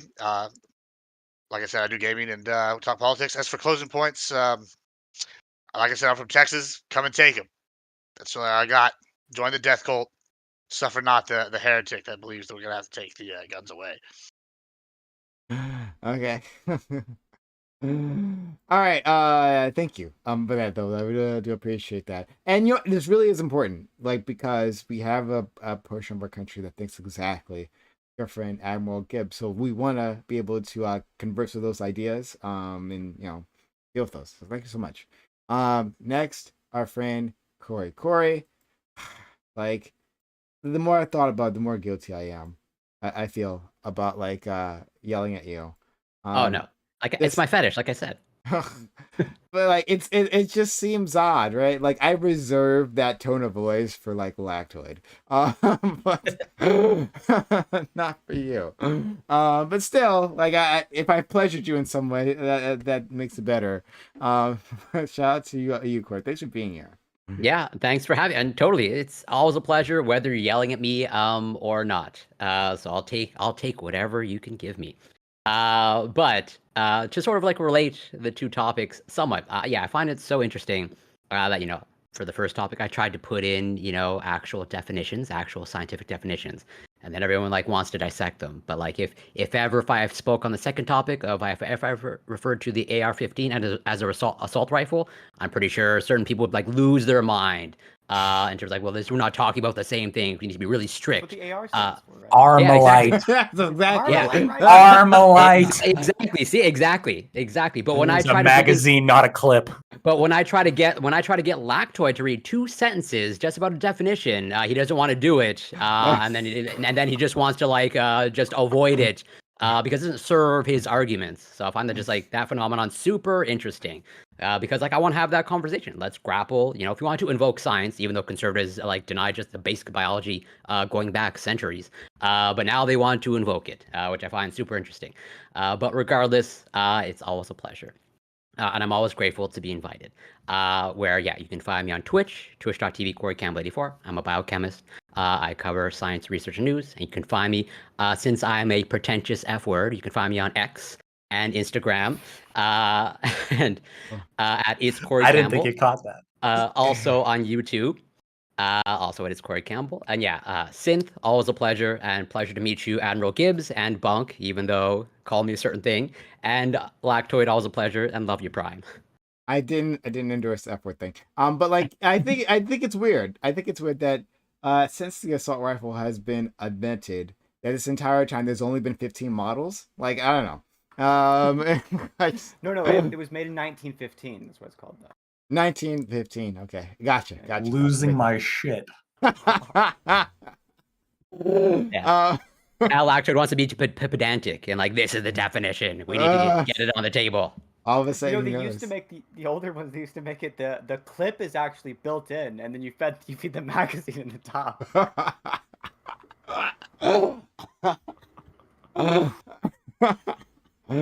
I love to see it. Our friend Synth. Thank you. Synth is fantastic. I'm always prepared for like a great conversation, especially when I'm like catch Synth's interest, right? No, you're gonna have a great conversation. He comes here ready to swing, and then he also was so kind as to help us bring in someone else. So Synth brings a lot to his community. I always gotta acknowledge that. Thank you so much, Synth. I really enjoy being here. It's super fun. It's also super fun to have Lactoid here because for some reason I can get away with being like really, really mean and screaming at Lactoid. I should have been muted hours ago. I should have been muted the moment I started. But because it's Lactoid, you can do whatever you want. For some reason, I do love having Lactoid on the panels though. Genuinely, it's cool to have somebody who's like got a different view than the standard. It's also really cool to see Gibbs here for the same reason. It's really cool to see somebody who's like willing to argue against this, I guess you could say like the standard Twitch view at this point, which is sort of like this, like either Vosh's or Destiny's view on most topics, or just like whatever the left-wing view is, just be a Democrat, and then you've got like the acceptable view. It's really cool to see somebody who's like arguing against those points. It's also cool to have Corey on my side because Corey is super smart. But you can find me on YouTube at youtube.com/synth, SINTHE. And I'll shout out Bunk. They say they don't call it X because... Are you allowed to say the F slur on Twitch? If you are one, you're allowed to say it if you are one, right? Yeah, probably. I wouldn't fly that close to the sun. I don't know. Well, don't worry. Regardless, Bunk has the pass. He's allowed to say it. He's definitely a pretentious F slur. No, he was directed at me, I think. That's so. Is it like the N word kind of, or like is that same concept? Is that yeah. You have to drop. You can't have the hard T on it, and then it's okay. You can. Yeah, but you know where to find me. YouTube. I never upload anything, but try your best. Synth, what's your I feel like I just you've told me before, but I don't know. Like, what's your gender orientation? Like your pronouns in the. I'm like a early transition trans woman. It's no big deal. I'm like they or she are preferred, but it's not that big of a deal if you get them wrong. Okay. All right. Okay. I feel like I should have taken that into account. It's totally okay. Like earlier. But, yeah. Okay. Fair enough. Prime, you fucking transphobe. I'm a fucking transphobe. I think I proved it today. I think there are plenty of clips that you can farm that proves that Prime has had that mask going for a long time. But all right. But thank you so much, Synth and everyone else here. We are going to go into an open walk-on panel. Anyone here can join us, but if not, that's okay. Thanks for your time, your energy, your knowledge, and your passion, my community. I know they appreciate it just as much as I do. Have a good one. Bye, everyone. Bye. I've got a really busy schedule. Okay. All right. All right. We have transitioned. Yeah. So that was a lot of fun. I enjoyed that. Those we had the smaller panel. But we got a lot done. I think so, we got in the morass of the studies wars. The research studies wars. That was that definitely slid down the conversation. Not that it's not important, to like show data to prove your points and all that stuff. But like, it's yeah, it definitely slowed things down a bit. There are more players that want to take that conversation than we were able to do, but that's okay. That's okay. But like all the participants were really enjoyable, and interesting points of view, and yeah, it's kind of what we're here for, right? So I shout out to everyone who participated. They were fantastic. Yeah. And anyway, well, we'll expect your open in chat. We'll see. We're gonna wait around for a little bit, see if people want to come and join us for a conversation. We get enough people. Then we'll do an open walk on panel. That's me right here. It's me. This is my face right now. Oh, not my face. It could be mine. It's brown enough. Wait, that's matching brown. Sometimes. Yeah. But yeah, that's me right there, right? If you want to join in, there's instructions within the chat. Come through, join the Discord server, and go into the waiting room and all that stuff, and have a conversation. Either on topics that we just discussed or anything else you want to discuss. So that's up to you. So we'll see. We're going to give it a little bit, and we'll see if people want to join. If not, then we'll send you off. All right. Let me see. What are we going to talk about? That the discussion that we had earlier, at least, about like the burqa. I think it's an interesting discussion. Like I'm not religious. I am not. I just don't swing that way, right? But I want to make space for religious freedom. But like then there's the idea of like, well, is this a tool of oppression? Like our friend Stardust makes that because she's from a Muslim background, and she makes that claim that it's a tool of oppression. And it's hard for me as a leftist to argue against that. Um all right, just gonna type something.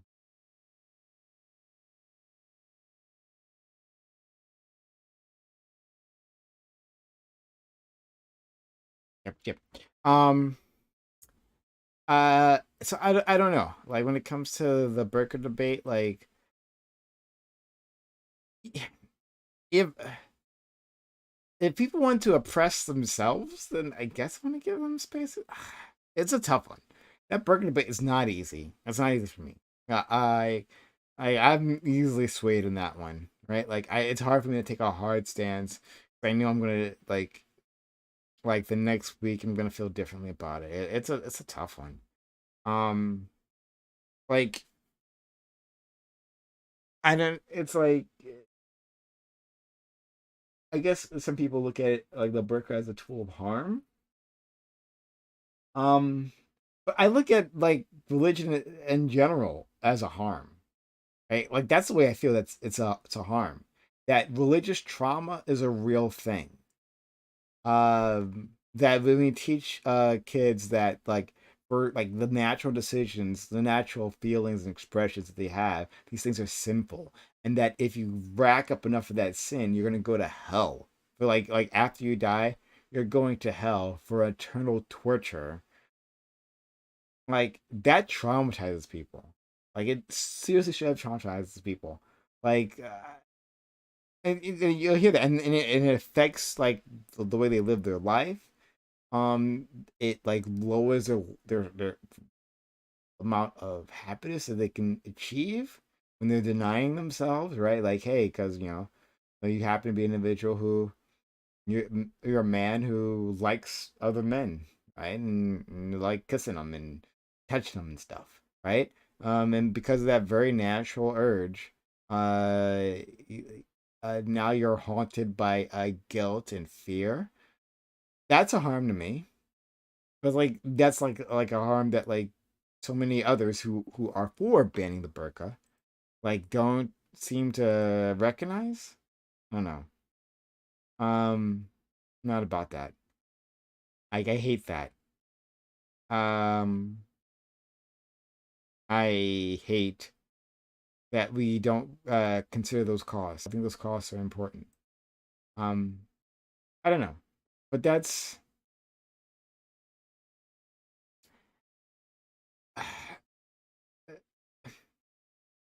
like what like it gets back to what we were talking about. It's like these the push and pull uh of priorities, right? What are the priorities that you want to advance within society, right? Like what are these priorities? Is it like religious freedom? If it's religious freedom, then I guess like it answers itself, especially it's not religious freedom not hurting others, right?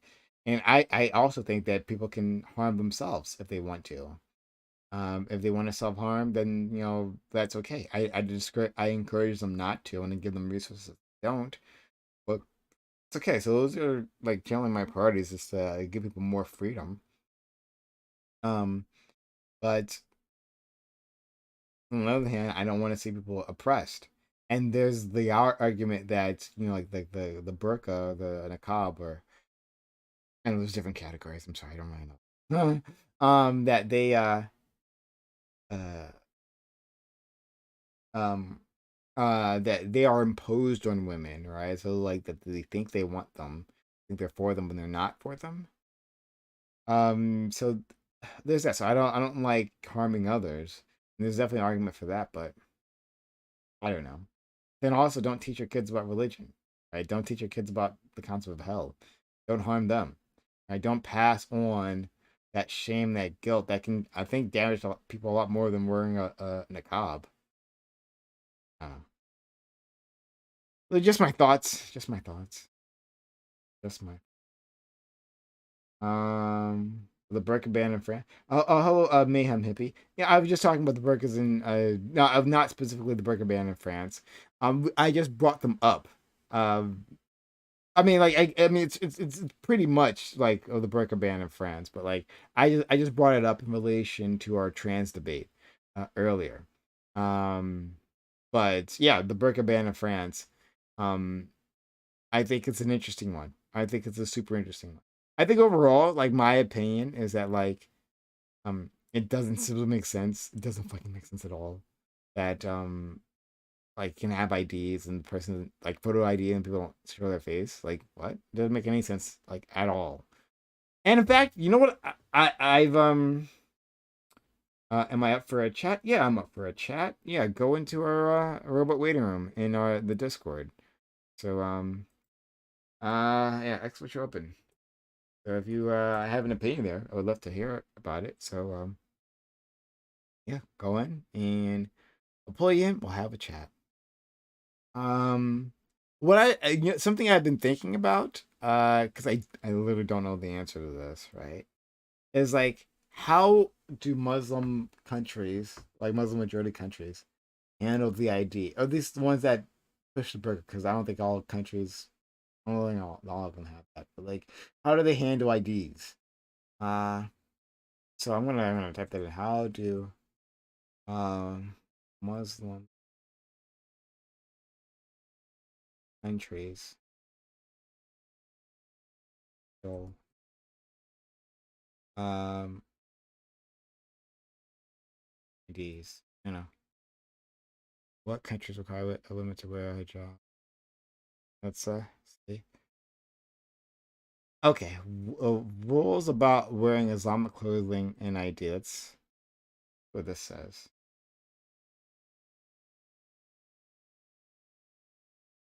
Let's see. Can Islamic clothing be worn on official ID photo? This might be talking about in a Western context, but I want to take a look. Oh, okay. Our friend Dream is here. Let me 1 second, Dream.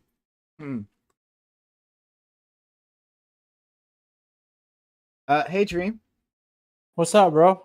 Hey, buddy. I'm glad to have you here. How are you doing? I'm great. Hey. And we have a new person here. Mayhem Hippie. Hello, hi. Hey, how's it going? Fine. Hello. We're always happy to make new friends here. If you have a camera, feel free to turn it on. If not, that's okay too. Let me get you guys on, guys and gals on screen.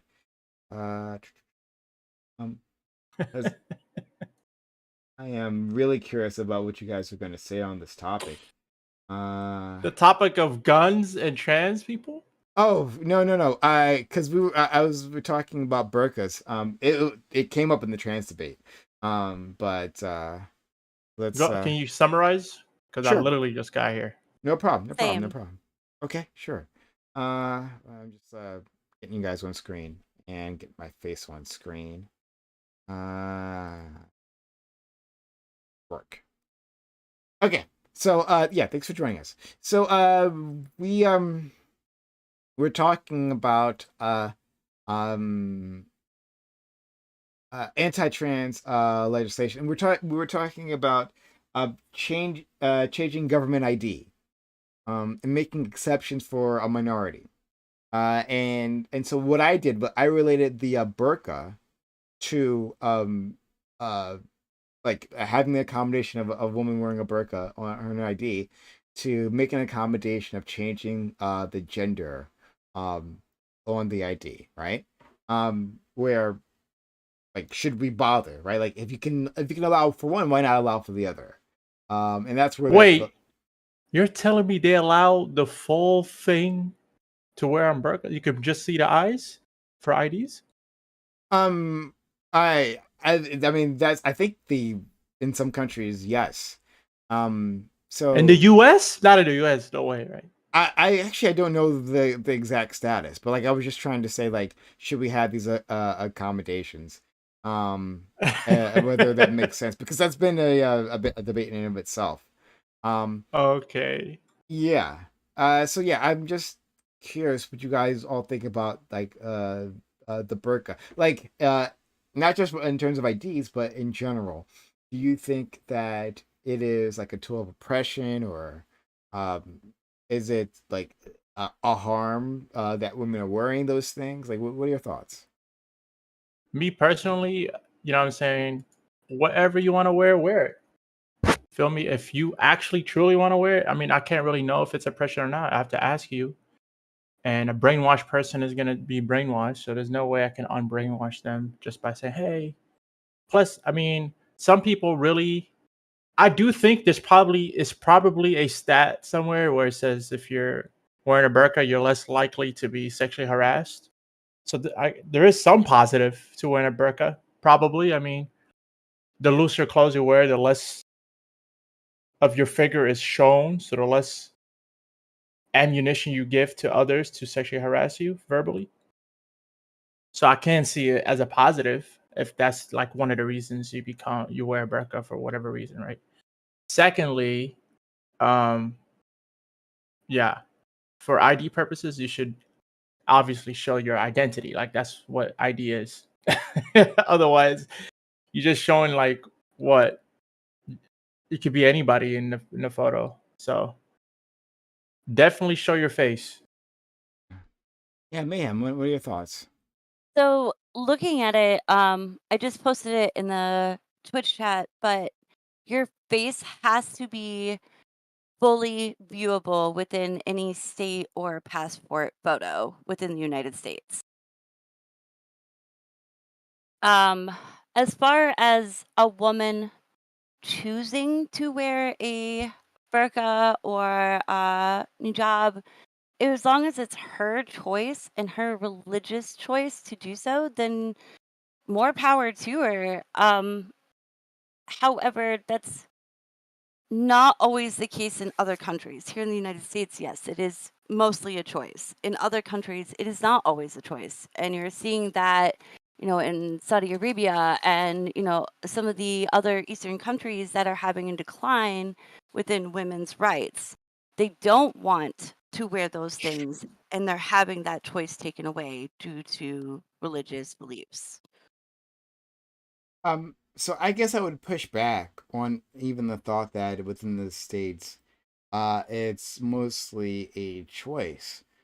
Because within these Muslim communities, there is pressure, like pressure from the family, and pressure from like people that matter to you most, to wear these things. Um, and like if like I agree, like in general my thoughts is that if it's indeed your choice, then it's fine. We have a person who comes on our other program, All Black Everything, on Thursdays, check it out, who wears a niqab, I think it was one of those. But I believe it's a niqab. Is it a full face with a full face veil and everything? Yeah, face veil and the whole thing, yeah. That's a niqab, yeah. Yeah. Okay. Yeah. So she wears a niqab, but she like is a recent Muslim convert. So like it seems to me that if anyone's gonna be doing it freely, it would be her. And so great.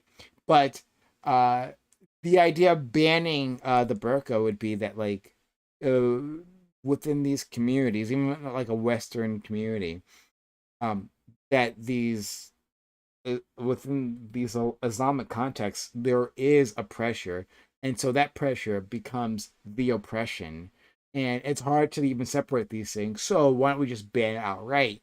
That's not a problem. So, would you say I understand that there's a certain amount of family pressure, but that happens among families in different aspects. So, that's not necessarily a lack of choice, but more of a personal, what's the word I'm looking for? A personal pressure. Like that's a perspective. That pressure might not be there for everybody. So it basically comes down to that family unit. Are they pressuring that person and taking that choice away? It's not that their choice isn't there. They have the choice to walk away from their family and tell them, no, this is not what I want in my life. But you're right. That's not generally what happens. They fold to the family pressure and do what is expected of them. I'm a little. I think it's pretty obvious. Like this conversation about obviously if it's consensual, let it happen, and there's just no way we can know whether or not anything's truly consensual. Besides asking them, and even they can just lie to us. So, what I'm really more interested is like what did people actually say during the conversation, the reverie about uh this and the trans debate? Like, how did this relate? Them saying that, what did they actually say? What was their arguments for? Oh, so I was the one arguing that if we allow for accommodations of trans individuals to change their gender marker, um, uh, Oh, then we should allow for accommodations for our Muslim friends, or to wear the burqa, right? Like we're making accommodation for minorities. oh. Yeah, So others were making the argument that the trans people should be allowed to change their gender. Yeah, monikers on their IDs. And you're just like, yeah, okay, well, if they can do that, why can't Muslims yeah. I wear think hijabs? I think it comes down to a safety issue at that point because think about it, your ID gets you into 21 plus, 18 plus locations. It allows you to buy certain things that you don't want going to minors. So I think being able to see your face and having that ID, it becomes more of a safety issue. Just like your passport. If you couldn't see the face of the passport, you could be anybody under that hijab or um, the burqa. Like, I think it becomes a safety issue at that point. Yeah, but I guess like if society can make accommodations for others, that um like, why don't we find a way around this, right? Like, if it's simply a safety issue, then okay, why don't we take other measures and put them in place for that? Like, what? I don't think your ID is supposed to say your gender identity, is it? Isn't it Mine for does. like your does? Yeah. I thought it was supposed to be your sex. Because that's what mine says. It says sex.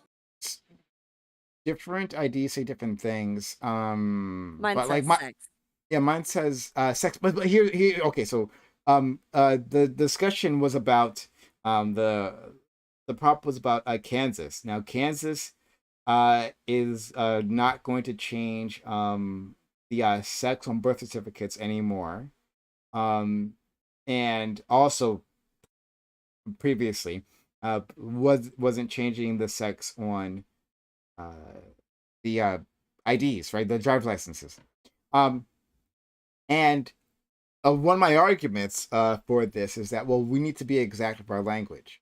That if we're talking about sex, then like it should be what the sex is at birth, right? So or For your identified life. sex, yeah, male or female, right? If we for our IDs, I'm fine with gender being there, and being man or woman. That makes sense to me, or M or W. That makes sense to me.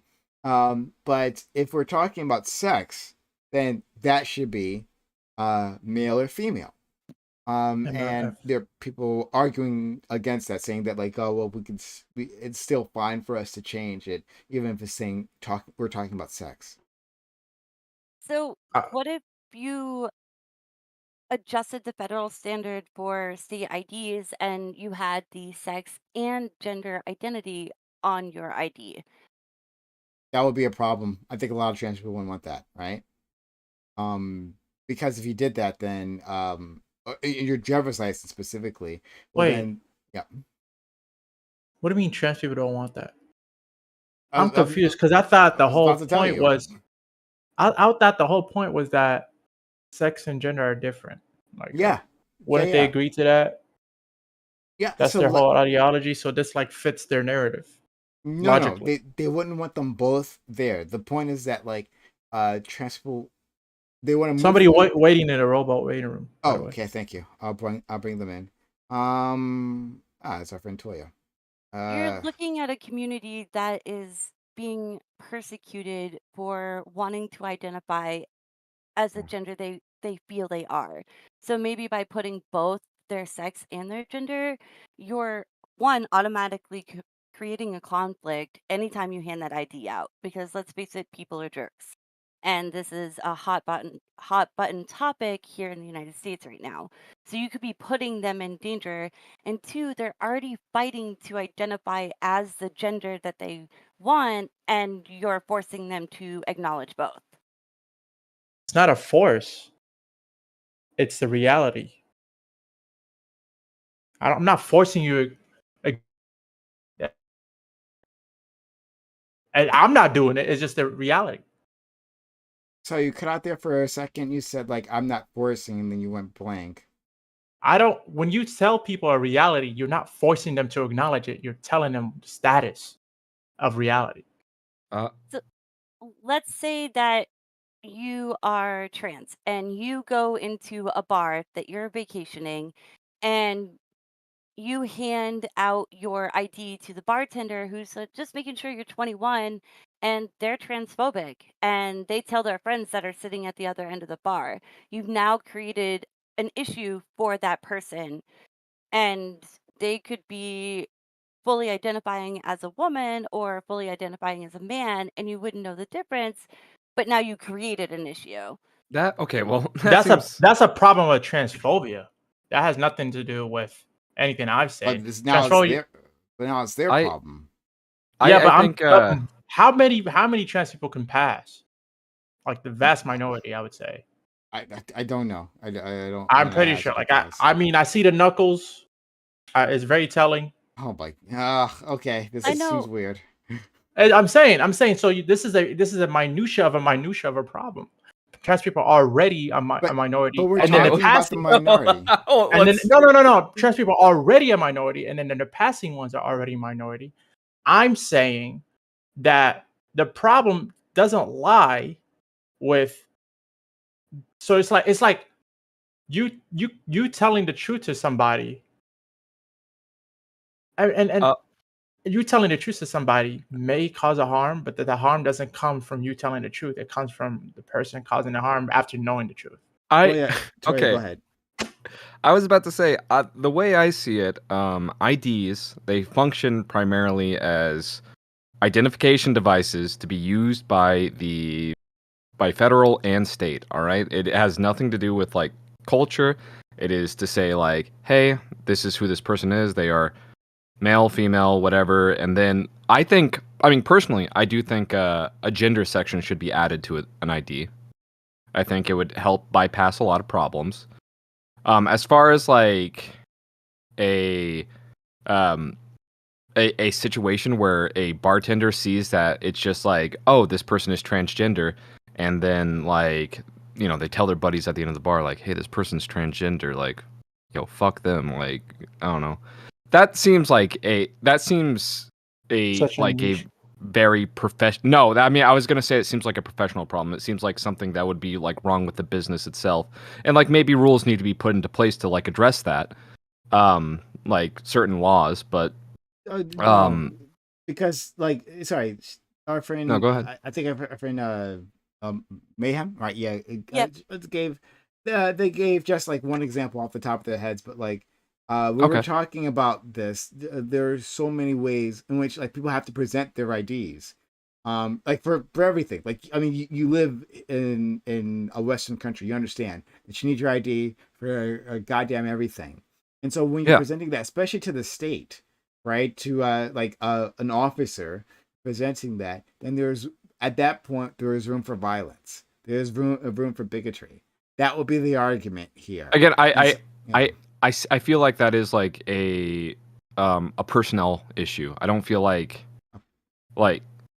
if a officer deems it like correct to like enact violence based off that's not a like rule issue. That's a personnel issue. It's like having race on your ID, right? And then you're like, let's say you're racially ambiguous, and then on your ID it says black, and then you're black. Let's kill you. I mean, that's not the ID's problem. That's the nigga that wants to kill you. I'm not saying that like, I feel like as of today we do have a personnel issue that needs to be like addressed because like there's some officers who act kind of buck wild. Yeah. So, but like this. Oh my, like it's interesting. Well, I'm sorry. It's interesting that I'm arguing like both sides of this on the same night. But like, yeah, I'll argue the other side of this. That's crazy talk, right? So like, instead of just making the simplest change, right, to help lower violence, and just making that change on the idea to have like gender rather than sex, I think, which makes more sense. But like, just have gender there, and to say that matches with your gender expression, to avoid violence. You're saying that, okay, like instead, I guess the solution is to retrain or fire all the cops who may have a problem. You have to like root them out. Like, sure, I would agree that's a goal, right? Like for racial justice activists, that's a thing they're talking about. Reform the police? That might be a good idea. But to say that instead of having simply just your gender expression on the ID, instead just reform all of our judicial system, and that'll solve the problem. Sure. Brian, I mean, do you think there's do you think there's issue with having more information on the mandated ID, federal mandated ID? Do you think there's a problem with having just more information on there?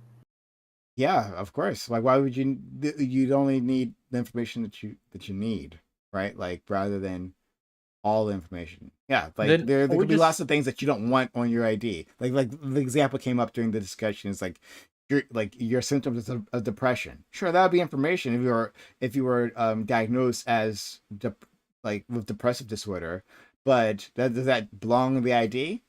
No. Okay.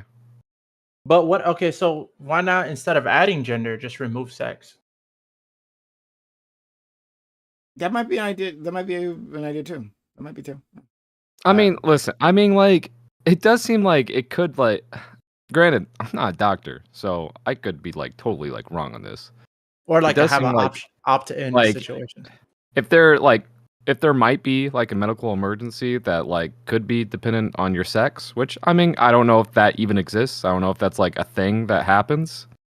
I mean, I wouldn't just it be kind of important to have that on there? We discussed that in the last panel as well. And My bad, sorry. the no, it's fine. No, it's fine. No big deal. But like the utility of if we're going to have it on, right? If the information is going to be there, the utility of having that match your gender expression and not have sort of conflict, some sort of obvious conflict, that utility far outweighs like the extremely niche situations where like this person is like incapacitated and there's no other way to figure out like the that's important not information, niche. and then it is absolutely is niche. It's not no, No, it's because not. And beyond that, emergencies happen like they all the time, every actually, day. yeah, some emergencies indeed happen all the time. But like Every day. as was stated previously, like doctors check this information, right? So like by running tests, that's how you. Why would you need to run tests if it's like you don't? That's a waste of time and resources So- instead of just looking at the okay, ID. hold on. I'm not sure like necessarily Running like there's I don't think there's going to be like a lot of surgeries that are necessarily like sex intensive, but like maybe there could be like drugs they administer to you, right? Like that they prescribe to you that would be important to like be based off sex, right? Yeah, the Because- calculation needs to be Well, made and for sometimes- anesthesia, especially. Sometimes with certain state laws, like I know New York State, as a woman, I cannot be searched by a male cop. It has to be a woman cop. So it could affect some state laws as well. So, because if you get frisked, if you're That's so trans sexist. man, it is, but that it's also for protection of women because It's as we're, sexist. I it's not can't. It's I don't wanna absolutely be searched by a sexist. man cop. Then request that, but for it to be law without even your permission is crazy. It's crazy sexist. It implies that men will always be sexual aggressors. In my perspective, they generally are. Did you hear what I said? Always, not generally. The law implies always. So even without your permission. I could see that, but at the same time, like You think that's I a good thing to tell the world, tell the state that this or city where this law is intact? Guys, men are inherently going to do something wrong to you. So we're going to protect you without even you asking for help. That's no, crazy. That's not crazy to I don't you? think that's what it implies. I Go think ahead, it ma'am. implies that that the law is looking out for me because Based on an immutable been at it- characteristic. Let her get her point out, please. Go ahead, ma'am. when dealing with male cops, which I have extensive knowledge on, personal knowledge, 9 times out of 10, they are aggressive and they violate That's boundaries. cops. That's cops. Welcome to cops in general. Hold on. So who else is Dream, going to be let her go. legally searching you is a cop. So That's what I as said. a- It's cops in general. It has nothing to do with being a male. Come on, Dream, knock it off. I want to hear what she has to say. Please stop it. I don't have to mute. All right. She paused. Mayhem, So- go. So, as a 16-year-old girl, I got pulled over with some friends. We were out driving around, and there was only men over the age of 30. Male cops. They can't search a minor legally. They couldn't get a hold of my mother. The only way that they could search me, according to New York State law, was with a female cop because I was a minor. Okay, so as a minor kid, do I have the should I say, hey, I don't want a man to touch me either?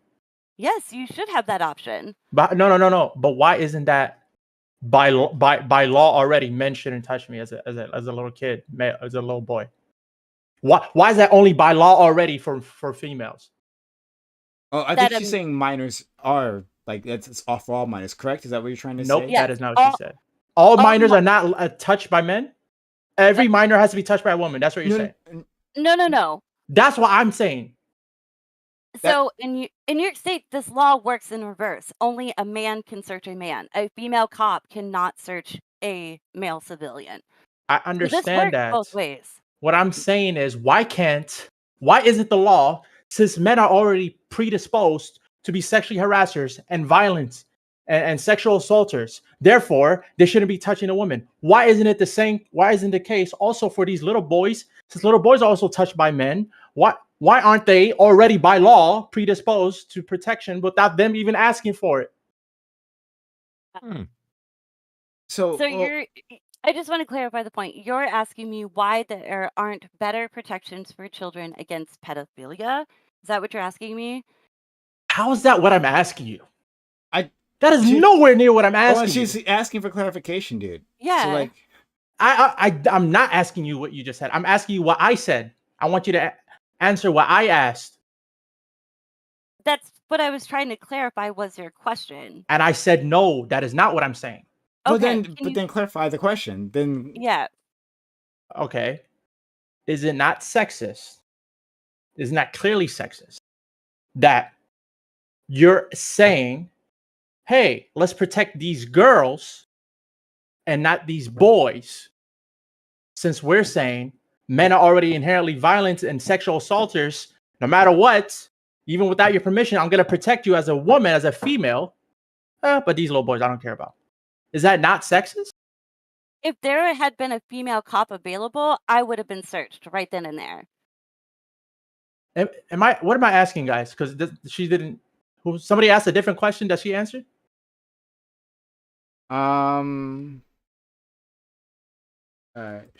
sorry. I think Right. I think an interesting question to ask is, do you think like maybe like putting that rule in place would possibly like hinder like police department's ability to search people in a reasonable manner? If like say like a certain section of a certain city is just, doesn't have that many female cops, what happens when there's like no female cops available, I guess? Who are you asking that to? Open question, I guess. I Nobody's personally specific. have not been searched the 9 times there was not a female cop available. Really? Yeah. Okay. So what happens then? They generally let me go because they can't search me to find whatever is on me because it was usually weed back then. It wasn't legal.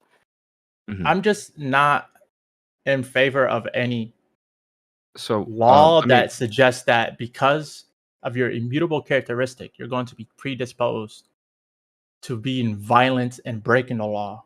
That's just insane to me that any city, county, state, country would have this law in place. It's insane. I don't think this is so insane.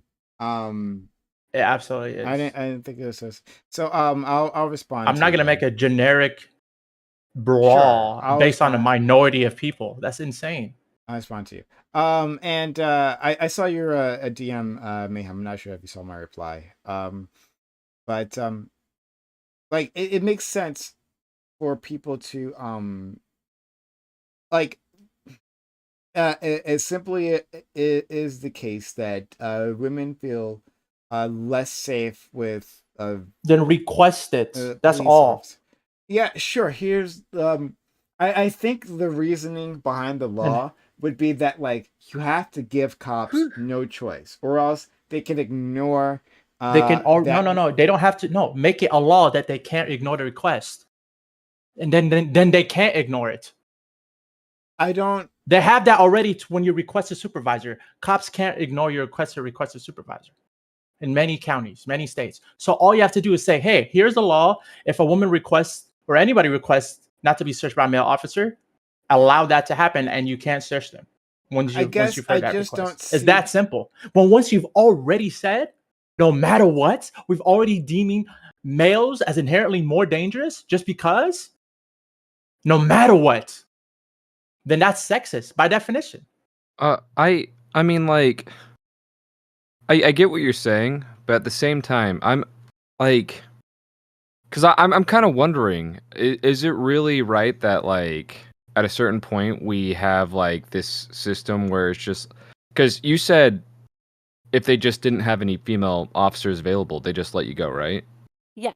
And this And now, happened in 5 different states, for the record.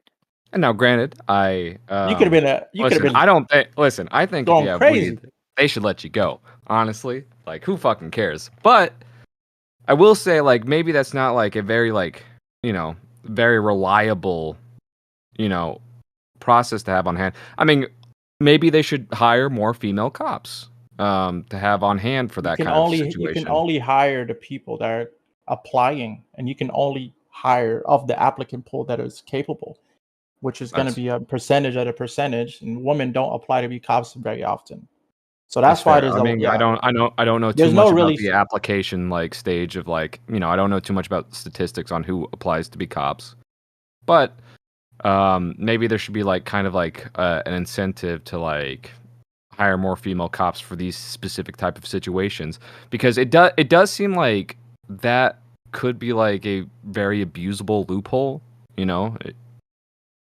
I don't disagree in any way, shape, or form. I watched all 3 of my male friends get searched, ticketed, and have to appear in court and lose their weed stuff while I walked away and everybody had handed me their stuff. I would have gone to jail for a felony charge at that point.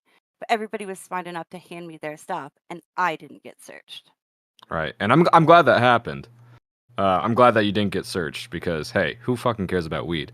But like, I mean, Dio does have a point where it's just like, I mean, a male should be able to request that and have that option available, I guess, right? Because I don't, If I don't think I'm, isn't it more statistically true that a male would violate another male sexually, right? As far as we know. So why can't, as a listen, boy, I don't know if it's And statistically that's true, like- to be honest. Sure, as like, far in as a we know, prison that's why I said context, but like, no. I don't think In any context, you Is think it? females are more. You think females are more likely to, as far as we know from the statistics, more likely to sexually assault boys than males. boys. A Oh, lot of You mean males and females? sorry. I'm asking you. Yeah, I don't yeah. even So know. I don't know the statistics there, but I'm saying that like, you're saying it's obvious. I'm saying that like from within a prison context, there's a lot of Take prison male out of violence. it. I am taking prison out of it. So like, I don't know. So like, you're saying this is like an obvious thing, but I don't know the statistics there either. So, and a quick aside, are you wearing an Inuyasha t-shirt there, Mayhem? It's I awesome. am, yeah. Hey, we love I love Inuyasha here. Watch the whole series. Need to watch the movies actually. But yeah, shout out to you. But yeah, I don't know. I just don't see the outrage here. I don't see the outrage. You don't see the outrage that. I do see the Hold on. hypocrisy. I'm so sorry. Do Sorry. you want people to be treated by something differently and seen as a threat over something that can't control? An I don't- immutable characteristic. You want them to be seen as a threat just by It's- being born a certain way. Sure. Then by the same request, you would think that like, should white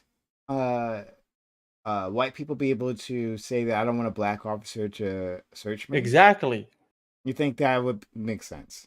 No, I think none of it makes sense. That's the Well, point. you would allow the one request, but not the other. Why? No, I don't want either. I'm saying if they want to be, I'm pointing out the hypocrisy and how sexist it is by saying that they only allowed this for one sex. They're in their argument, they're inherently saying that one, we're gonna not only are we saying They that allow for men both are sexes. But wait a no, they second. don't. What are you saying right now? You're lying. Sorry, unless maybe I misunderstood what you're trying to say, but like they like from as she described it, women can't search men and men can't search women. But If the saying... reasoning for women not being searched by men is because men are inherently sexual assaulters, if that's the reasoning, then it is sexist not to allow boys, right? Because now you're not protecting the boys. You're saying boys are not worthy of protection from these sexual assaulter men. But even before that, you're also saying that every single male cop has this proclivity, this intuition to be a sexual assaulter, saying that just via being born male, you're an inherent threat, and we should not allow you any consideration. By law, you're not going to touch a woman because you're inherently more dangerous. Not because a woman feels, even if a woman was to feel totally comfortable with the male, you're now saying by law he can't touch you. Even if she's fully comfortable with them. That's inherently sexist. Wait a second. If you're under 18, at least in New York State, you have to have an adult permission to be searched by any cop. Sure. Like, if there's not adult guardian I- consent, you can't be searched, no matter Sure. what sex you are. I mean, I would argue is that like the average for like most states, right? Because like I mean, I live in a a Midwestern state, and I'm pretty sure that's probably not the law I've here. been searched. My friends have been searched at 15 years old. Yeah, I without mean, our parents it's. present. I'm not saying that's like a bad law to have in place, but I'm pretty confident that it's not like the average in the United States. I don't know for sure. I'm just well versed in New York State law, so That law is just a preference law. It has no moral or there's no contradiction within that law, like the law that I'm critiquing. That there's an inherent contradiction within that law. The failure to acknowledge the safety for boys from men, and the failure to acknowledge the failure by asserting that by being a male you're inherently more violent, and you should have no consideration at all. We've already made the consideration for the women. Women have no agency. That's what they're saying by that law. I don't think that's what they're saying. Yes, they are. Oh, women can never be searched by a man, even if they feel fully comfortable with the man. Even if this male cop is like this trusted community service leader and knows them. And just like you were saying, it's not even something that's efficient, because what if this city doesn't have any, every female cop died or A lack of retired female that cops. year, and there's no female cops that Yeah, you don't need to be maybe- like super hyperbolic. It could No, just no, be no, like a no, lack of female there are cops. there are cities with no female cops. That's what I'm saying. Like, this is not hyperbolic. he's very right. So I grew up in upstate New York. It is very rural. They called 3 counties and couldn't find a female cop to search me. But there are triggers to the law where it violates that. If you are being violent, if you're carrying a weapon of any sort, like that, automatically they get to search you. At that point, you're actively breaking the law and endangering the community, and that forfeits that law unless you're under the age of 18. And it doesn't matter if you're man or woman, under the age of 18, you cannot be searched, period. And you have to be searched by the same sex. Yeah, but that's a preference.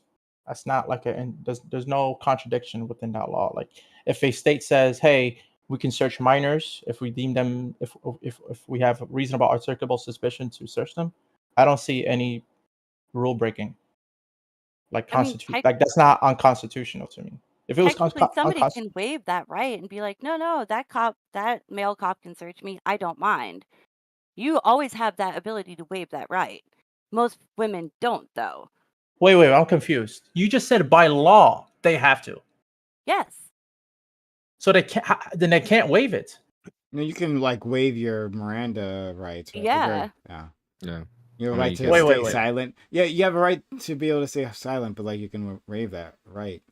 No. There's a difference between having the right for a female cop to search you and it's necessary for a female cop to search you. You understand the difference? One is an opt-in. You have the right to remain silent, but it's not necessary for you to remain silent. What she explained to me was that it's necessary for a male to search a male and female to search a male. It was not an opt-in the way she described. Now, maybe she just described it incorrectly. And Well, we've been no. talking past each other this whole time. It's not an opt-in, but you have the ability to opt out. Like, that's the big difference, right? Like, it's automatically there. You have the ability to opt out. Was that explained though initially? Because that's not what was explained initially. Now No, we can just agree. That's fine. Opt out That's fine. situation, I'm fine with. It's okay. Okay. Yeah. Then all right, we're good then. Good. It's not a sexist law because you can opt out of it. Yeah. Or no, wait, yeah. hold on. I'm confused. Wait. I'm sorry. it's still sexist law because there is no opt-in for the male side. Well, I don't. Is there an opt-in for the male side? If you know, I'm a Mayhem? boy, and let's say my mom did give permission to be searched, but I don't feel comfortable with another male, I feel more comfortable with a female touching me because I understand. Hey, maybe when I was a kid, I got touched by a male, right? You're Mhm. saying that there's no way that could happen to me, correct? I'm pulling up the law right now. Okay, so we'll get clarification on that. Boom. Yeah, I don't know. I'm just the In number the one. meantime, I personally think that you should have to take off your hijab for the ID card, but that's just me. I don't think anyone disagrees with that. There's nobody. I don't even think It's they would. it's an identification Who- device. We I need to seriously, use it for Prime, I don't think identification there's purposes and nothing else. Prime. Is there anyone that was actually pro that argument? You were just playing No, devil's advocate, right? So no, I was using it to illustrate a point that if we can have if we have one minority accommodation, why can't we have the other one? And I so would have put in a different trans category instead of Islam. Like, Okay. what about if you feel like a unicorn or like, you know what I'm saying? Would that be on there? I'm not human. I'm not even male or female. The response would have been that that's not a real measurable thing. And Wait, how do you so- measure gender identity? You can't measure that either. Yeah, but like we can see there are other ways to measure that this is the real response that or a real experience that people are having. That there are studies that prove that if it's There's just people that believe they're dysphoria- wolves and act as wolves. Yeah, like I said, so there's I mean, we studies can that show observe that too. that there are studies that say that show that gender dysphoria is actually a real thing, and that there aren't any studies to say that what this experience that you're having is like some animal experience, that we have no like evidence to point that a person What does that having even animal mean? experience. An animal experience. I don't know what does it mean. Like we don't know. You We brought don't it have up. any I didn't evidence say to it. anything like that. No, you I didn't brought up, say- you brought up wolves and I unicorns. said they feel like a wolf. Yeah, I That heard doesn't mean you. they're having an animal experience. Theo, Oh my I feel god! I like don't know you have why you're picking on this. I'm just saying that like I'm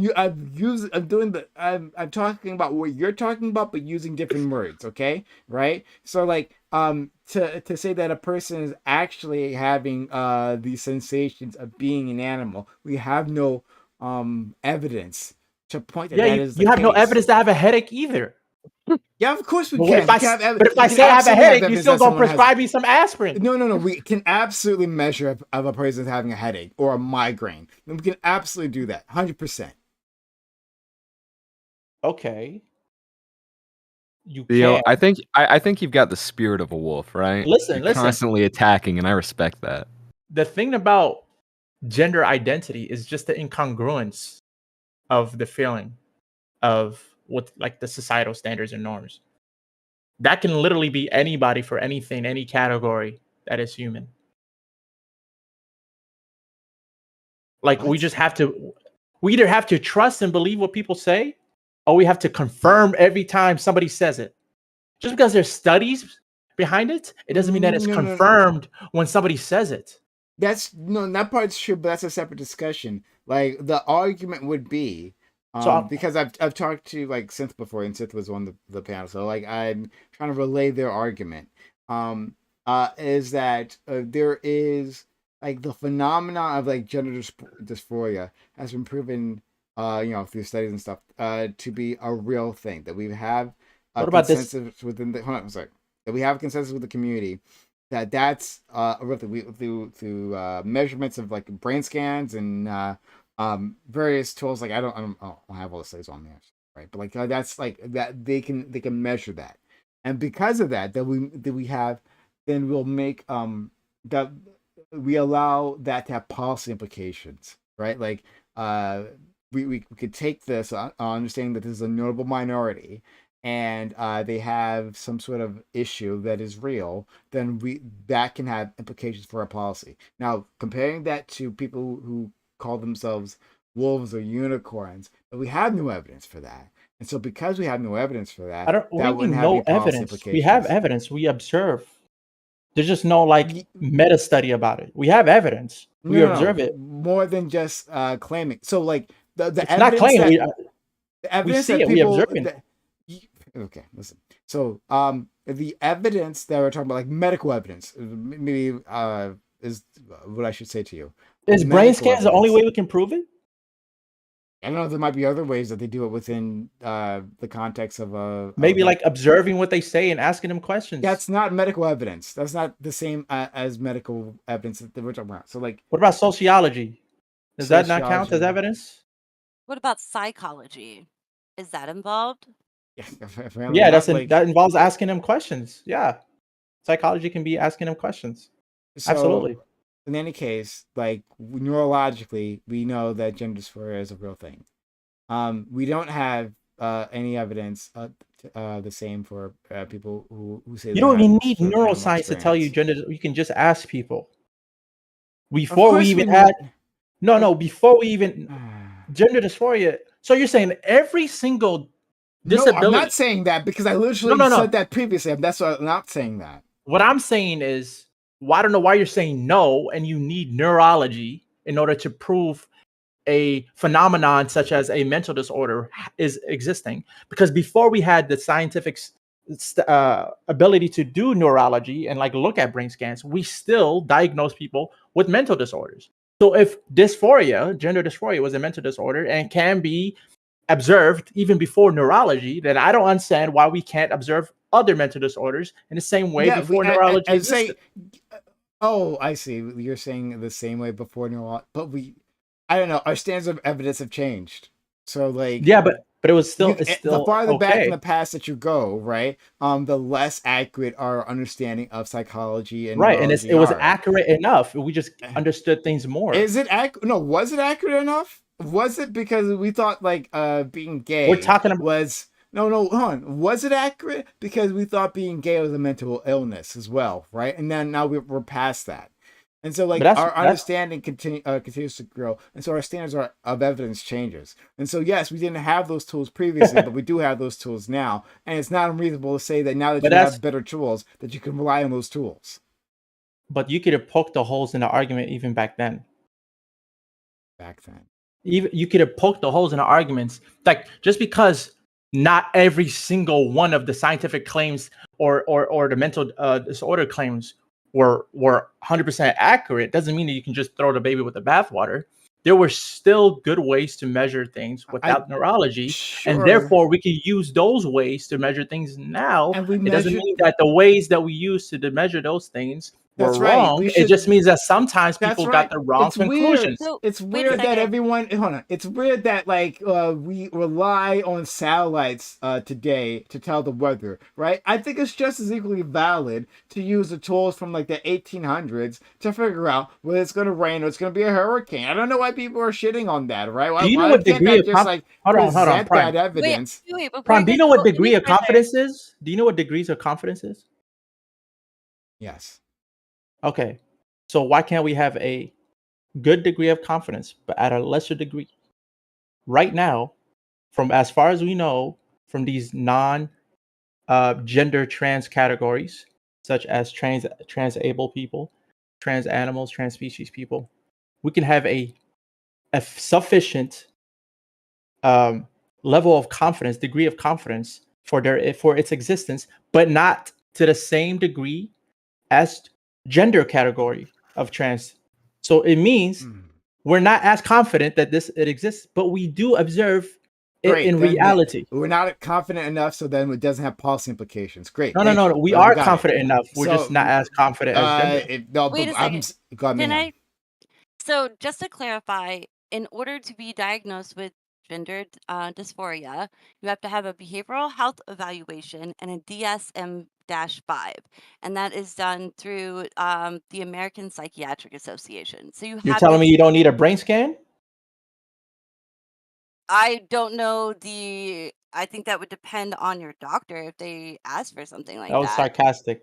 Most people don't get brain scan when they get diagnosed with that. Absolutely. Which is not what I was implying, right? So Like that's No, I'm that's saying everyone. that you're in You your think a world, we would brand have in your No, world, that's we not would my have to world.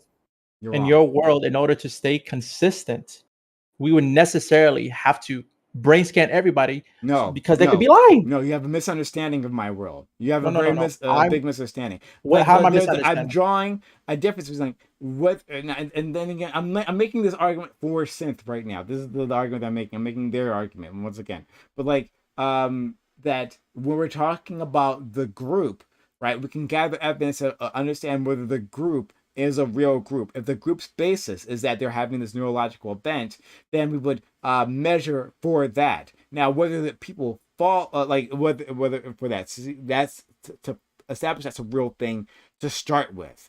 And then from there might be other tools to see if people fall within that group. So that doesn't mean like every single person necessarily needs a fucking brain scan to do it. There might be other ways that we can confidently say, well, this person falls within this group, but that group does exist because of those previous tests. So no, you don't actually need that the entire time. Now, relating it back to the fucking wolves, no, we don't have any medical evidence to show that that's a real fucking thing. We have no evidence. Period. Zero. We do right? have evidence. You have.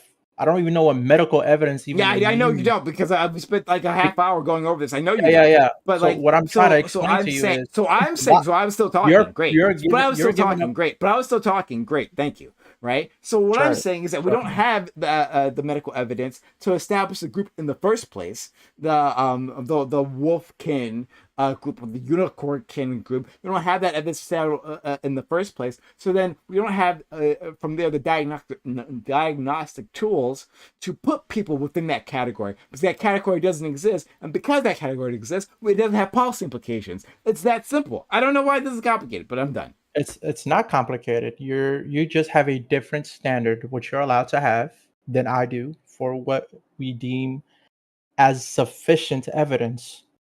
So my standard is sociological evidence is sufficient, psychological evidence is sufficient. We don't need the neurological brain scans in order for us to deem something as confident enough to be true to a contingent degree of like maybe 60%. There's something called fuzzy logic. It's not true or false, it's how true and how false. So how true is it the case that there are people who feel uncomfortable with feeling as a human being in itself as a category, just like people feel uncomfortable with being a male or female? And then how real is it for them to live their life as if they were a different species? Just like how real is it for people to live their life as if they were a different sex or gender? And if we can observe that sociologically, then we do have evidence, not no evidence, as if like you were claiming. So my point is, let's just we disagree on enough evidence. Sure, we can disagree on that. What about, let's imagine we do have this medical evidence that you claim. Then you would be okay with people having I'm a wolf on their ID. So according to Sam's argument, and I walked them down this path previously, that yes, if there was medical evidence one day for wolfkin or whatever, then yeah, they're fine with having policy implications for that group. Yes. Do you care at all about the truth, like about what is actually versus how people feel? Would you still make law policy implications based on like what different things that people care about, like how they feel? I want to. So wait a Go second. ahead. There are peer-reviewed science documents out there, like that have been approved by the science community to say that, hey, gender dysphoria is a real psychological condition. Like What that does that is got to do with anything? so if somebody is truly suffering from gender dysphoria, I think they should have a right to change their gender identity on their ID, because they don't identify as as that sex, as that But that's identity. like a public declaration that people have to accept versus something that's like a personal journey for yourself. Okay, well, maybe not people, employers, like, yeah, No, maybe like not like people on it's the literally average. on your ID. Like you're saying that the government accepts your identity. Like that's the people. We the people are the government. Oh, I mean, like there could be cases made against that, but all right. I just don't I mean, understand. If you're having, I'm personally for like just having both on there. You can have your gender identity, you can have your sex identity, and I know Prime has some issues with that. Dio, do you have issues with what I propose? not totally against it. I'm like for keeping it as is, put both on, or Or both He said off. take off. Yeah. Yeah, so those take are off? I'm not. if they like if this is the way that I'm okay with taking it off. We I have this database for everybody in this county person who registered with the DMV. That database is shared with hospitals, and if they just search their name and their driver license, they'll find the male or female category. Well, I guess my issue is like what like I feel like the like purpose of an identification like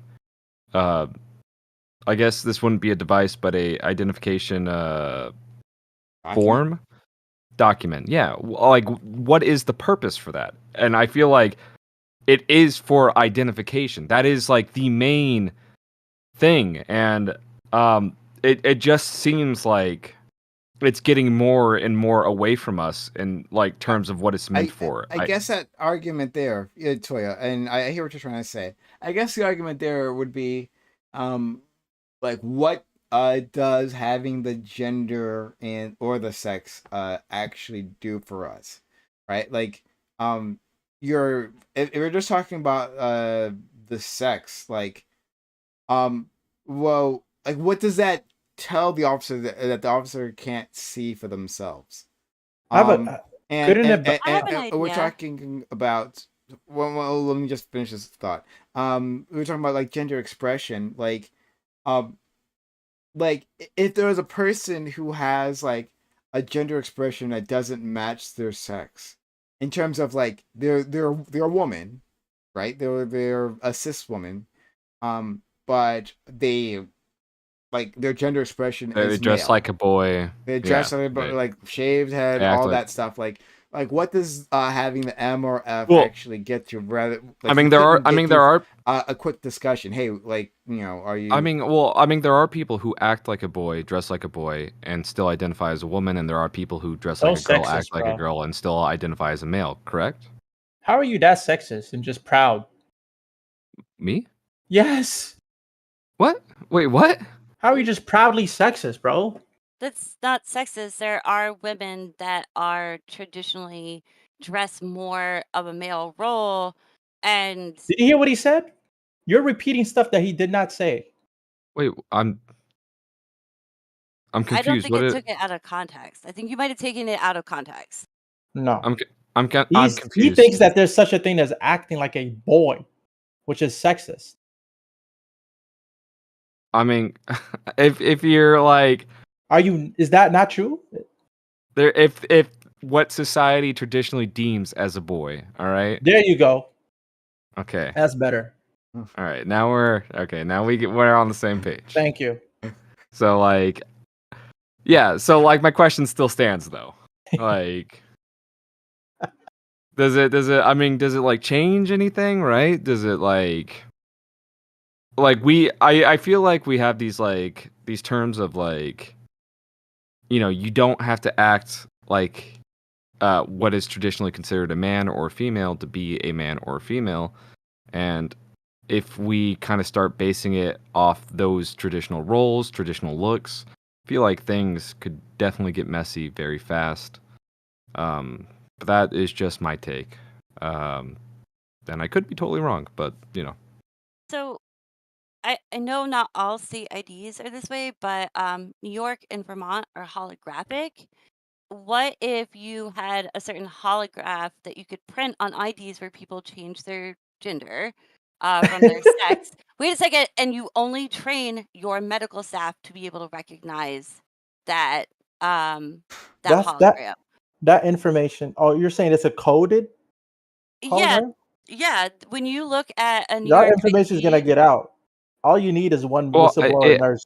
I No, think no, it no, would no. like also I like don't think you understand what she's saying. She's saying like, and correct me if I'm wrong, Mayhem, right? But that like a hologram being like a some sort of like a 3D barcode or something like that, right? Like a some sort of barcode where you have to like scan it, then they have access to it, rather than like a hologram that pops up, you know, like a image that pops up as some code. so Am I correct? okay, Or so so with the New York ID, when you shine a black light on it, there's stuff that shows up underneath that you can't regularly see. So if you were to put it in some format like that, that your medical staff and probably your EMTs, things like that, are trained when they go to search your ID, they would know to look at your ID to see if that symbol is there. I don't like the idea of basically making all trans people register because that's what you're doing. But we have to come to a compromise I somehow like that idea. for medical staff because it does matter when it comes to your care. They need to know if you're on hormones and if you're unresponsive and they go to treat you as your identified sex versus your actual sex, like it could cause medical does complications. it change your mind? Does it change your mind if the vast consensus if the consensus among the trans community is that we're willing to risk that for like security and people not immediately knowing that we're trans, or like people finding out like through the Hold on. whatever means that It's they're up to the trans through the community. ID. That's not a decision I can make for them. Yeah, You so just okay, but if that is the case, hold on, but so if that is the case, would you like say like, all right, well then never mind? Because if they think there's more utility in not having their trans status be exposed by the ID to the few times that they are completely unresponsive within a medical context and unable to like communicate with their doctors, like if they said that, then would you that you'd say okay, fine, right? Yeah, if the trans community was okay with something like that, then yeah, do it. Like as Okay. long as they're not being exposed to harmful behaviors because people are idiots and Crazy. transphobic and cause harm to them, like we have to There find a is safe way for them to identify how they want to identify, but make sure that they're still going to get the care that they need just in cases of there is a reason emergencies. for there that is a reason for HIPAA laws. Definitely, your doctor's not supposed to be able to have out your information like that. You're supposed to be able to go to your doctor and they keep it confidential between you and him. That's about it. It's not supposed to be out to anyone else. But you So could just we already I know. like the idea of the like black light revealing your sex. Like just have no sexual gender category plainly visible and only the black light shows your sex.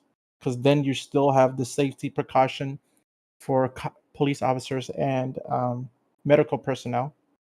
Boom, problem solved. But that we don't know. Problem solved.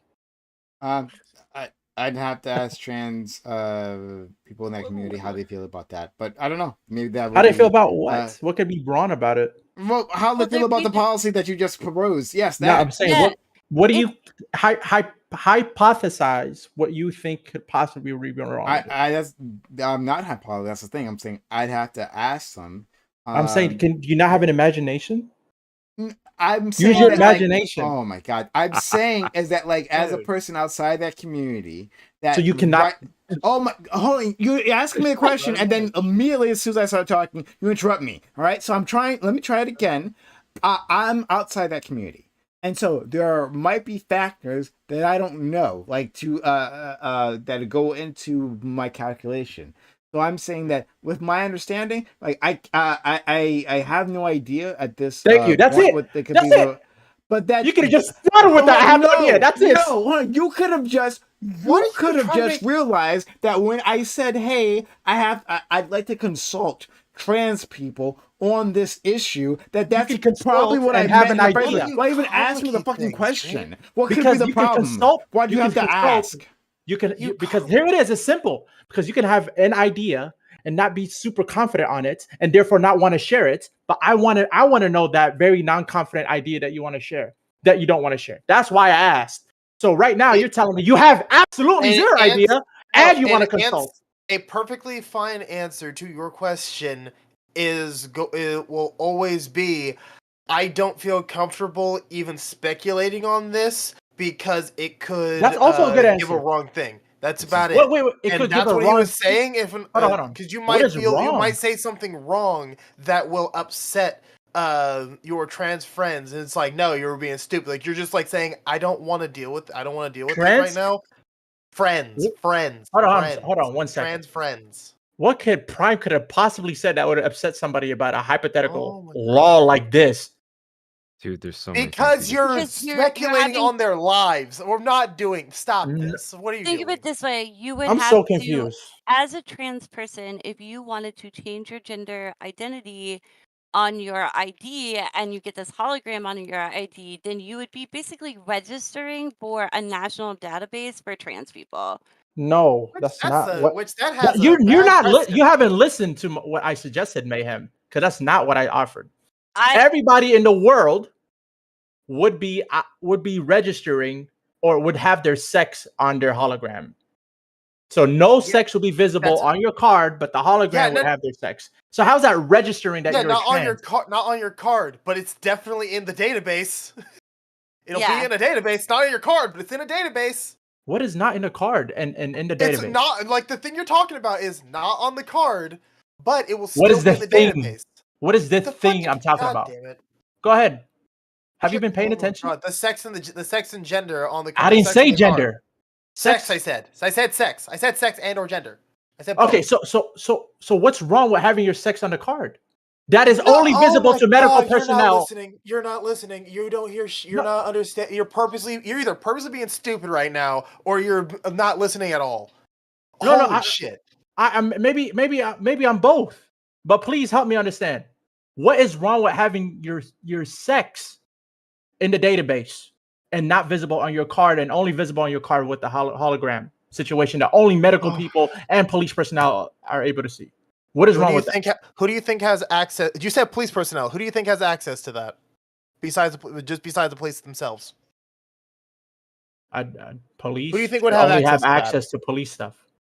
Who do you think? Who do you else do you think could get access to that though? Security breached people? I mean, that's hackers. The government, right? The government, right? The Can the government could get access to government that, get right? police information? Yes.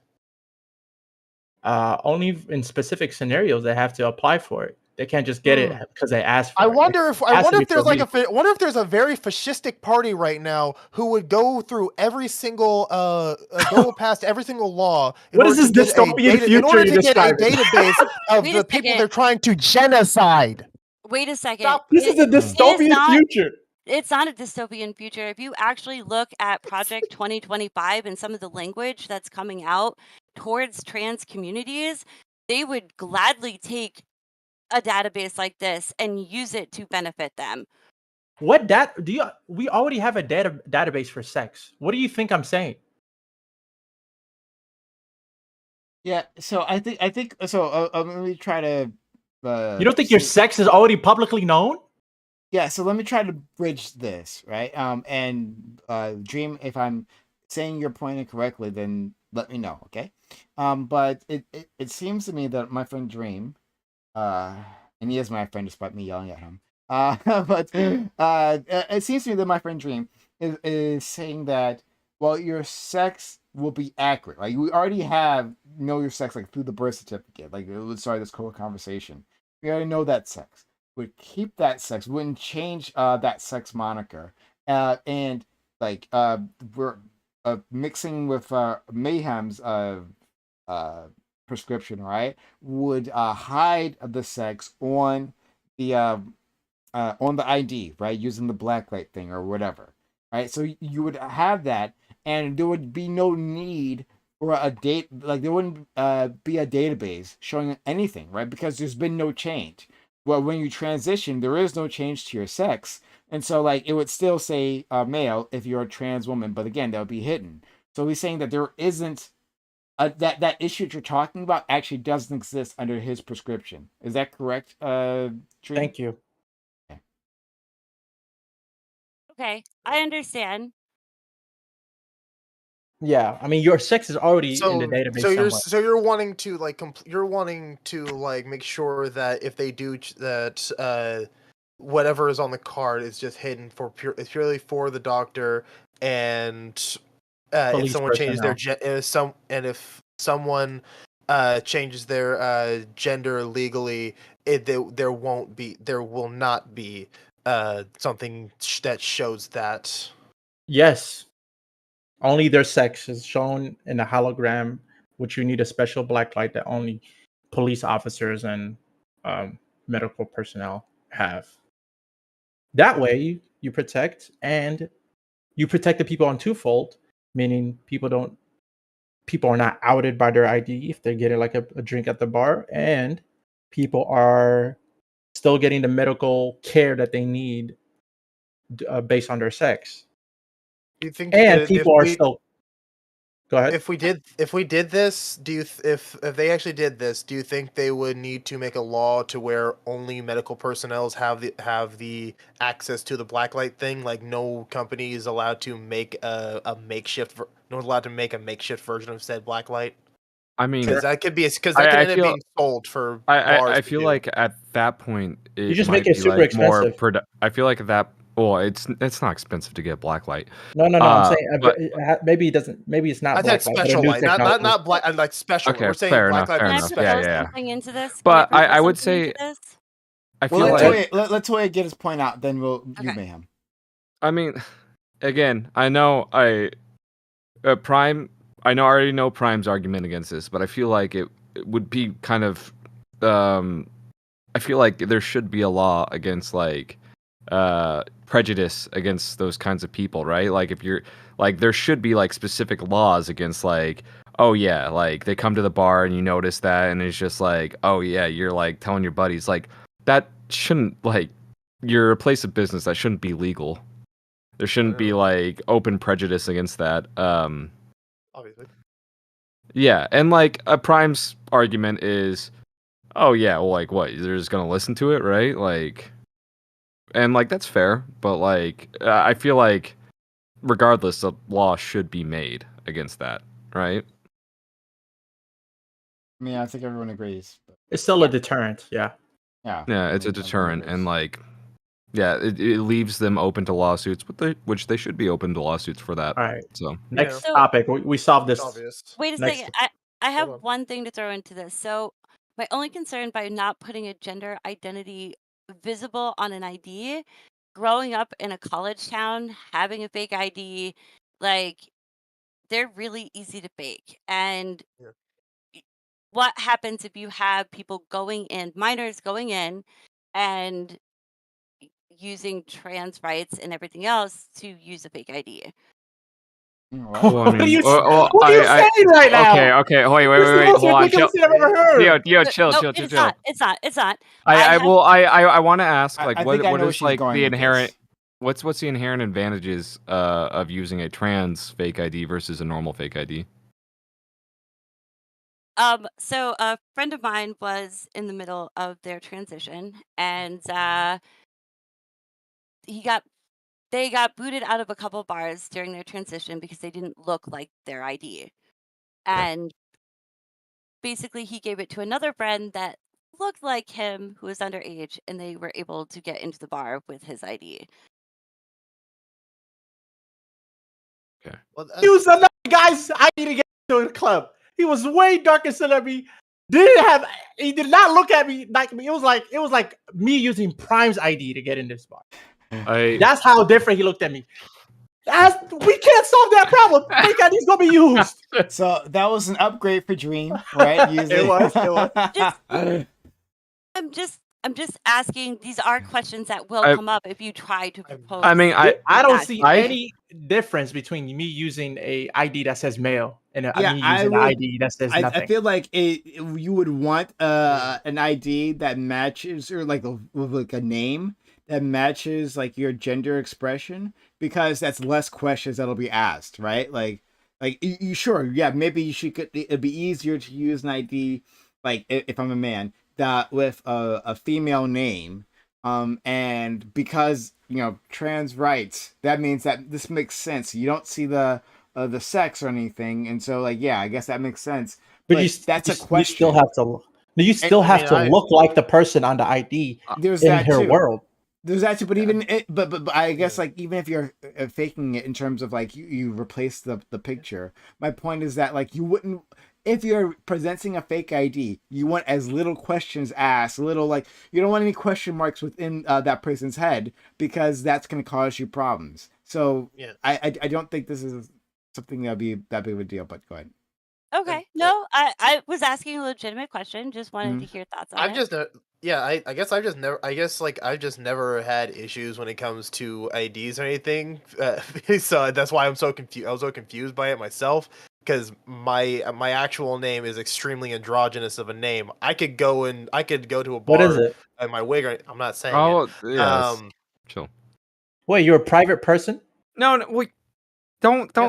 Who cares what his real name is? Let's, he's raised I to didn't know us we're by all now. private. My bad. I'm sorry. I am I asked I am Hey, I'm Razor. I private, am Razor when I am Razor when I am online. That is it. But Not like everyone's my a public actual name servant, is I very androgynous. My actual name is very androgynous. Is the like, it's is it the way to- Tyler? No, don't. Hey, Chill. shout out to our friend Toya for being so kind as to get 5 subs. I almost Jesse. missed that. But yes, it's just it's just that my it's like because I have that, the name will never be an issue for my ID. Riley. My picture on the other hand, no. Stop guessing. The picture on the other hand, as you see me, no matter how old or young I get, I don't seem to change normally. I know it. Alex. No. I grew up in a place where it was awfully white, and like I was able to get away with using my mom's old ID because I look so much like her. But in this particular case, these two people happen to look very similar. There's a lot of same facial features. All right, next topic. We solved this issue. Yeah. Boom. Okay. We should be Congress, honestly. Honestly, I should hire I should hire Prime when I become a mayor. You should actually. I think I'm not even kidding. That would actually be interesting. I'd like to be a. Would you actually move here? Where is here for you again? San Francisco. I would move to San Francisco.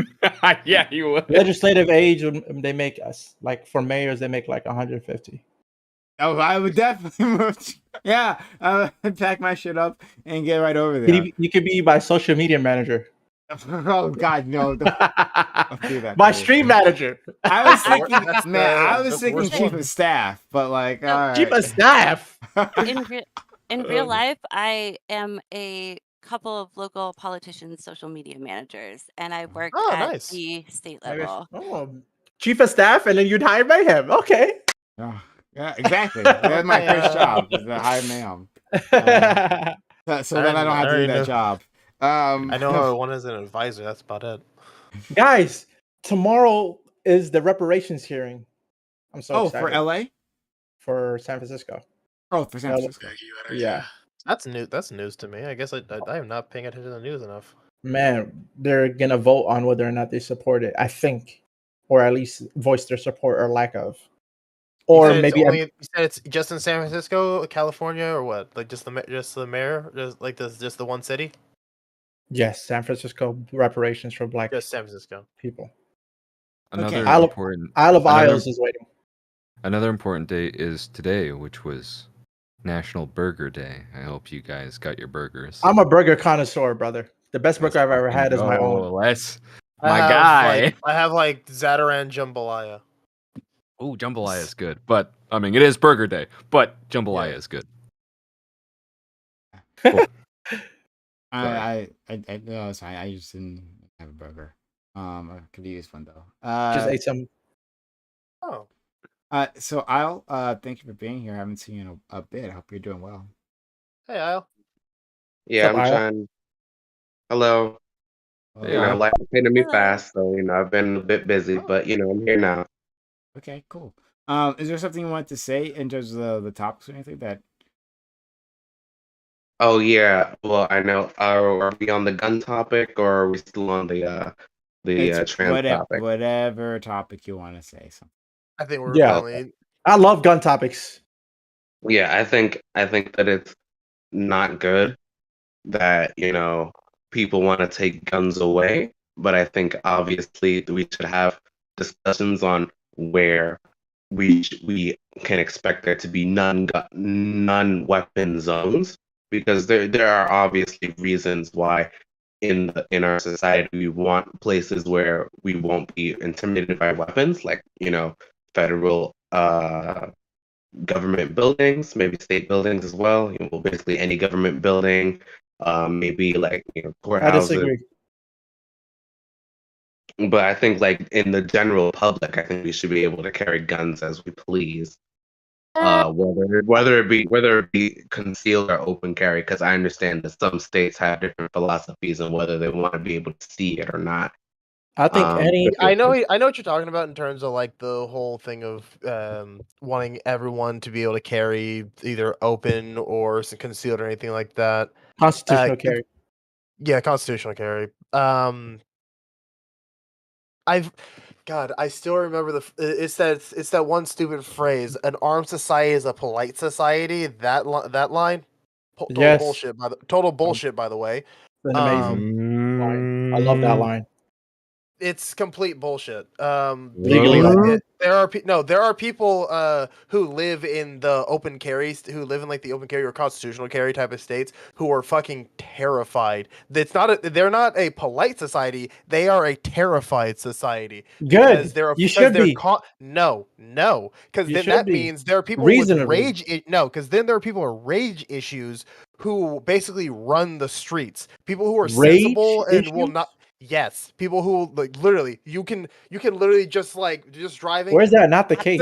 Accidentally cut them off, and they will chase you down. There are people who do that shit.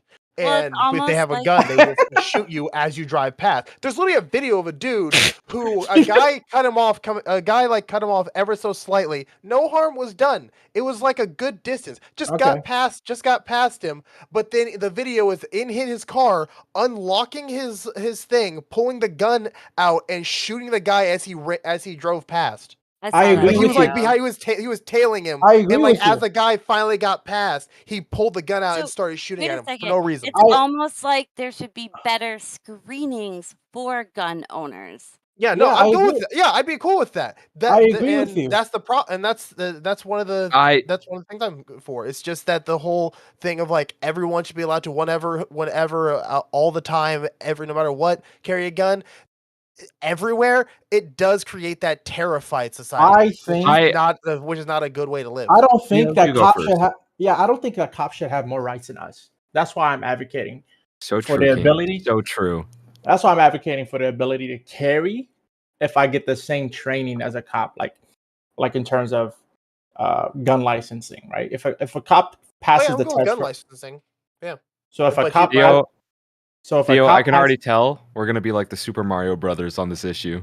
Of course. Let's fucking So go. if a gun passes the legislation or the requirements to carry a weapon, because you're a cop, or at least training to be a cop, you still have to pass the gun safety stuff. And if they pass the gun safety stuff and they can be allowed to carry anywhere they want, even in government buildings, I think that citizens should be able to have that same have access to that same amount of training and background check in order to be able to not constitutional, but like open carry or concealed carry in a government building. Concealed carry is probably better in government buildings. No, Like if police have the ability to protect themselves within government buildings, then why couldn't I? I just don't understand the logic. Well, that's because we give the government the monopoly on violence. But we give don't.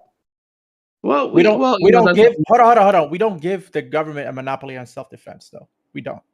Well, that's different. Like there's violence and there's self-defense. Right. So Like, I'm asking for self-defense protections, not violent, not the ability to commit violence and so on. Yeah, well, I mean, like, there's no reason why anyone should be trying to do violence against you in a government building, because the whole point of a government is to protect you. What is that? You're making zero sense. Like you're acting like crazy people can't enter a government building and physically harm you by their fists. And as a weak person, your best recourse would be by a gun. Well, no, if you're in a government building, the best recourse is call for help from the guards that are armed. Brother, That are there to help. I've So been in wait a government second. buildings. There are not Oh. officers everywhere. You know what I'm saying? Mayhem So- in. And by then it could be too late. In a lot of states, schools, federal buildings, and like city and county buildings are already considered safe zones. You're not allowed to conceal or open carry.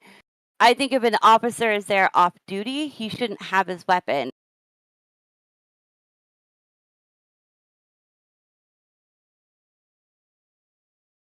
Ah, fuck. Sorry everyone. You can hear me, can't you? I'm sorry everyone. My Discord just froze. So you can hear me, I'm sure. This happened last night, and I don't know why. God damn it. I don't know what's going on with Discord. But it just froze on me. Hold on, let me see if I can close out the program. 1 second, guys. But yeah, Discord just it just happened yesterday. I don't know why. I don't know why, and it's pissing me off. Come on, end task. There we go. Okay, end task. And my camera's locked right now, so I can't get myself on screen. So give me a moment. Task. Oh, there we go. All right, so hold on.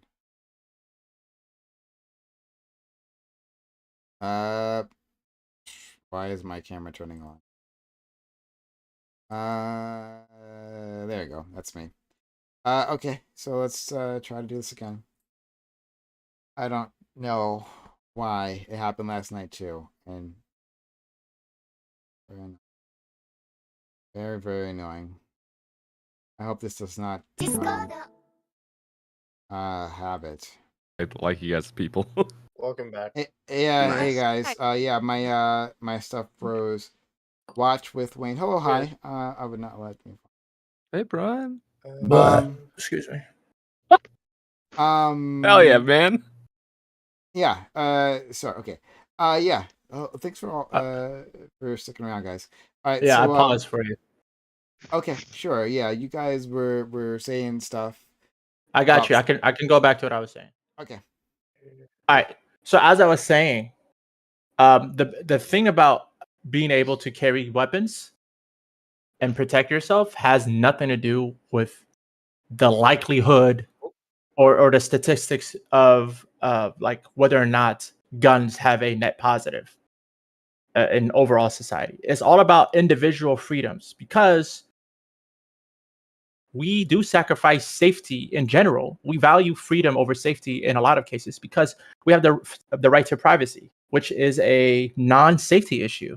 Because if the government has access to all your information, like and even government cameras in your bedroom, whatever, they could be able to like see like crimes happening and be able to protect everybody way more and have like less crimes in general and less how do you say harm being done to others if they knew everything about you every second and they have every piece of information they could possibly have. But we say no. I value my privacy, even though I'll be a little less safe. So in the same scenario, in the same logic, that's where guns came in. So even if I was hypothetically less safe, if everybody had the ability to have a gun, if they passed this background check, etc., I would still want the personal ability to at least have a chance of preventing harm to myself by another individual who may be stronger than me physically. Dio, I have a question. Now, like, okay, so say there's like a private business. Do you like support their like ability to say like, no, we don't allow guns here? Yeah, because it's a private business. They can literally kick you out for any reason as long as it's not because of a immutable characteristic. Okay, so you don't support that for like government businesses like banks, No, maybe public schools. Because banks and they can only trespass you if they you broken the law. So that's the difference between private businesses and public entities, is that private businesses can trespass you for any reason. They don't even need a reason. We don't like you, as long as it's not you can't prove, as long as it's like no evidence of because you're immutable, you're black or anything like that, then they can just trespass you for any reason. But for Okay. government entities, they necessarily have to. You have to break a law in their entity in order for you to be trespassed. So that's the difference. Okay. Mhm. Well, I'm afraid that the Super Mario Brothers are splitting up because I'm not sure I'm on board with what you're saying. But You're not sure about what? I don't think you should necessarily be able to like carry Defend a gun. yourself anywhere? It's not anywhere. It's inside specific government buildings. Why? Now So, I I'm I dead. think I'm just, if a guy wants to choke me, slam me, I can't defend myself if he's stronger than me. That's what you're saying. No, I think there's just a reason that society, for prudential reasons, like the rights that we have, although they come from God, in their enforcement by government, they have to be a little bit curtailed. Like we have the freedom of speech, but the First Amendment doesn't protect you from getting sued if you're libelous or slanderous. There are reasonable limits on what you can do, even though they're your God-given rights. Like technically, I have the God-given right to operate God-given? a nuke. This has Yeah, nothing to do with God given. Having a well, gun is these not are a your rights. God given right. Just Yeah, regular right as well, given by society based on some reasonable, rational arguments. Has nothing to do with no, God. no, because I think that they are inalienable rights that come from just the quality of being human. I think that these rights are just a fundamental thing of like the human experience, like being able to express Except yourself, being able to pursue your desires, being it's just free. maximizing good for all people for the most part. And then there's some freedoms that we collectively agree on as a What's the society. actual term? Well, Like, yeah, what's the actual that's what a civil right I'm saying is, but like there's also human rights as well, and I think those are like something that are very fundamental. And I think like when we talk Do you about think we have a human right So to wait a defend second. yourself? Do you think you have a human right to defend yourself? I believe so. I believe that being able to have like bodily integrity and discrimination are So, human rights. And so if So someone's if you trying have to, I guess, wait a second. enslave Wait a you, second. if you have a human you right to defend yourself, why can't I carry a weapon in a public building just like I would be able to in public areas like a public park or a public sidewalk? What makes a public building different than those entities? I have an answer It's for not that. like mayors I don't have an walk answer. on the streets. It's not like the people that we see in government buildings don't leave. If we were I really wanting to harm them, we would just do it when they leave. Mayhem, going. so well, I it's I have because an answer for this. So okay, because in public buildings, there's generally confidential and private information. Think about it. In our Oh local my. county, wait a second. In our There local, is. This is there the is. stupidest argument. You don't think you can record in public buildings? You can. You But cannot.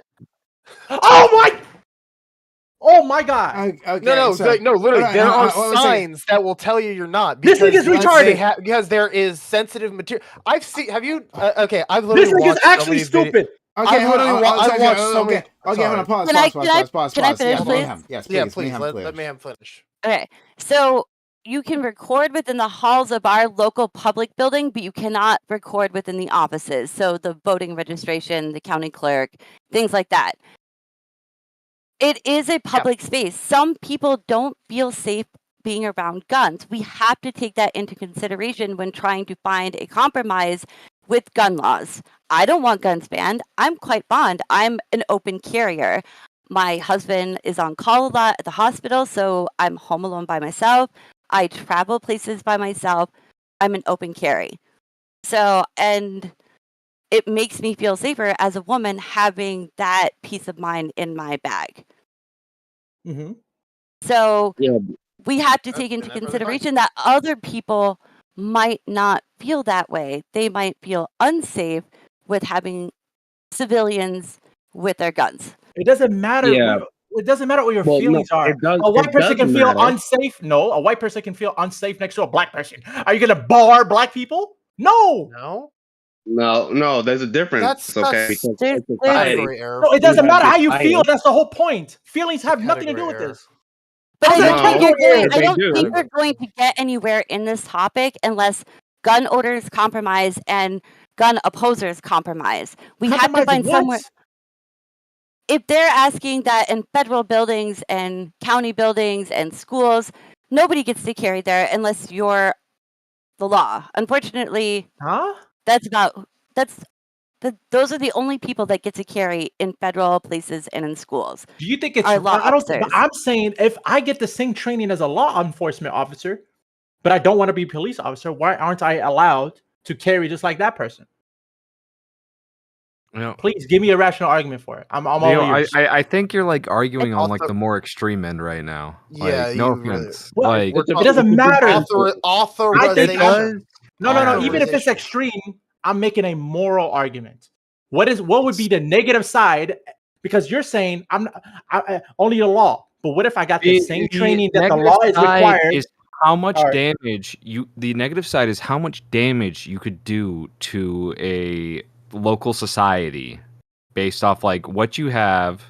Do you what understand could- how rare people would be? Like, this is not going to be a rapid phenomenon. equals There's a not pound many of people cure. that have a license to carry. Not many people have a license to get a gun, and I'm sure even less people are going to be willing to go through the minimum requirement training to be able to carry in public buildings. So Listen, man. the harm Hey. that you're talking about is going to be non-existent, or it's the same as the status quo for the people that already want to be police officers in these buildings. Hey, listen, brother. I live in Oklahoma. We don't even need a license. All right, you just buy that shit. Yep. Okay, Right at a so garage fucking lock sale. and load, and My you're ready. world requires a license, so I'm not advocating for that world. All right. I'm just saying that like even here's the thing, like it's easy to lie. It's so easy to lie. You like, need to show proof, obviously, in my world. You think I can Yeah, just say it? your proof is a lot of your proof is like automatically assumed, right? It's just No. like, If what and- you are I think for the most part, a lot of people are just assumed to be normal. I'm Yeah. talking about if you enter a facility and If you're entering a facility with authorized people who have literally it is their job to protect people who enter that area, I feel that if for some reason you want to carry a gun in there for whatever reason, it's protection. weird. I'm not gonna be from what? From what? Listen, I'm not, like You're acting like already you're- you're already surrounded by bare minimum not like 15 surrounded. fucking security guards with You're guns. not surrounded. You have not. I've been in government buildings where it's scattered, or security is located specifically in one area. They're not everywhere in the In large your area. eyesight? Now, Just wait, in your hold on. eyesight, What? Rich? Not where I Sorry. live. Wait a second. Wait, hold on. I got a quick question. Dio, do you you're- think you should be able to walk into like a courthouse with a gun? The Do difference I? is a courthouse is like a mini nation for a Okay. judge. So, all right. It's- Well, it's I mean, different. hey, There's that's a fine. difference. If you say no, that's fine. No, it's a difference because, like I said, courthouse suspend the Constitution. Like you can a gag order by the judge. You have no freedom of speech in the courthouse. So All right, I an accept order that by the answer. judge, like a judge can actually allow you to carry a gun in her office, right? You would Okay, agree to yeah. that? Just Yeah, like so there are it's all of also us. judges It's a who mini allow nation you to in a judge record room. when you're not supposed to. All right. I mean, listen, I accept that answer, and I think that's pretty decent answer. Yeah. Well, I Um, think that what Dream is doing is making a moral argument, but I think everyone That else is he making a practical acknowledged that argument. he acknowledged that a while ago. Yeah, I'm saying that you Yeah, should I have the understand. ability, no matter how much more dangerous it causes general society, because we don't even have a real way to calculate Wait, then that number wouldn't one. be. well, we make. Wait, so Dream, Hold on. Dream. It Razor, says do you in understand the that we Constitution, sacrifice safety for convenience all the time? Like privacy? Yes, because I even though I'm a little scatterbrained on trying to I'm still trying to actually fully understand positive versus negative freedoms. I'm still like doing more reading into that. Can I have an example? Okay, well, Dream, I have a question for Dream then. Yeah. Dream, do you agree with the Tim Pool perspective that because it says that you have the right to bear arms, but the arms are not specified, does that mean that you can have a nuke or a biochemical agent on you for your self-protection? I think the military is allowed to carry more. No, I'm we're talking about we're talking about civilians. I don't think Like, are you civilians able to have What do you think I just chemical said? or I answered bear your arms? question. I'm answering your question. I'm saying the military Okay. is allowed to have more than civilians, but I don't think that the civilian should have less than police, and police should not have as much as military. Okay. Do you think the police should be able to have chemical or nuclear arms? What did you hear? What I answered that already. Wait a second. So It does wait, not No, it's a think different wait, police wait. should I have want to any. clarify think You things. said that they should not have less than police. I'm asking you, what do you think the police should have? I already said police should have more. Yeah, Police should have less than military. he's asking. and He's then asking what have specifically less. should they have? Like name off There's governments. So So wait a like second. police should not have like any like military grade. At the most, they should have like an AR-15, riot shields, maybe grenades. I'm not sure. I haven't really thought about. Let me just list out the weapons. But let's just say at the very most, AR-15s, handguns, or like guns of that nature. No machine guns. All right. I feel like it's a very reasonable answer, to be honest.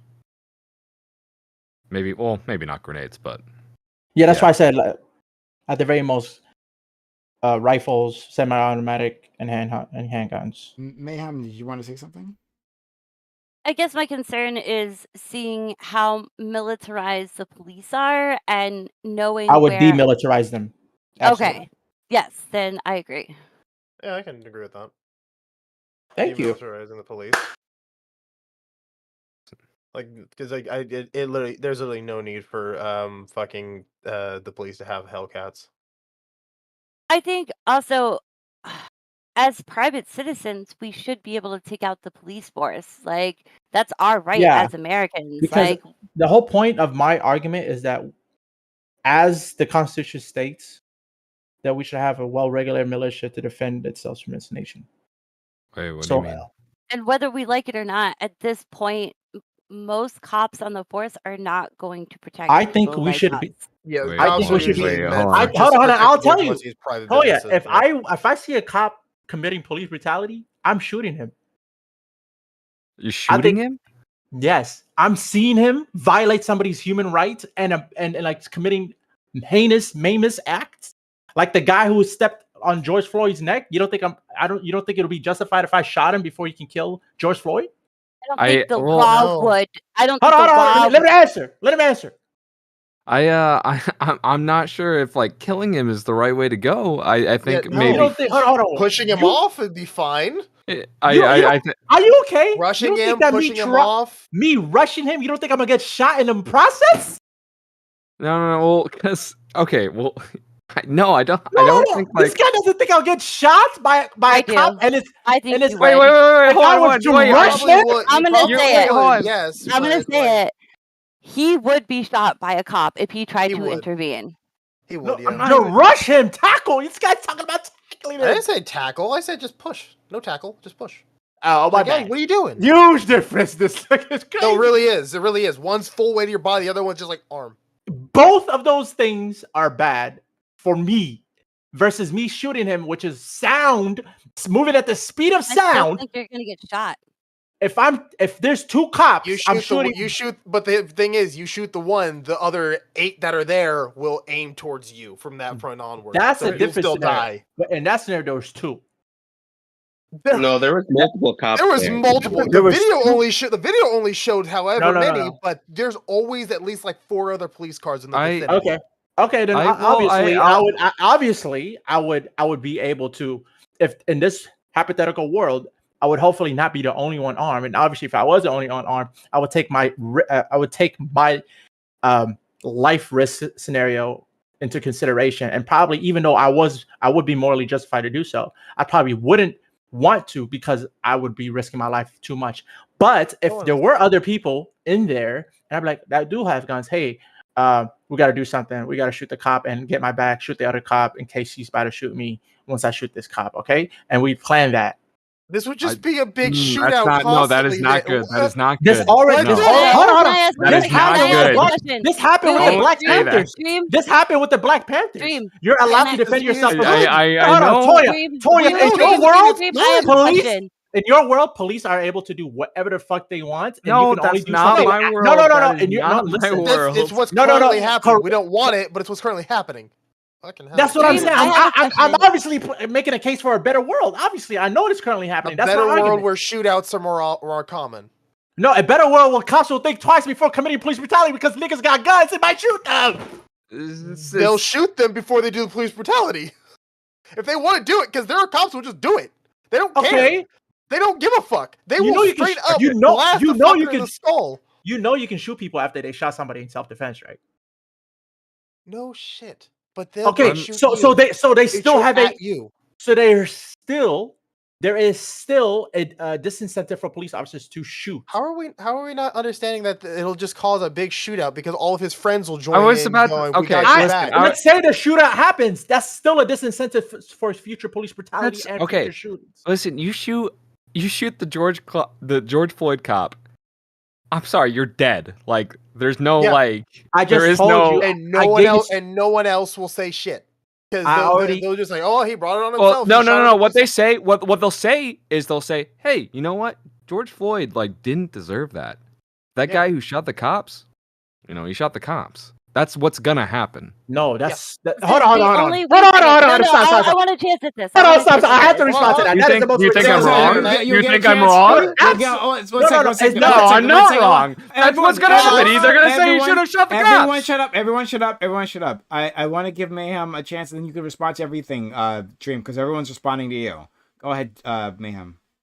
Whether we Okay. like it or not, cops need better training. They are committing police brutality against marginalized communities in record numbers. And now that we have phones and everything, it is now coming to light even more. The only people that could possibly pull a gun on a cop and have a chance of living through it is probably Toya. Other cops. Hoya? Wait, what? I'm sorry, you. No, you're okay. So I think I know what you were about to say. Huh? People who are like who were more fair complexion, Oh, okay. light skin. Mm, Very Yes. Yes. Yeah. Wait, what Crime about against you? all Brazilian people. Mayhem, you're not I'll white? accept it. Sorry, I empath. am, but I white have passing. I have a mouth and I'm flagged as a domestic terrorist. So the moment they run my name, I'm fucked. Huh? You're a You domestic have terrorist. domestic terrorist prime on your Flagged is paddle? Flagged is one. Paddle. Flagged as one. I Which got is- a Do I call like? who do I That's call that's to- true activism Let right there. her answer the question you asked, please. Go ahead. I got flagged 2 different occasions. One for camping without a permit in a national forest, and the second one was at Dapple as a street medic. I got picked up and was held overnight. Yeah. And because of the supplies I had on me, they flagged me as a terrorist. The laws are fucking stupid sometimes when it comes to people trying to help either just live their life or helping people in need. It's fucking Just out of stupid. curiosity, you didn't have like a bunch of like ladybugs on you, did you? No. Okay. Don't worry about it. There's some implication there.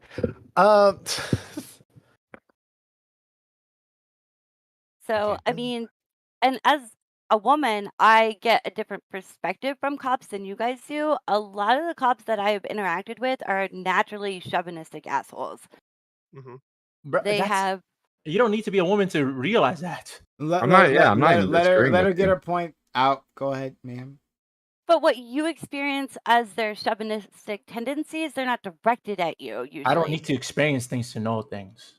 No, I'm not saying you don't, That's what but I'm saying. So I'm saying I know what you're talking about because I've heard people talk about their experience, and me listening as a good listener, it's my job to understand it.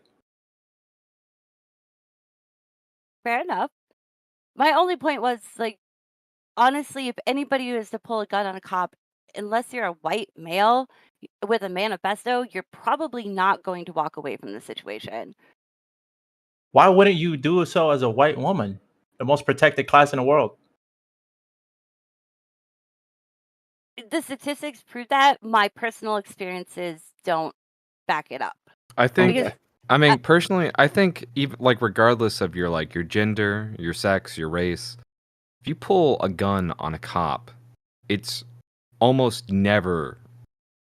I would gonna end always. out Hey, good that's why for you. you. You better be the sure thing somebody's is- recording. That's all I'm No, saying. the thing is- because no, you the can thing is prove in when- court that you were doing self-defense. That's the thing. The thing is, you don't even have to actually fully pull the gun. Just reaching gets you fucking filled with lead. Well, Yeah, obviously, no, for sure. this Yeah, has to no, be obviously this has to be You have outside to the pull purview. it. You would have to be strategic about it. You guys are just talking about being stupid. You guys are talking about being stupid. Dude! Let me reach for a gun in front of a How cop while du- he's how watching du- me. How dumb? You think I how would do dumb that? You think you police should do actually- How dumb do you think police actually are? Very. That's why they need more training. No, Do you think police officers they're are some of not. the They're smartest, not the dumb. brightest of us? They're no. I do not. What the fuck is wrong with you doing extremes like that? I'm saying police are not dumb. They're fucking evil. They will. They No, are they're very. They actually- are strategic. They are trained to be. They are trained Both. to be protective of themselves and their brothers. And that means while one is doing a thing, another 3 have all different corners of his vision. If you think you have the drop on one of them, there's another 2 with their guns aimed at your head. It's Already. you're telling me, Hatim, you're gonna die if you're stupid. I agree. I agree with you. And it's stupid to even what think do you you mean can if pull you're a gun on a cop stupid? and get away with What it. what I'm saying is, it would obviously be a thing you have to think about before doing, and obviously you would survey the situation, and obviously you would take your life being taken into consideration, and obviously if your evaluation means you die, you wouldn't do it unless you want to die as a hero. Duh. Can we Okay. take the topic? From what it sounded like before, it sounded like you're just like, yeah, a lot of people would die from like shooting cop, but you know, like I'm different. Like that's what it sounded like. No, I'm built different. I can take Never. 10. I take No, 10 I literally, bullets right now. I literally stated earlier, if I think I was gonna die in this situation, I wouldn't do it. I literally said that earlier. That was one of the. I mean, it's just. Mayhem. But you're giving statements like you're saying everyone should do this, but if you think you're gonna die, don't What do do you it. think? But definitely do Hold it. on. I'm sorry. Oh, wait a second. Hold on. That's how I know this guy's either a horrible listener or a liar. You think I said everybody? Said. You think I said You everybody people has to shoot should. a cop? You said people should. You said people should. No, you think I'm saying people should intervene in every police situation where somebody's about to kill, even if it means them dying. You think I said that? What it sounded like. That's what it sounded I'm a like. horrible listener. Everyone heard that. Everyone heard that. I think that people should die to kill somebody else and survive. No, you think I said that? risk death. Risk death. You said think to I'm risk saying death. people have a moral obligation to risk their life for somebody else? To save, You think I save said a that? life like George Floyd? Yes, you said that. No. That is To what save you if said. you like you literally said if you saw a cop, if you saw the cop who had his knee on George Floyd's neck, you would shoot him. I would shoot him. And yes, and then I clarified right after that if I thought I was gonna die in that situation, I wouldn't do it. Right after. So you're talking about something that happened within 30 seconds of each Anyone other. here And say then that I didn't. know that. Okay. Listen, I think we've gone a little too much Off into the topic? weeds. What I want to ask is like, what do you think is like going to accomplish by like killing a cop? Like, what do you think that's going to accomplish? well, I would first of all save a life preventively.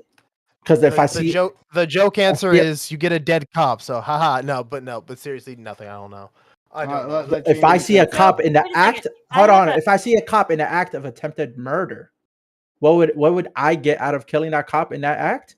I would get a preventative. I would get the death of an immoral being and the preventing of a death of a innocent being.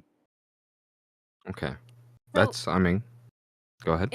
And transients use a system when they're grouped together and they're camping within cities. They will always send the biggest, most angry person towards the cops to put up a fight, distract, whatever. So they're usually drunk.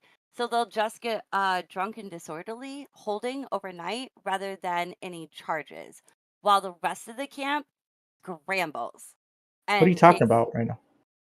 They're saying that you send in somebody who's like bigger, stronger, and is more of a distraction. So the cops go on him, but he's not actually doing anything that's like gonna get him killed.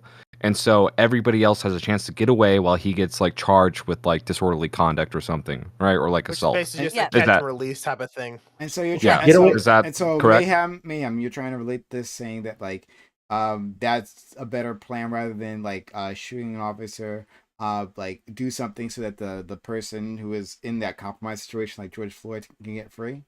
Yeah, you and your peers and the people around you should be stepping up to this person's defense with trying not to like use gun violence to get done what you need But to isn't that get what they done. did in the George Floyd situation? Like there was a whole crowd of individuals like yelling, "Hey, like you got to get off of this guy! You're killing him." But no one moves forward to no one like moves forward. Yeah, like, because drunkenly because the cops are warning them and they had their hands on their weapons. Yeah.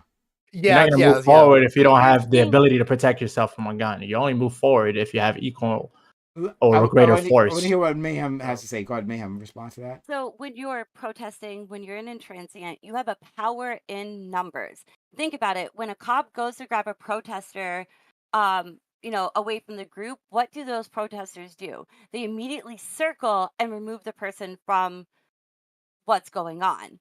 Like that's what people need to be doing in these types of situations. Not pulling a gun. You guys need to be using your I have numbers. a question and for you. Forcing Mayhem. yourself in between these officers, and this person.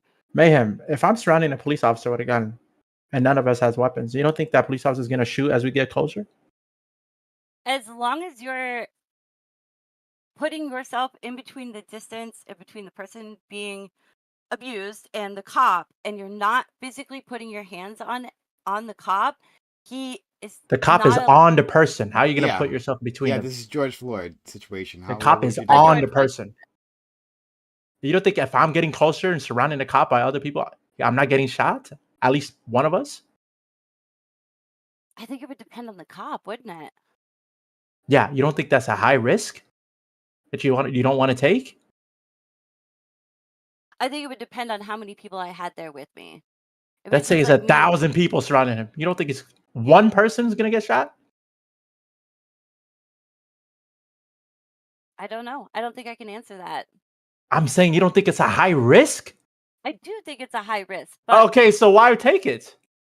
Obviously, obviously the better risk. The better risk is to shoot somebody with the sometimes in this speed of life there are sound. risks worth taking. I mean, I'll I think obviously- to some life, I think heroes will make the calculus that it'd be better to risk their life to save a life, and I think that's a Probably- risk worth taking in some places. It's a weird. And, It's like a trolley problem thing. Like not trolley problem. That's a would that count as a trolley problem? My brain is like immediately bugged that. Yeah, it's a not trolley problem. necessarily. But the thing that I'm talking about is that I want to be in a situation where I'm minimizing the risk of the innocent dying.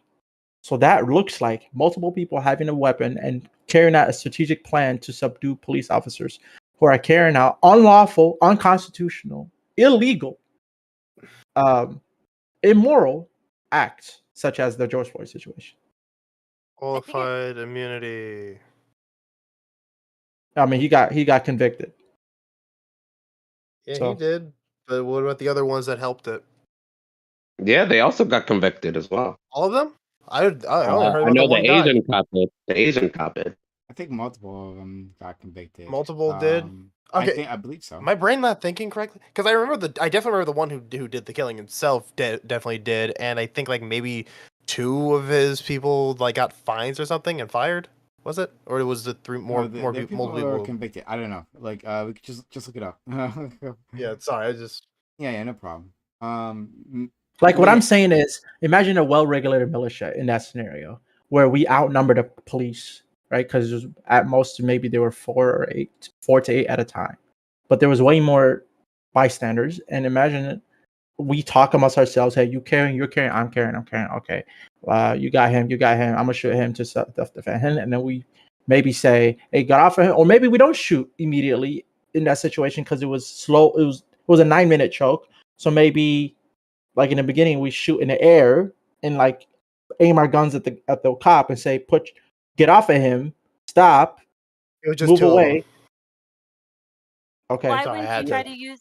Why wouldn't you try to use non-violent tactics first? If you are, I'm saying obviously, if all of those fails, like that's implied, obviously. I mean, I would hope that you're well trained. I'm not going straight to murder or kill a cop if I haven't done everything else in my power to help to make him stop. Hey, get off of him. And that doesn't work. And if I approach and I can't, and if that's way too dangerous, obviously I would fire a shot in the air as a warning shot with a plan by my other regulated militia that I have near me, who also have weapons, to aim at the cop and say, "Put your weapon down." Move away. Warning shot. I think a big problem is like this. Warning What you're shot. suggesting? Okay, okay. Well, what Yeah. you're suggesting right now, like that's not something like we are even close to right now, as like regarding I a agree. well-regulated This is- militia. I So you're- agree. What I'm saying is this is something that only happens I'm trying to if we pin down have what you that. want. No, this Okay, is only whenever- something that happens if we have it. It Well, doesn't why happen can't if we we don't have it? have We it. can have It's it. that I simple. think I've had this. I think Well, I've okay, wait. had the We conversation. can have it. Sorry, go ahead. Johnny. I just want to pin down what you want, Dio. Like you want a well-regulated militia. That is what you want, correct? Yeah, Yeah. it's easy. I You think just have some guys who are like trying to shoot, and then you make sure you protect your community from people who would attack. I'm not your sure it's that people. easy. Who's paying for It's this really training? How easy is it to have like multiple gun users go around So, who are proficient at using firearms and then protecting the community? How hard is that? So, the thing is, like, I think I've had this conversation with people before, and my idea, whenever I hear well-regulated militia in the way that the founding fathers had written it, obviously back in those days, they didn't actually have they had a police force of sorts, and they had the Minutemen after this the Minutemen that they had, whatever military they had at the time. People could say that those were the well-regulated militia. Well, they were self-regulated militia, but they were regulated Yeah, as well. You can regulate your own and the self. way and obviously, as the Constitution is supposed to be a living document, on that we can constantly change and rewrite to better fit the societies that we currently have. My thought process for that particular phrase, in the terms of a well-regulated militia, your right to bear arms shall not be infringed. The well-regulated part would be strict as fuck gun regulations and like licensing laws, and make sure that you are completely trained before you're allowed to own own a gun. I But don't why disagree. can't we regulate ourselves like we would regulate our disagree. Because the layman who's like, I like the shiny pew pews, is not as smart as someone who knows how to tear apart a gun, put it back together, and aim for a headshot from 20 yards away. Go ahead, Wait a Mayhem. second. For the information, the National Guard is technically the state's militia and your community militia. The National Guard was formed No, by it's that not. militia. It's not. It's because the militia is clearly in context with like regular non-military. I would argue it was back technically. then. I would argue technically it is, but like practically not really. Yeah, that's what I was. Hold on. I What was is gonna say that, yeah. what is practically not Not really? Practically means in reality. No, not I know what practically. practically means, but how are you applying it? How are you saying it in this situation? Like, Practically what? The National on, Guard is on paper. Sorry, I'm sorry. Go ahead. the Practically National what? Guard. The National Guard is technically your state's militia force. It is there of the community for the community. That's why the National Guard responds to natural disasters, things like that. However, that's not what they use the National Guard for anymore. That's it's like saying the police is there to protect you. The police is there. That's what they are on paper. That's what they are on paper. Yeah. But practically, they're not. In practice, yeah. That's It's- that's what whenever we're it saying. comes Like, down to brass tacks and like things actually follow through, it doesn't Mm-hmm. really seem like they are they're not our militia. They're government. that's why we're saying. A well-regulated militia being necessary to the security of a free state. The right of the people to keep and bear arms shall not be infringed. So the right of the people is within the same sentence as the regular. What's the punctuation on that?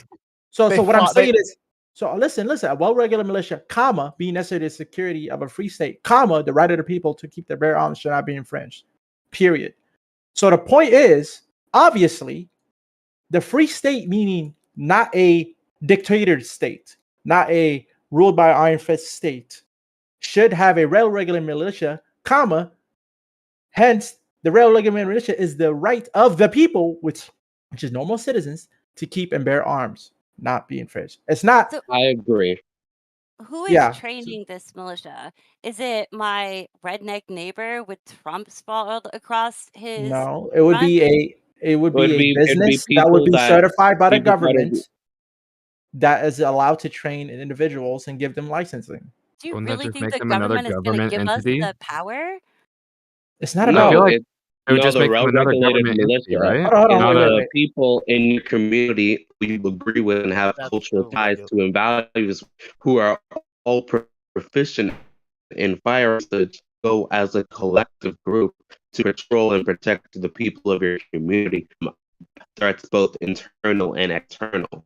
Because you can regulate yourself, just like one would regulate their own diet. You can regulate your own militia. You just have to make sure that everyone else in your group knows how to knows where your guns are, knows where the bullets are proficient at using guns, and then yeah, you're good to go as your own militia force. It's fine. I'm hearing dystopian stuff. Okay. Guys, I want to go to bed, so I'm going to. That's what I'm Aw. going to do. But you guys can continue the Okay. conversation, if you'd like, and yell at each other back and forth. But thanks all for coming through. Thank you again, Toya. Shout out to you for supporting the channel.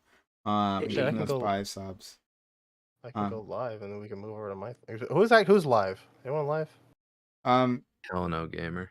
I will figure it out. But guys, thank you seriously. And if you want to go live quickly, then do so very quickly. And then I'll send them to you. It's fine. But yeah, thanks for coming through. This has been a lot of fun. And the regular amount of frustration, I think. Hey, I think two scenarios where I came up with the plan and people agree with me. I like that. Yeah. Razor, are you live? Not yet. Sorry, I was trying to get to the thing, but it won't let me. Yeah. So, Okay. if I can figure 5, things out. 4. Yeah. But we'll be back and we'll do more on Thursday. All Black Everything. You'll probably see a lot. Well, two of these people. But Toy will be there at the after panel. Hey. It was nice meeting you, and it was nice chatting with you. Yeah, you Nice should come meeting you, back. Mayhem. If you want to keep talking, Hey. I'm about I'll to keep do going. the. Yeah. Yeah, Razor. Yeah, Just please give me come a minute. on in the future. Yeah, you've been fantastic. I loved you. Participating and giving your opinion. We'd love to hear more from you. But you're there yet? Yeah, about to be. Okay. Sorry. Okay. I'm just gonna. Yeah, it's just. I'm just putting the title is talking. I'm in. Okay. Nice. Good job. Yeah. Okay. And I should be live now. Okay. All right. So we're gonna try it again. See if we can find them. Again. Oh boy. And Try to do window capture. is it Razor Sharp, right? Razor Sharp Gaming 96. Yeah. Okay. Razor Sharp Gaming 96.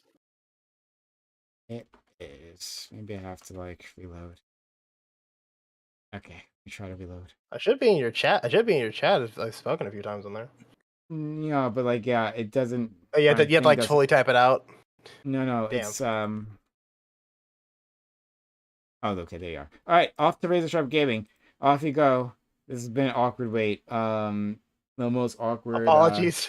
wait that we've had.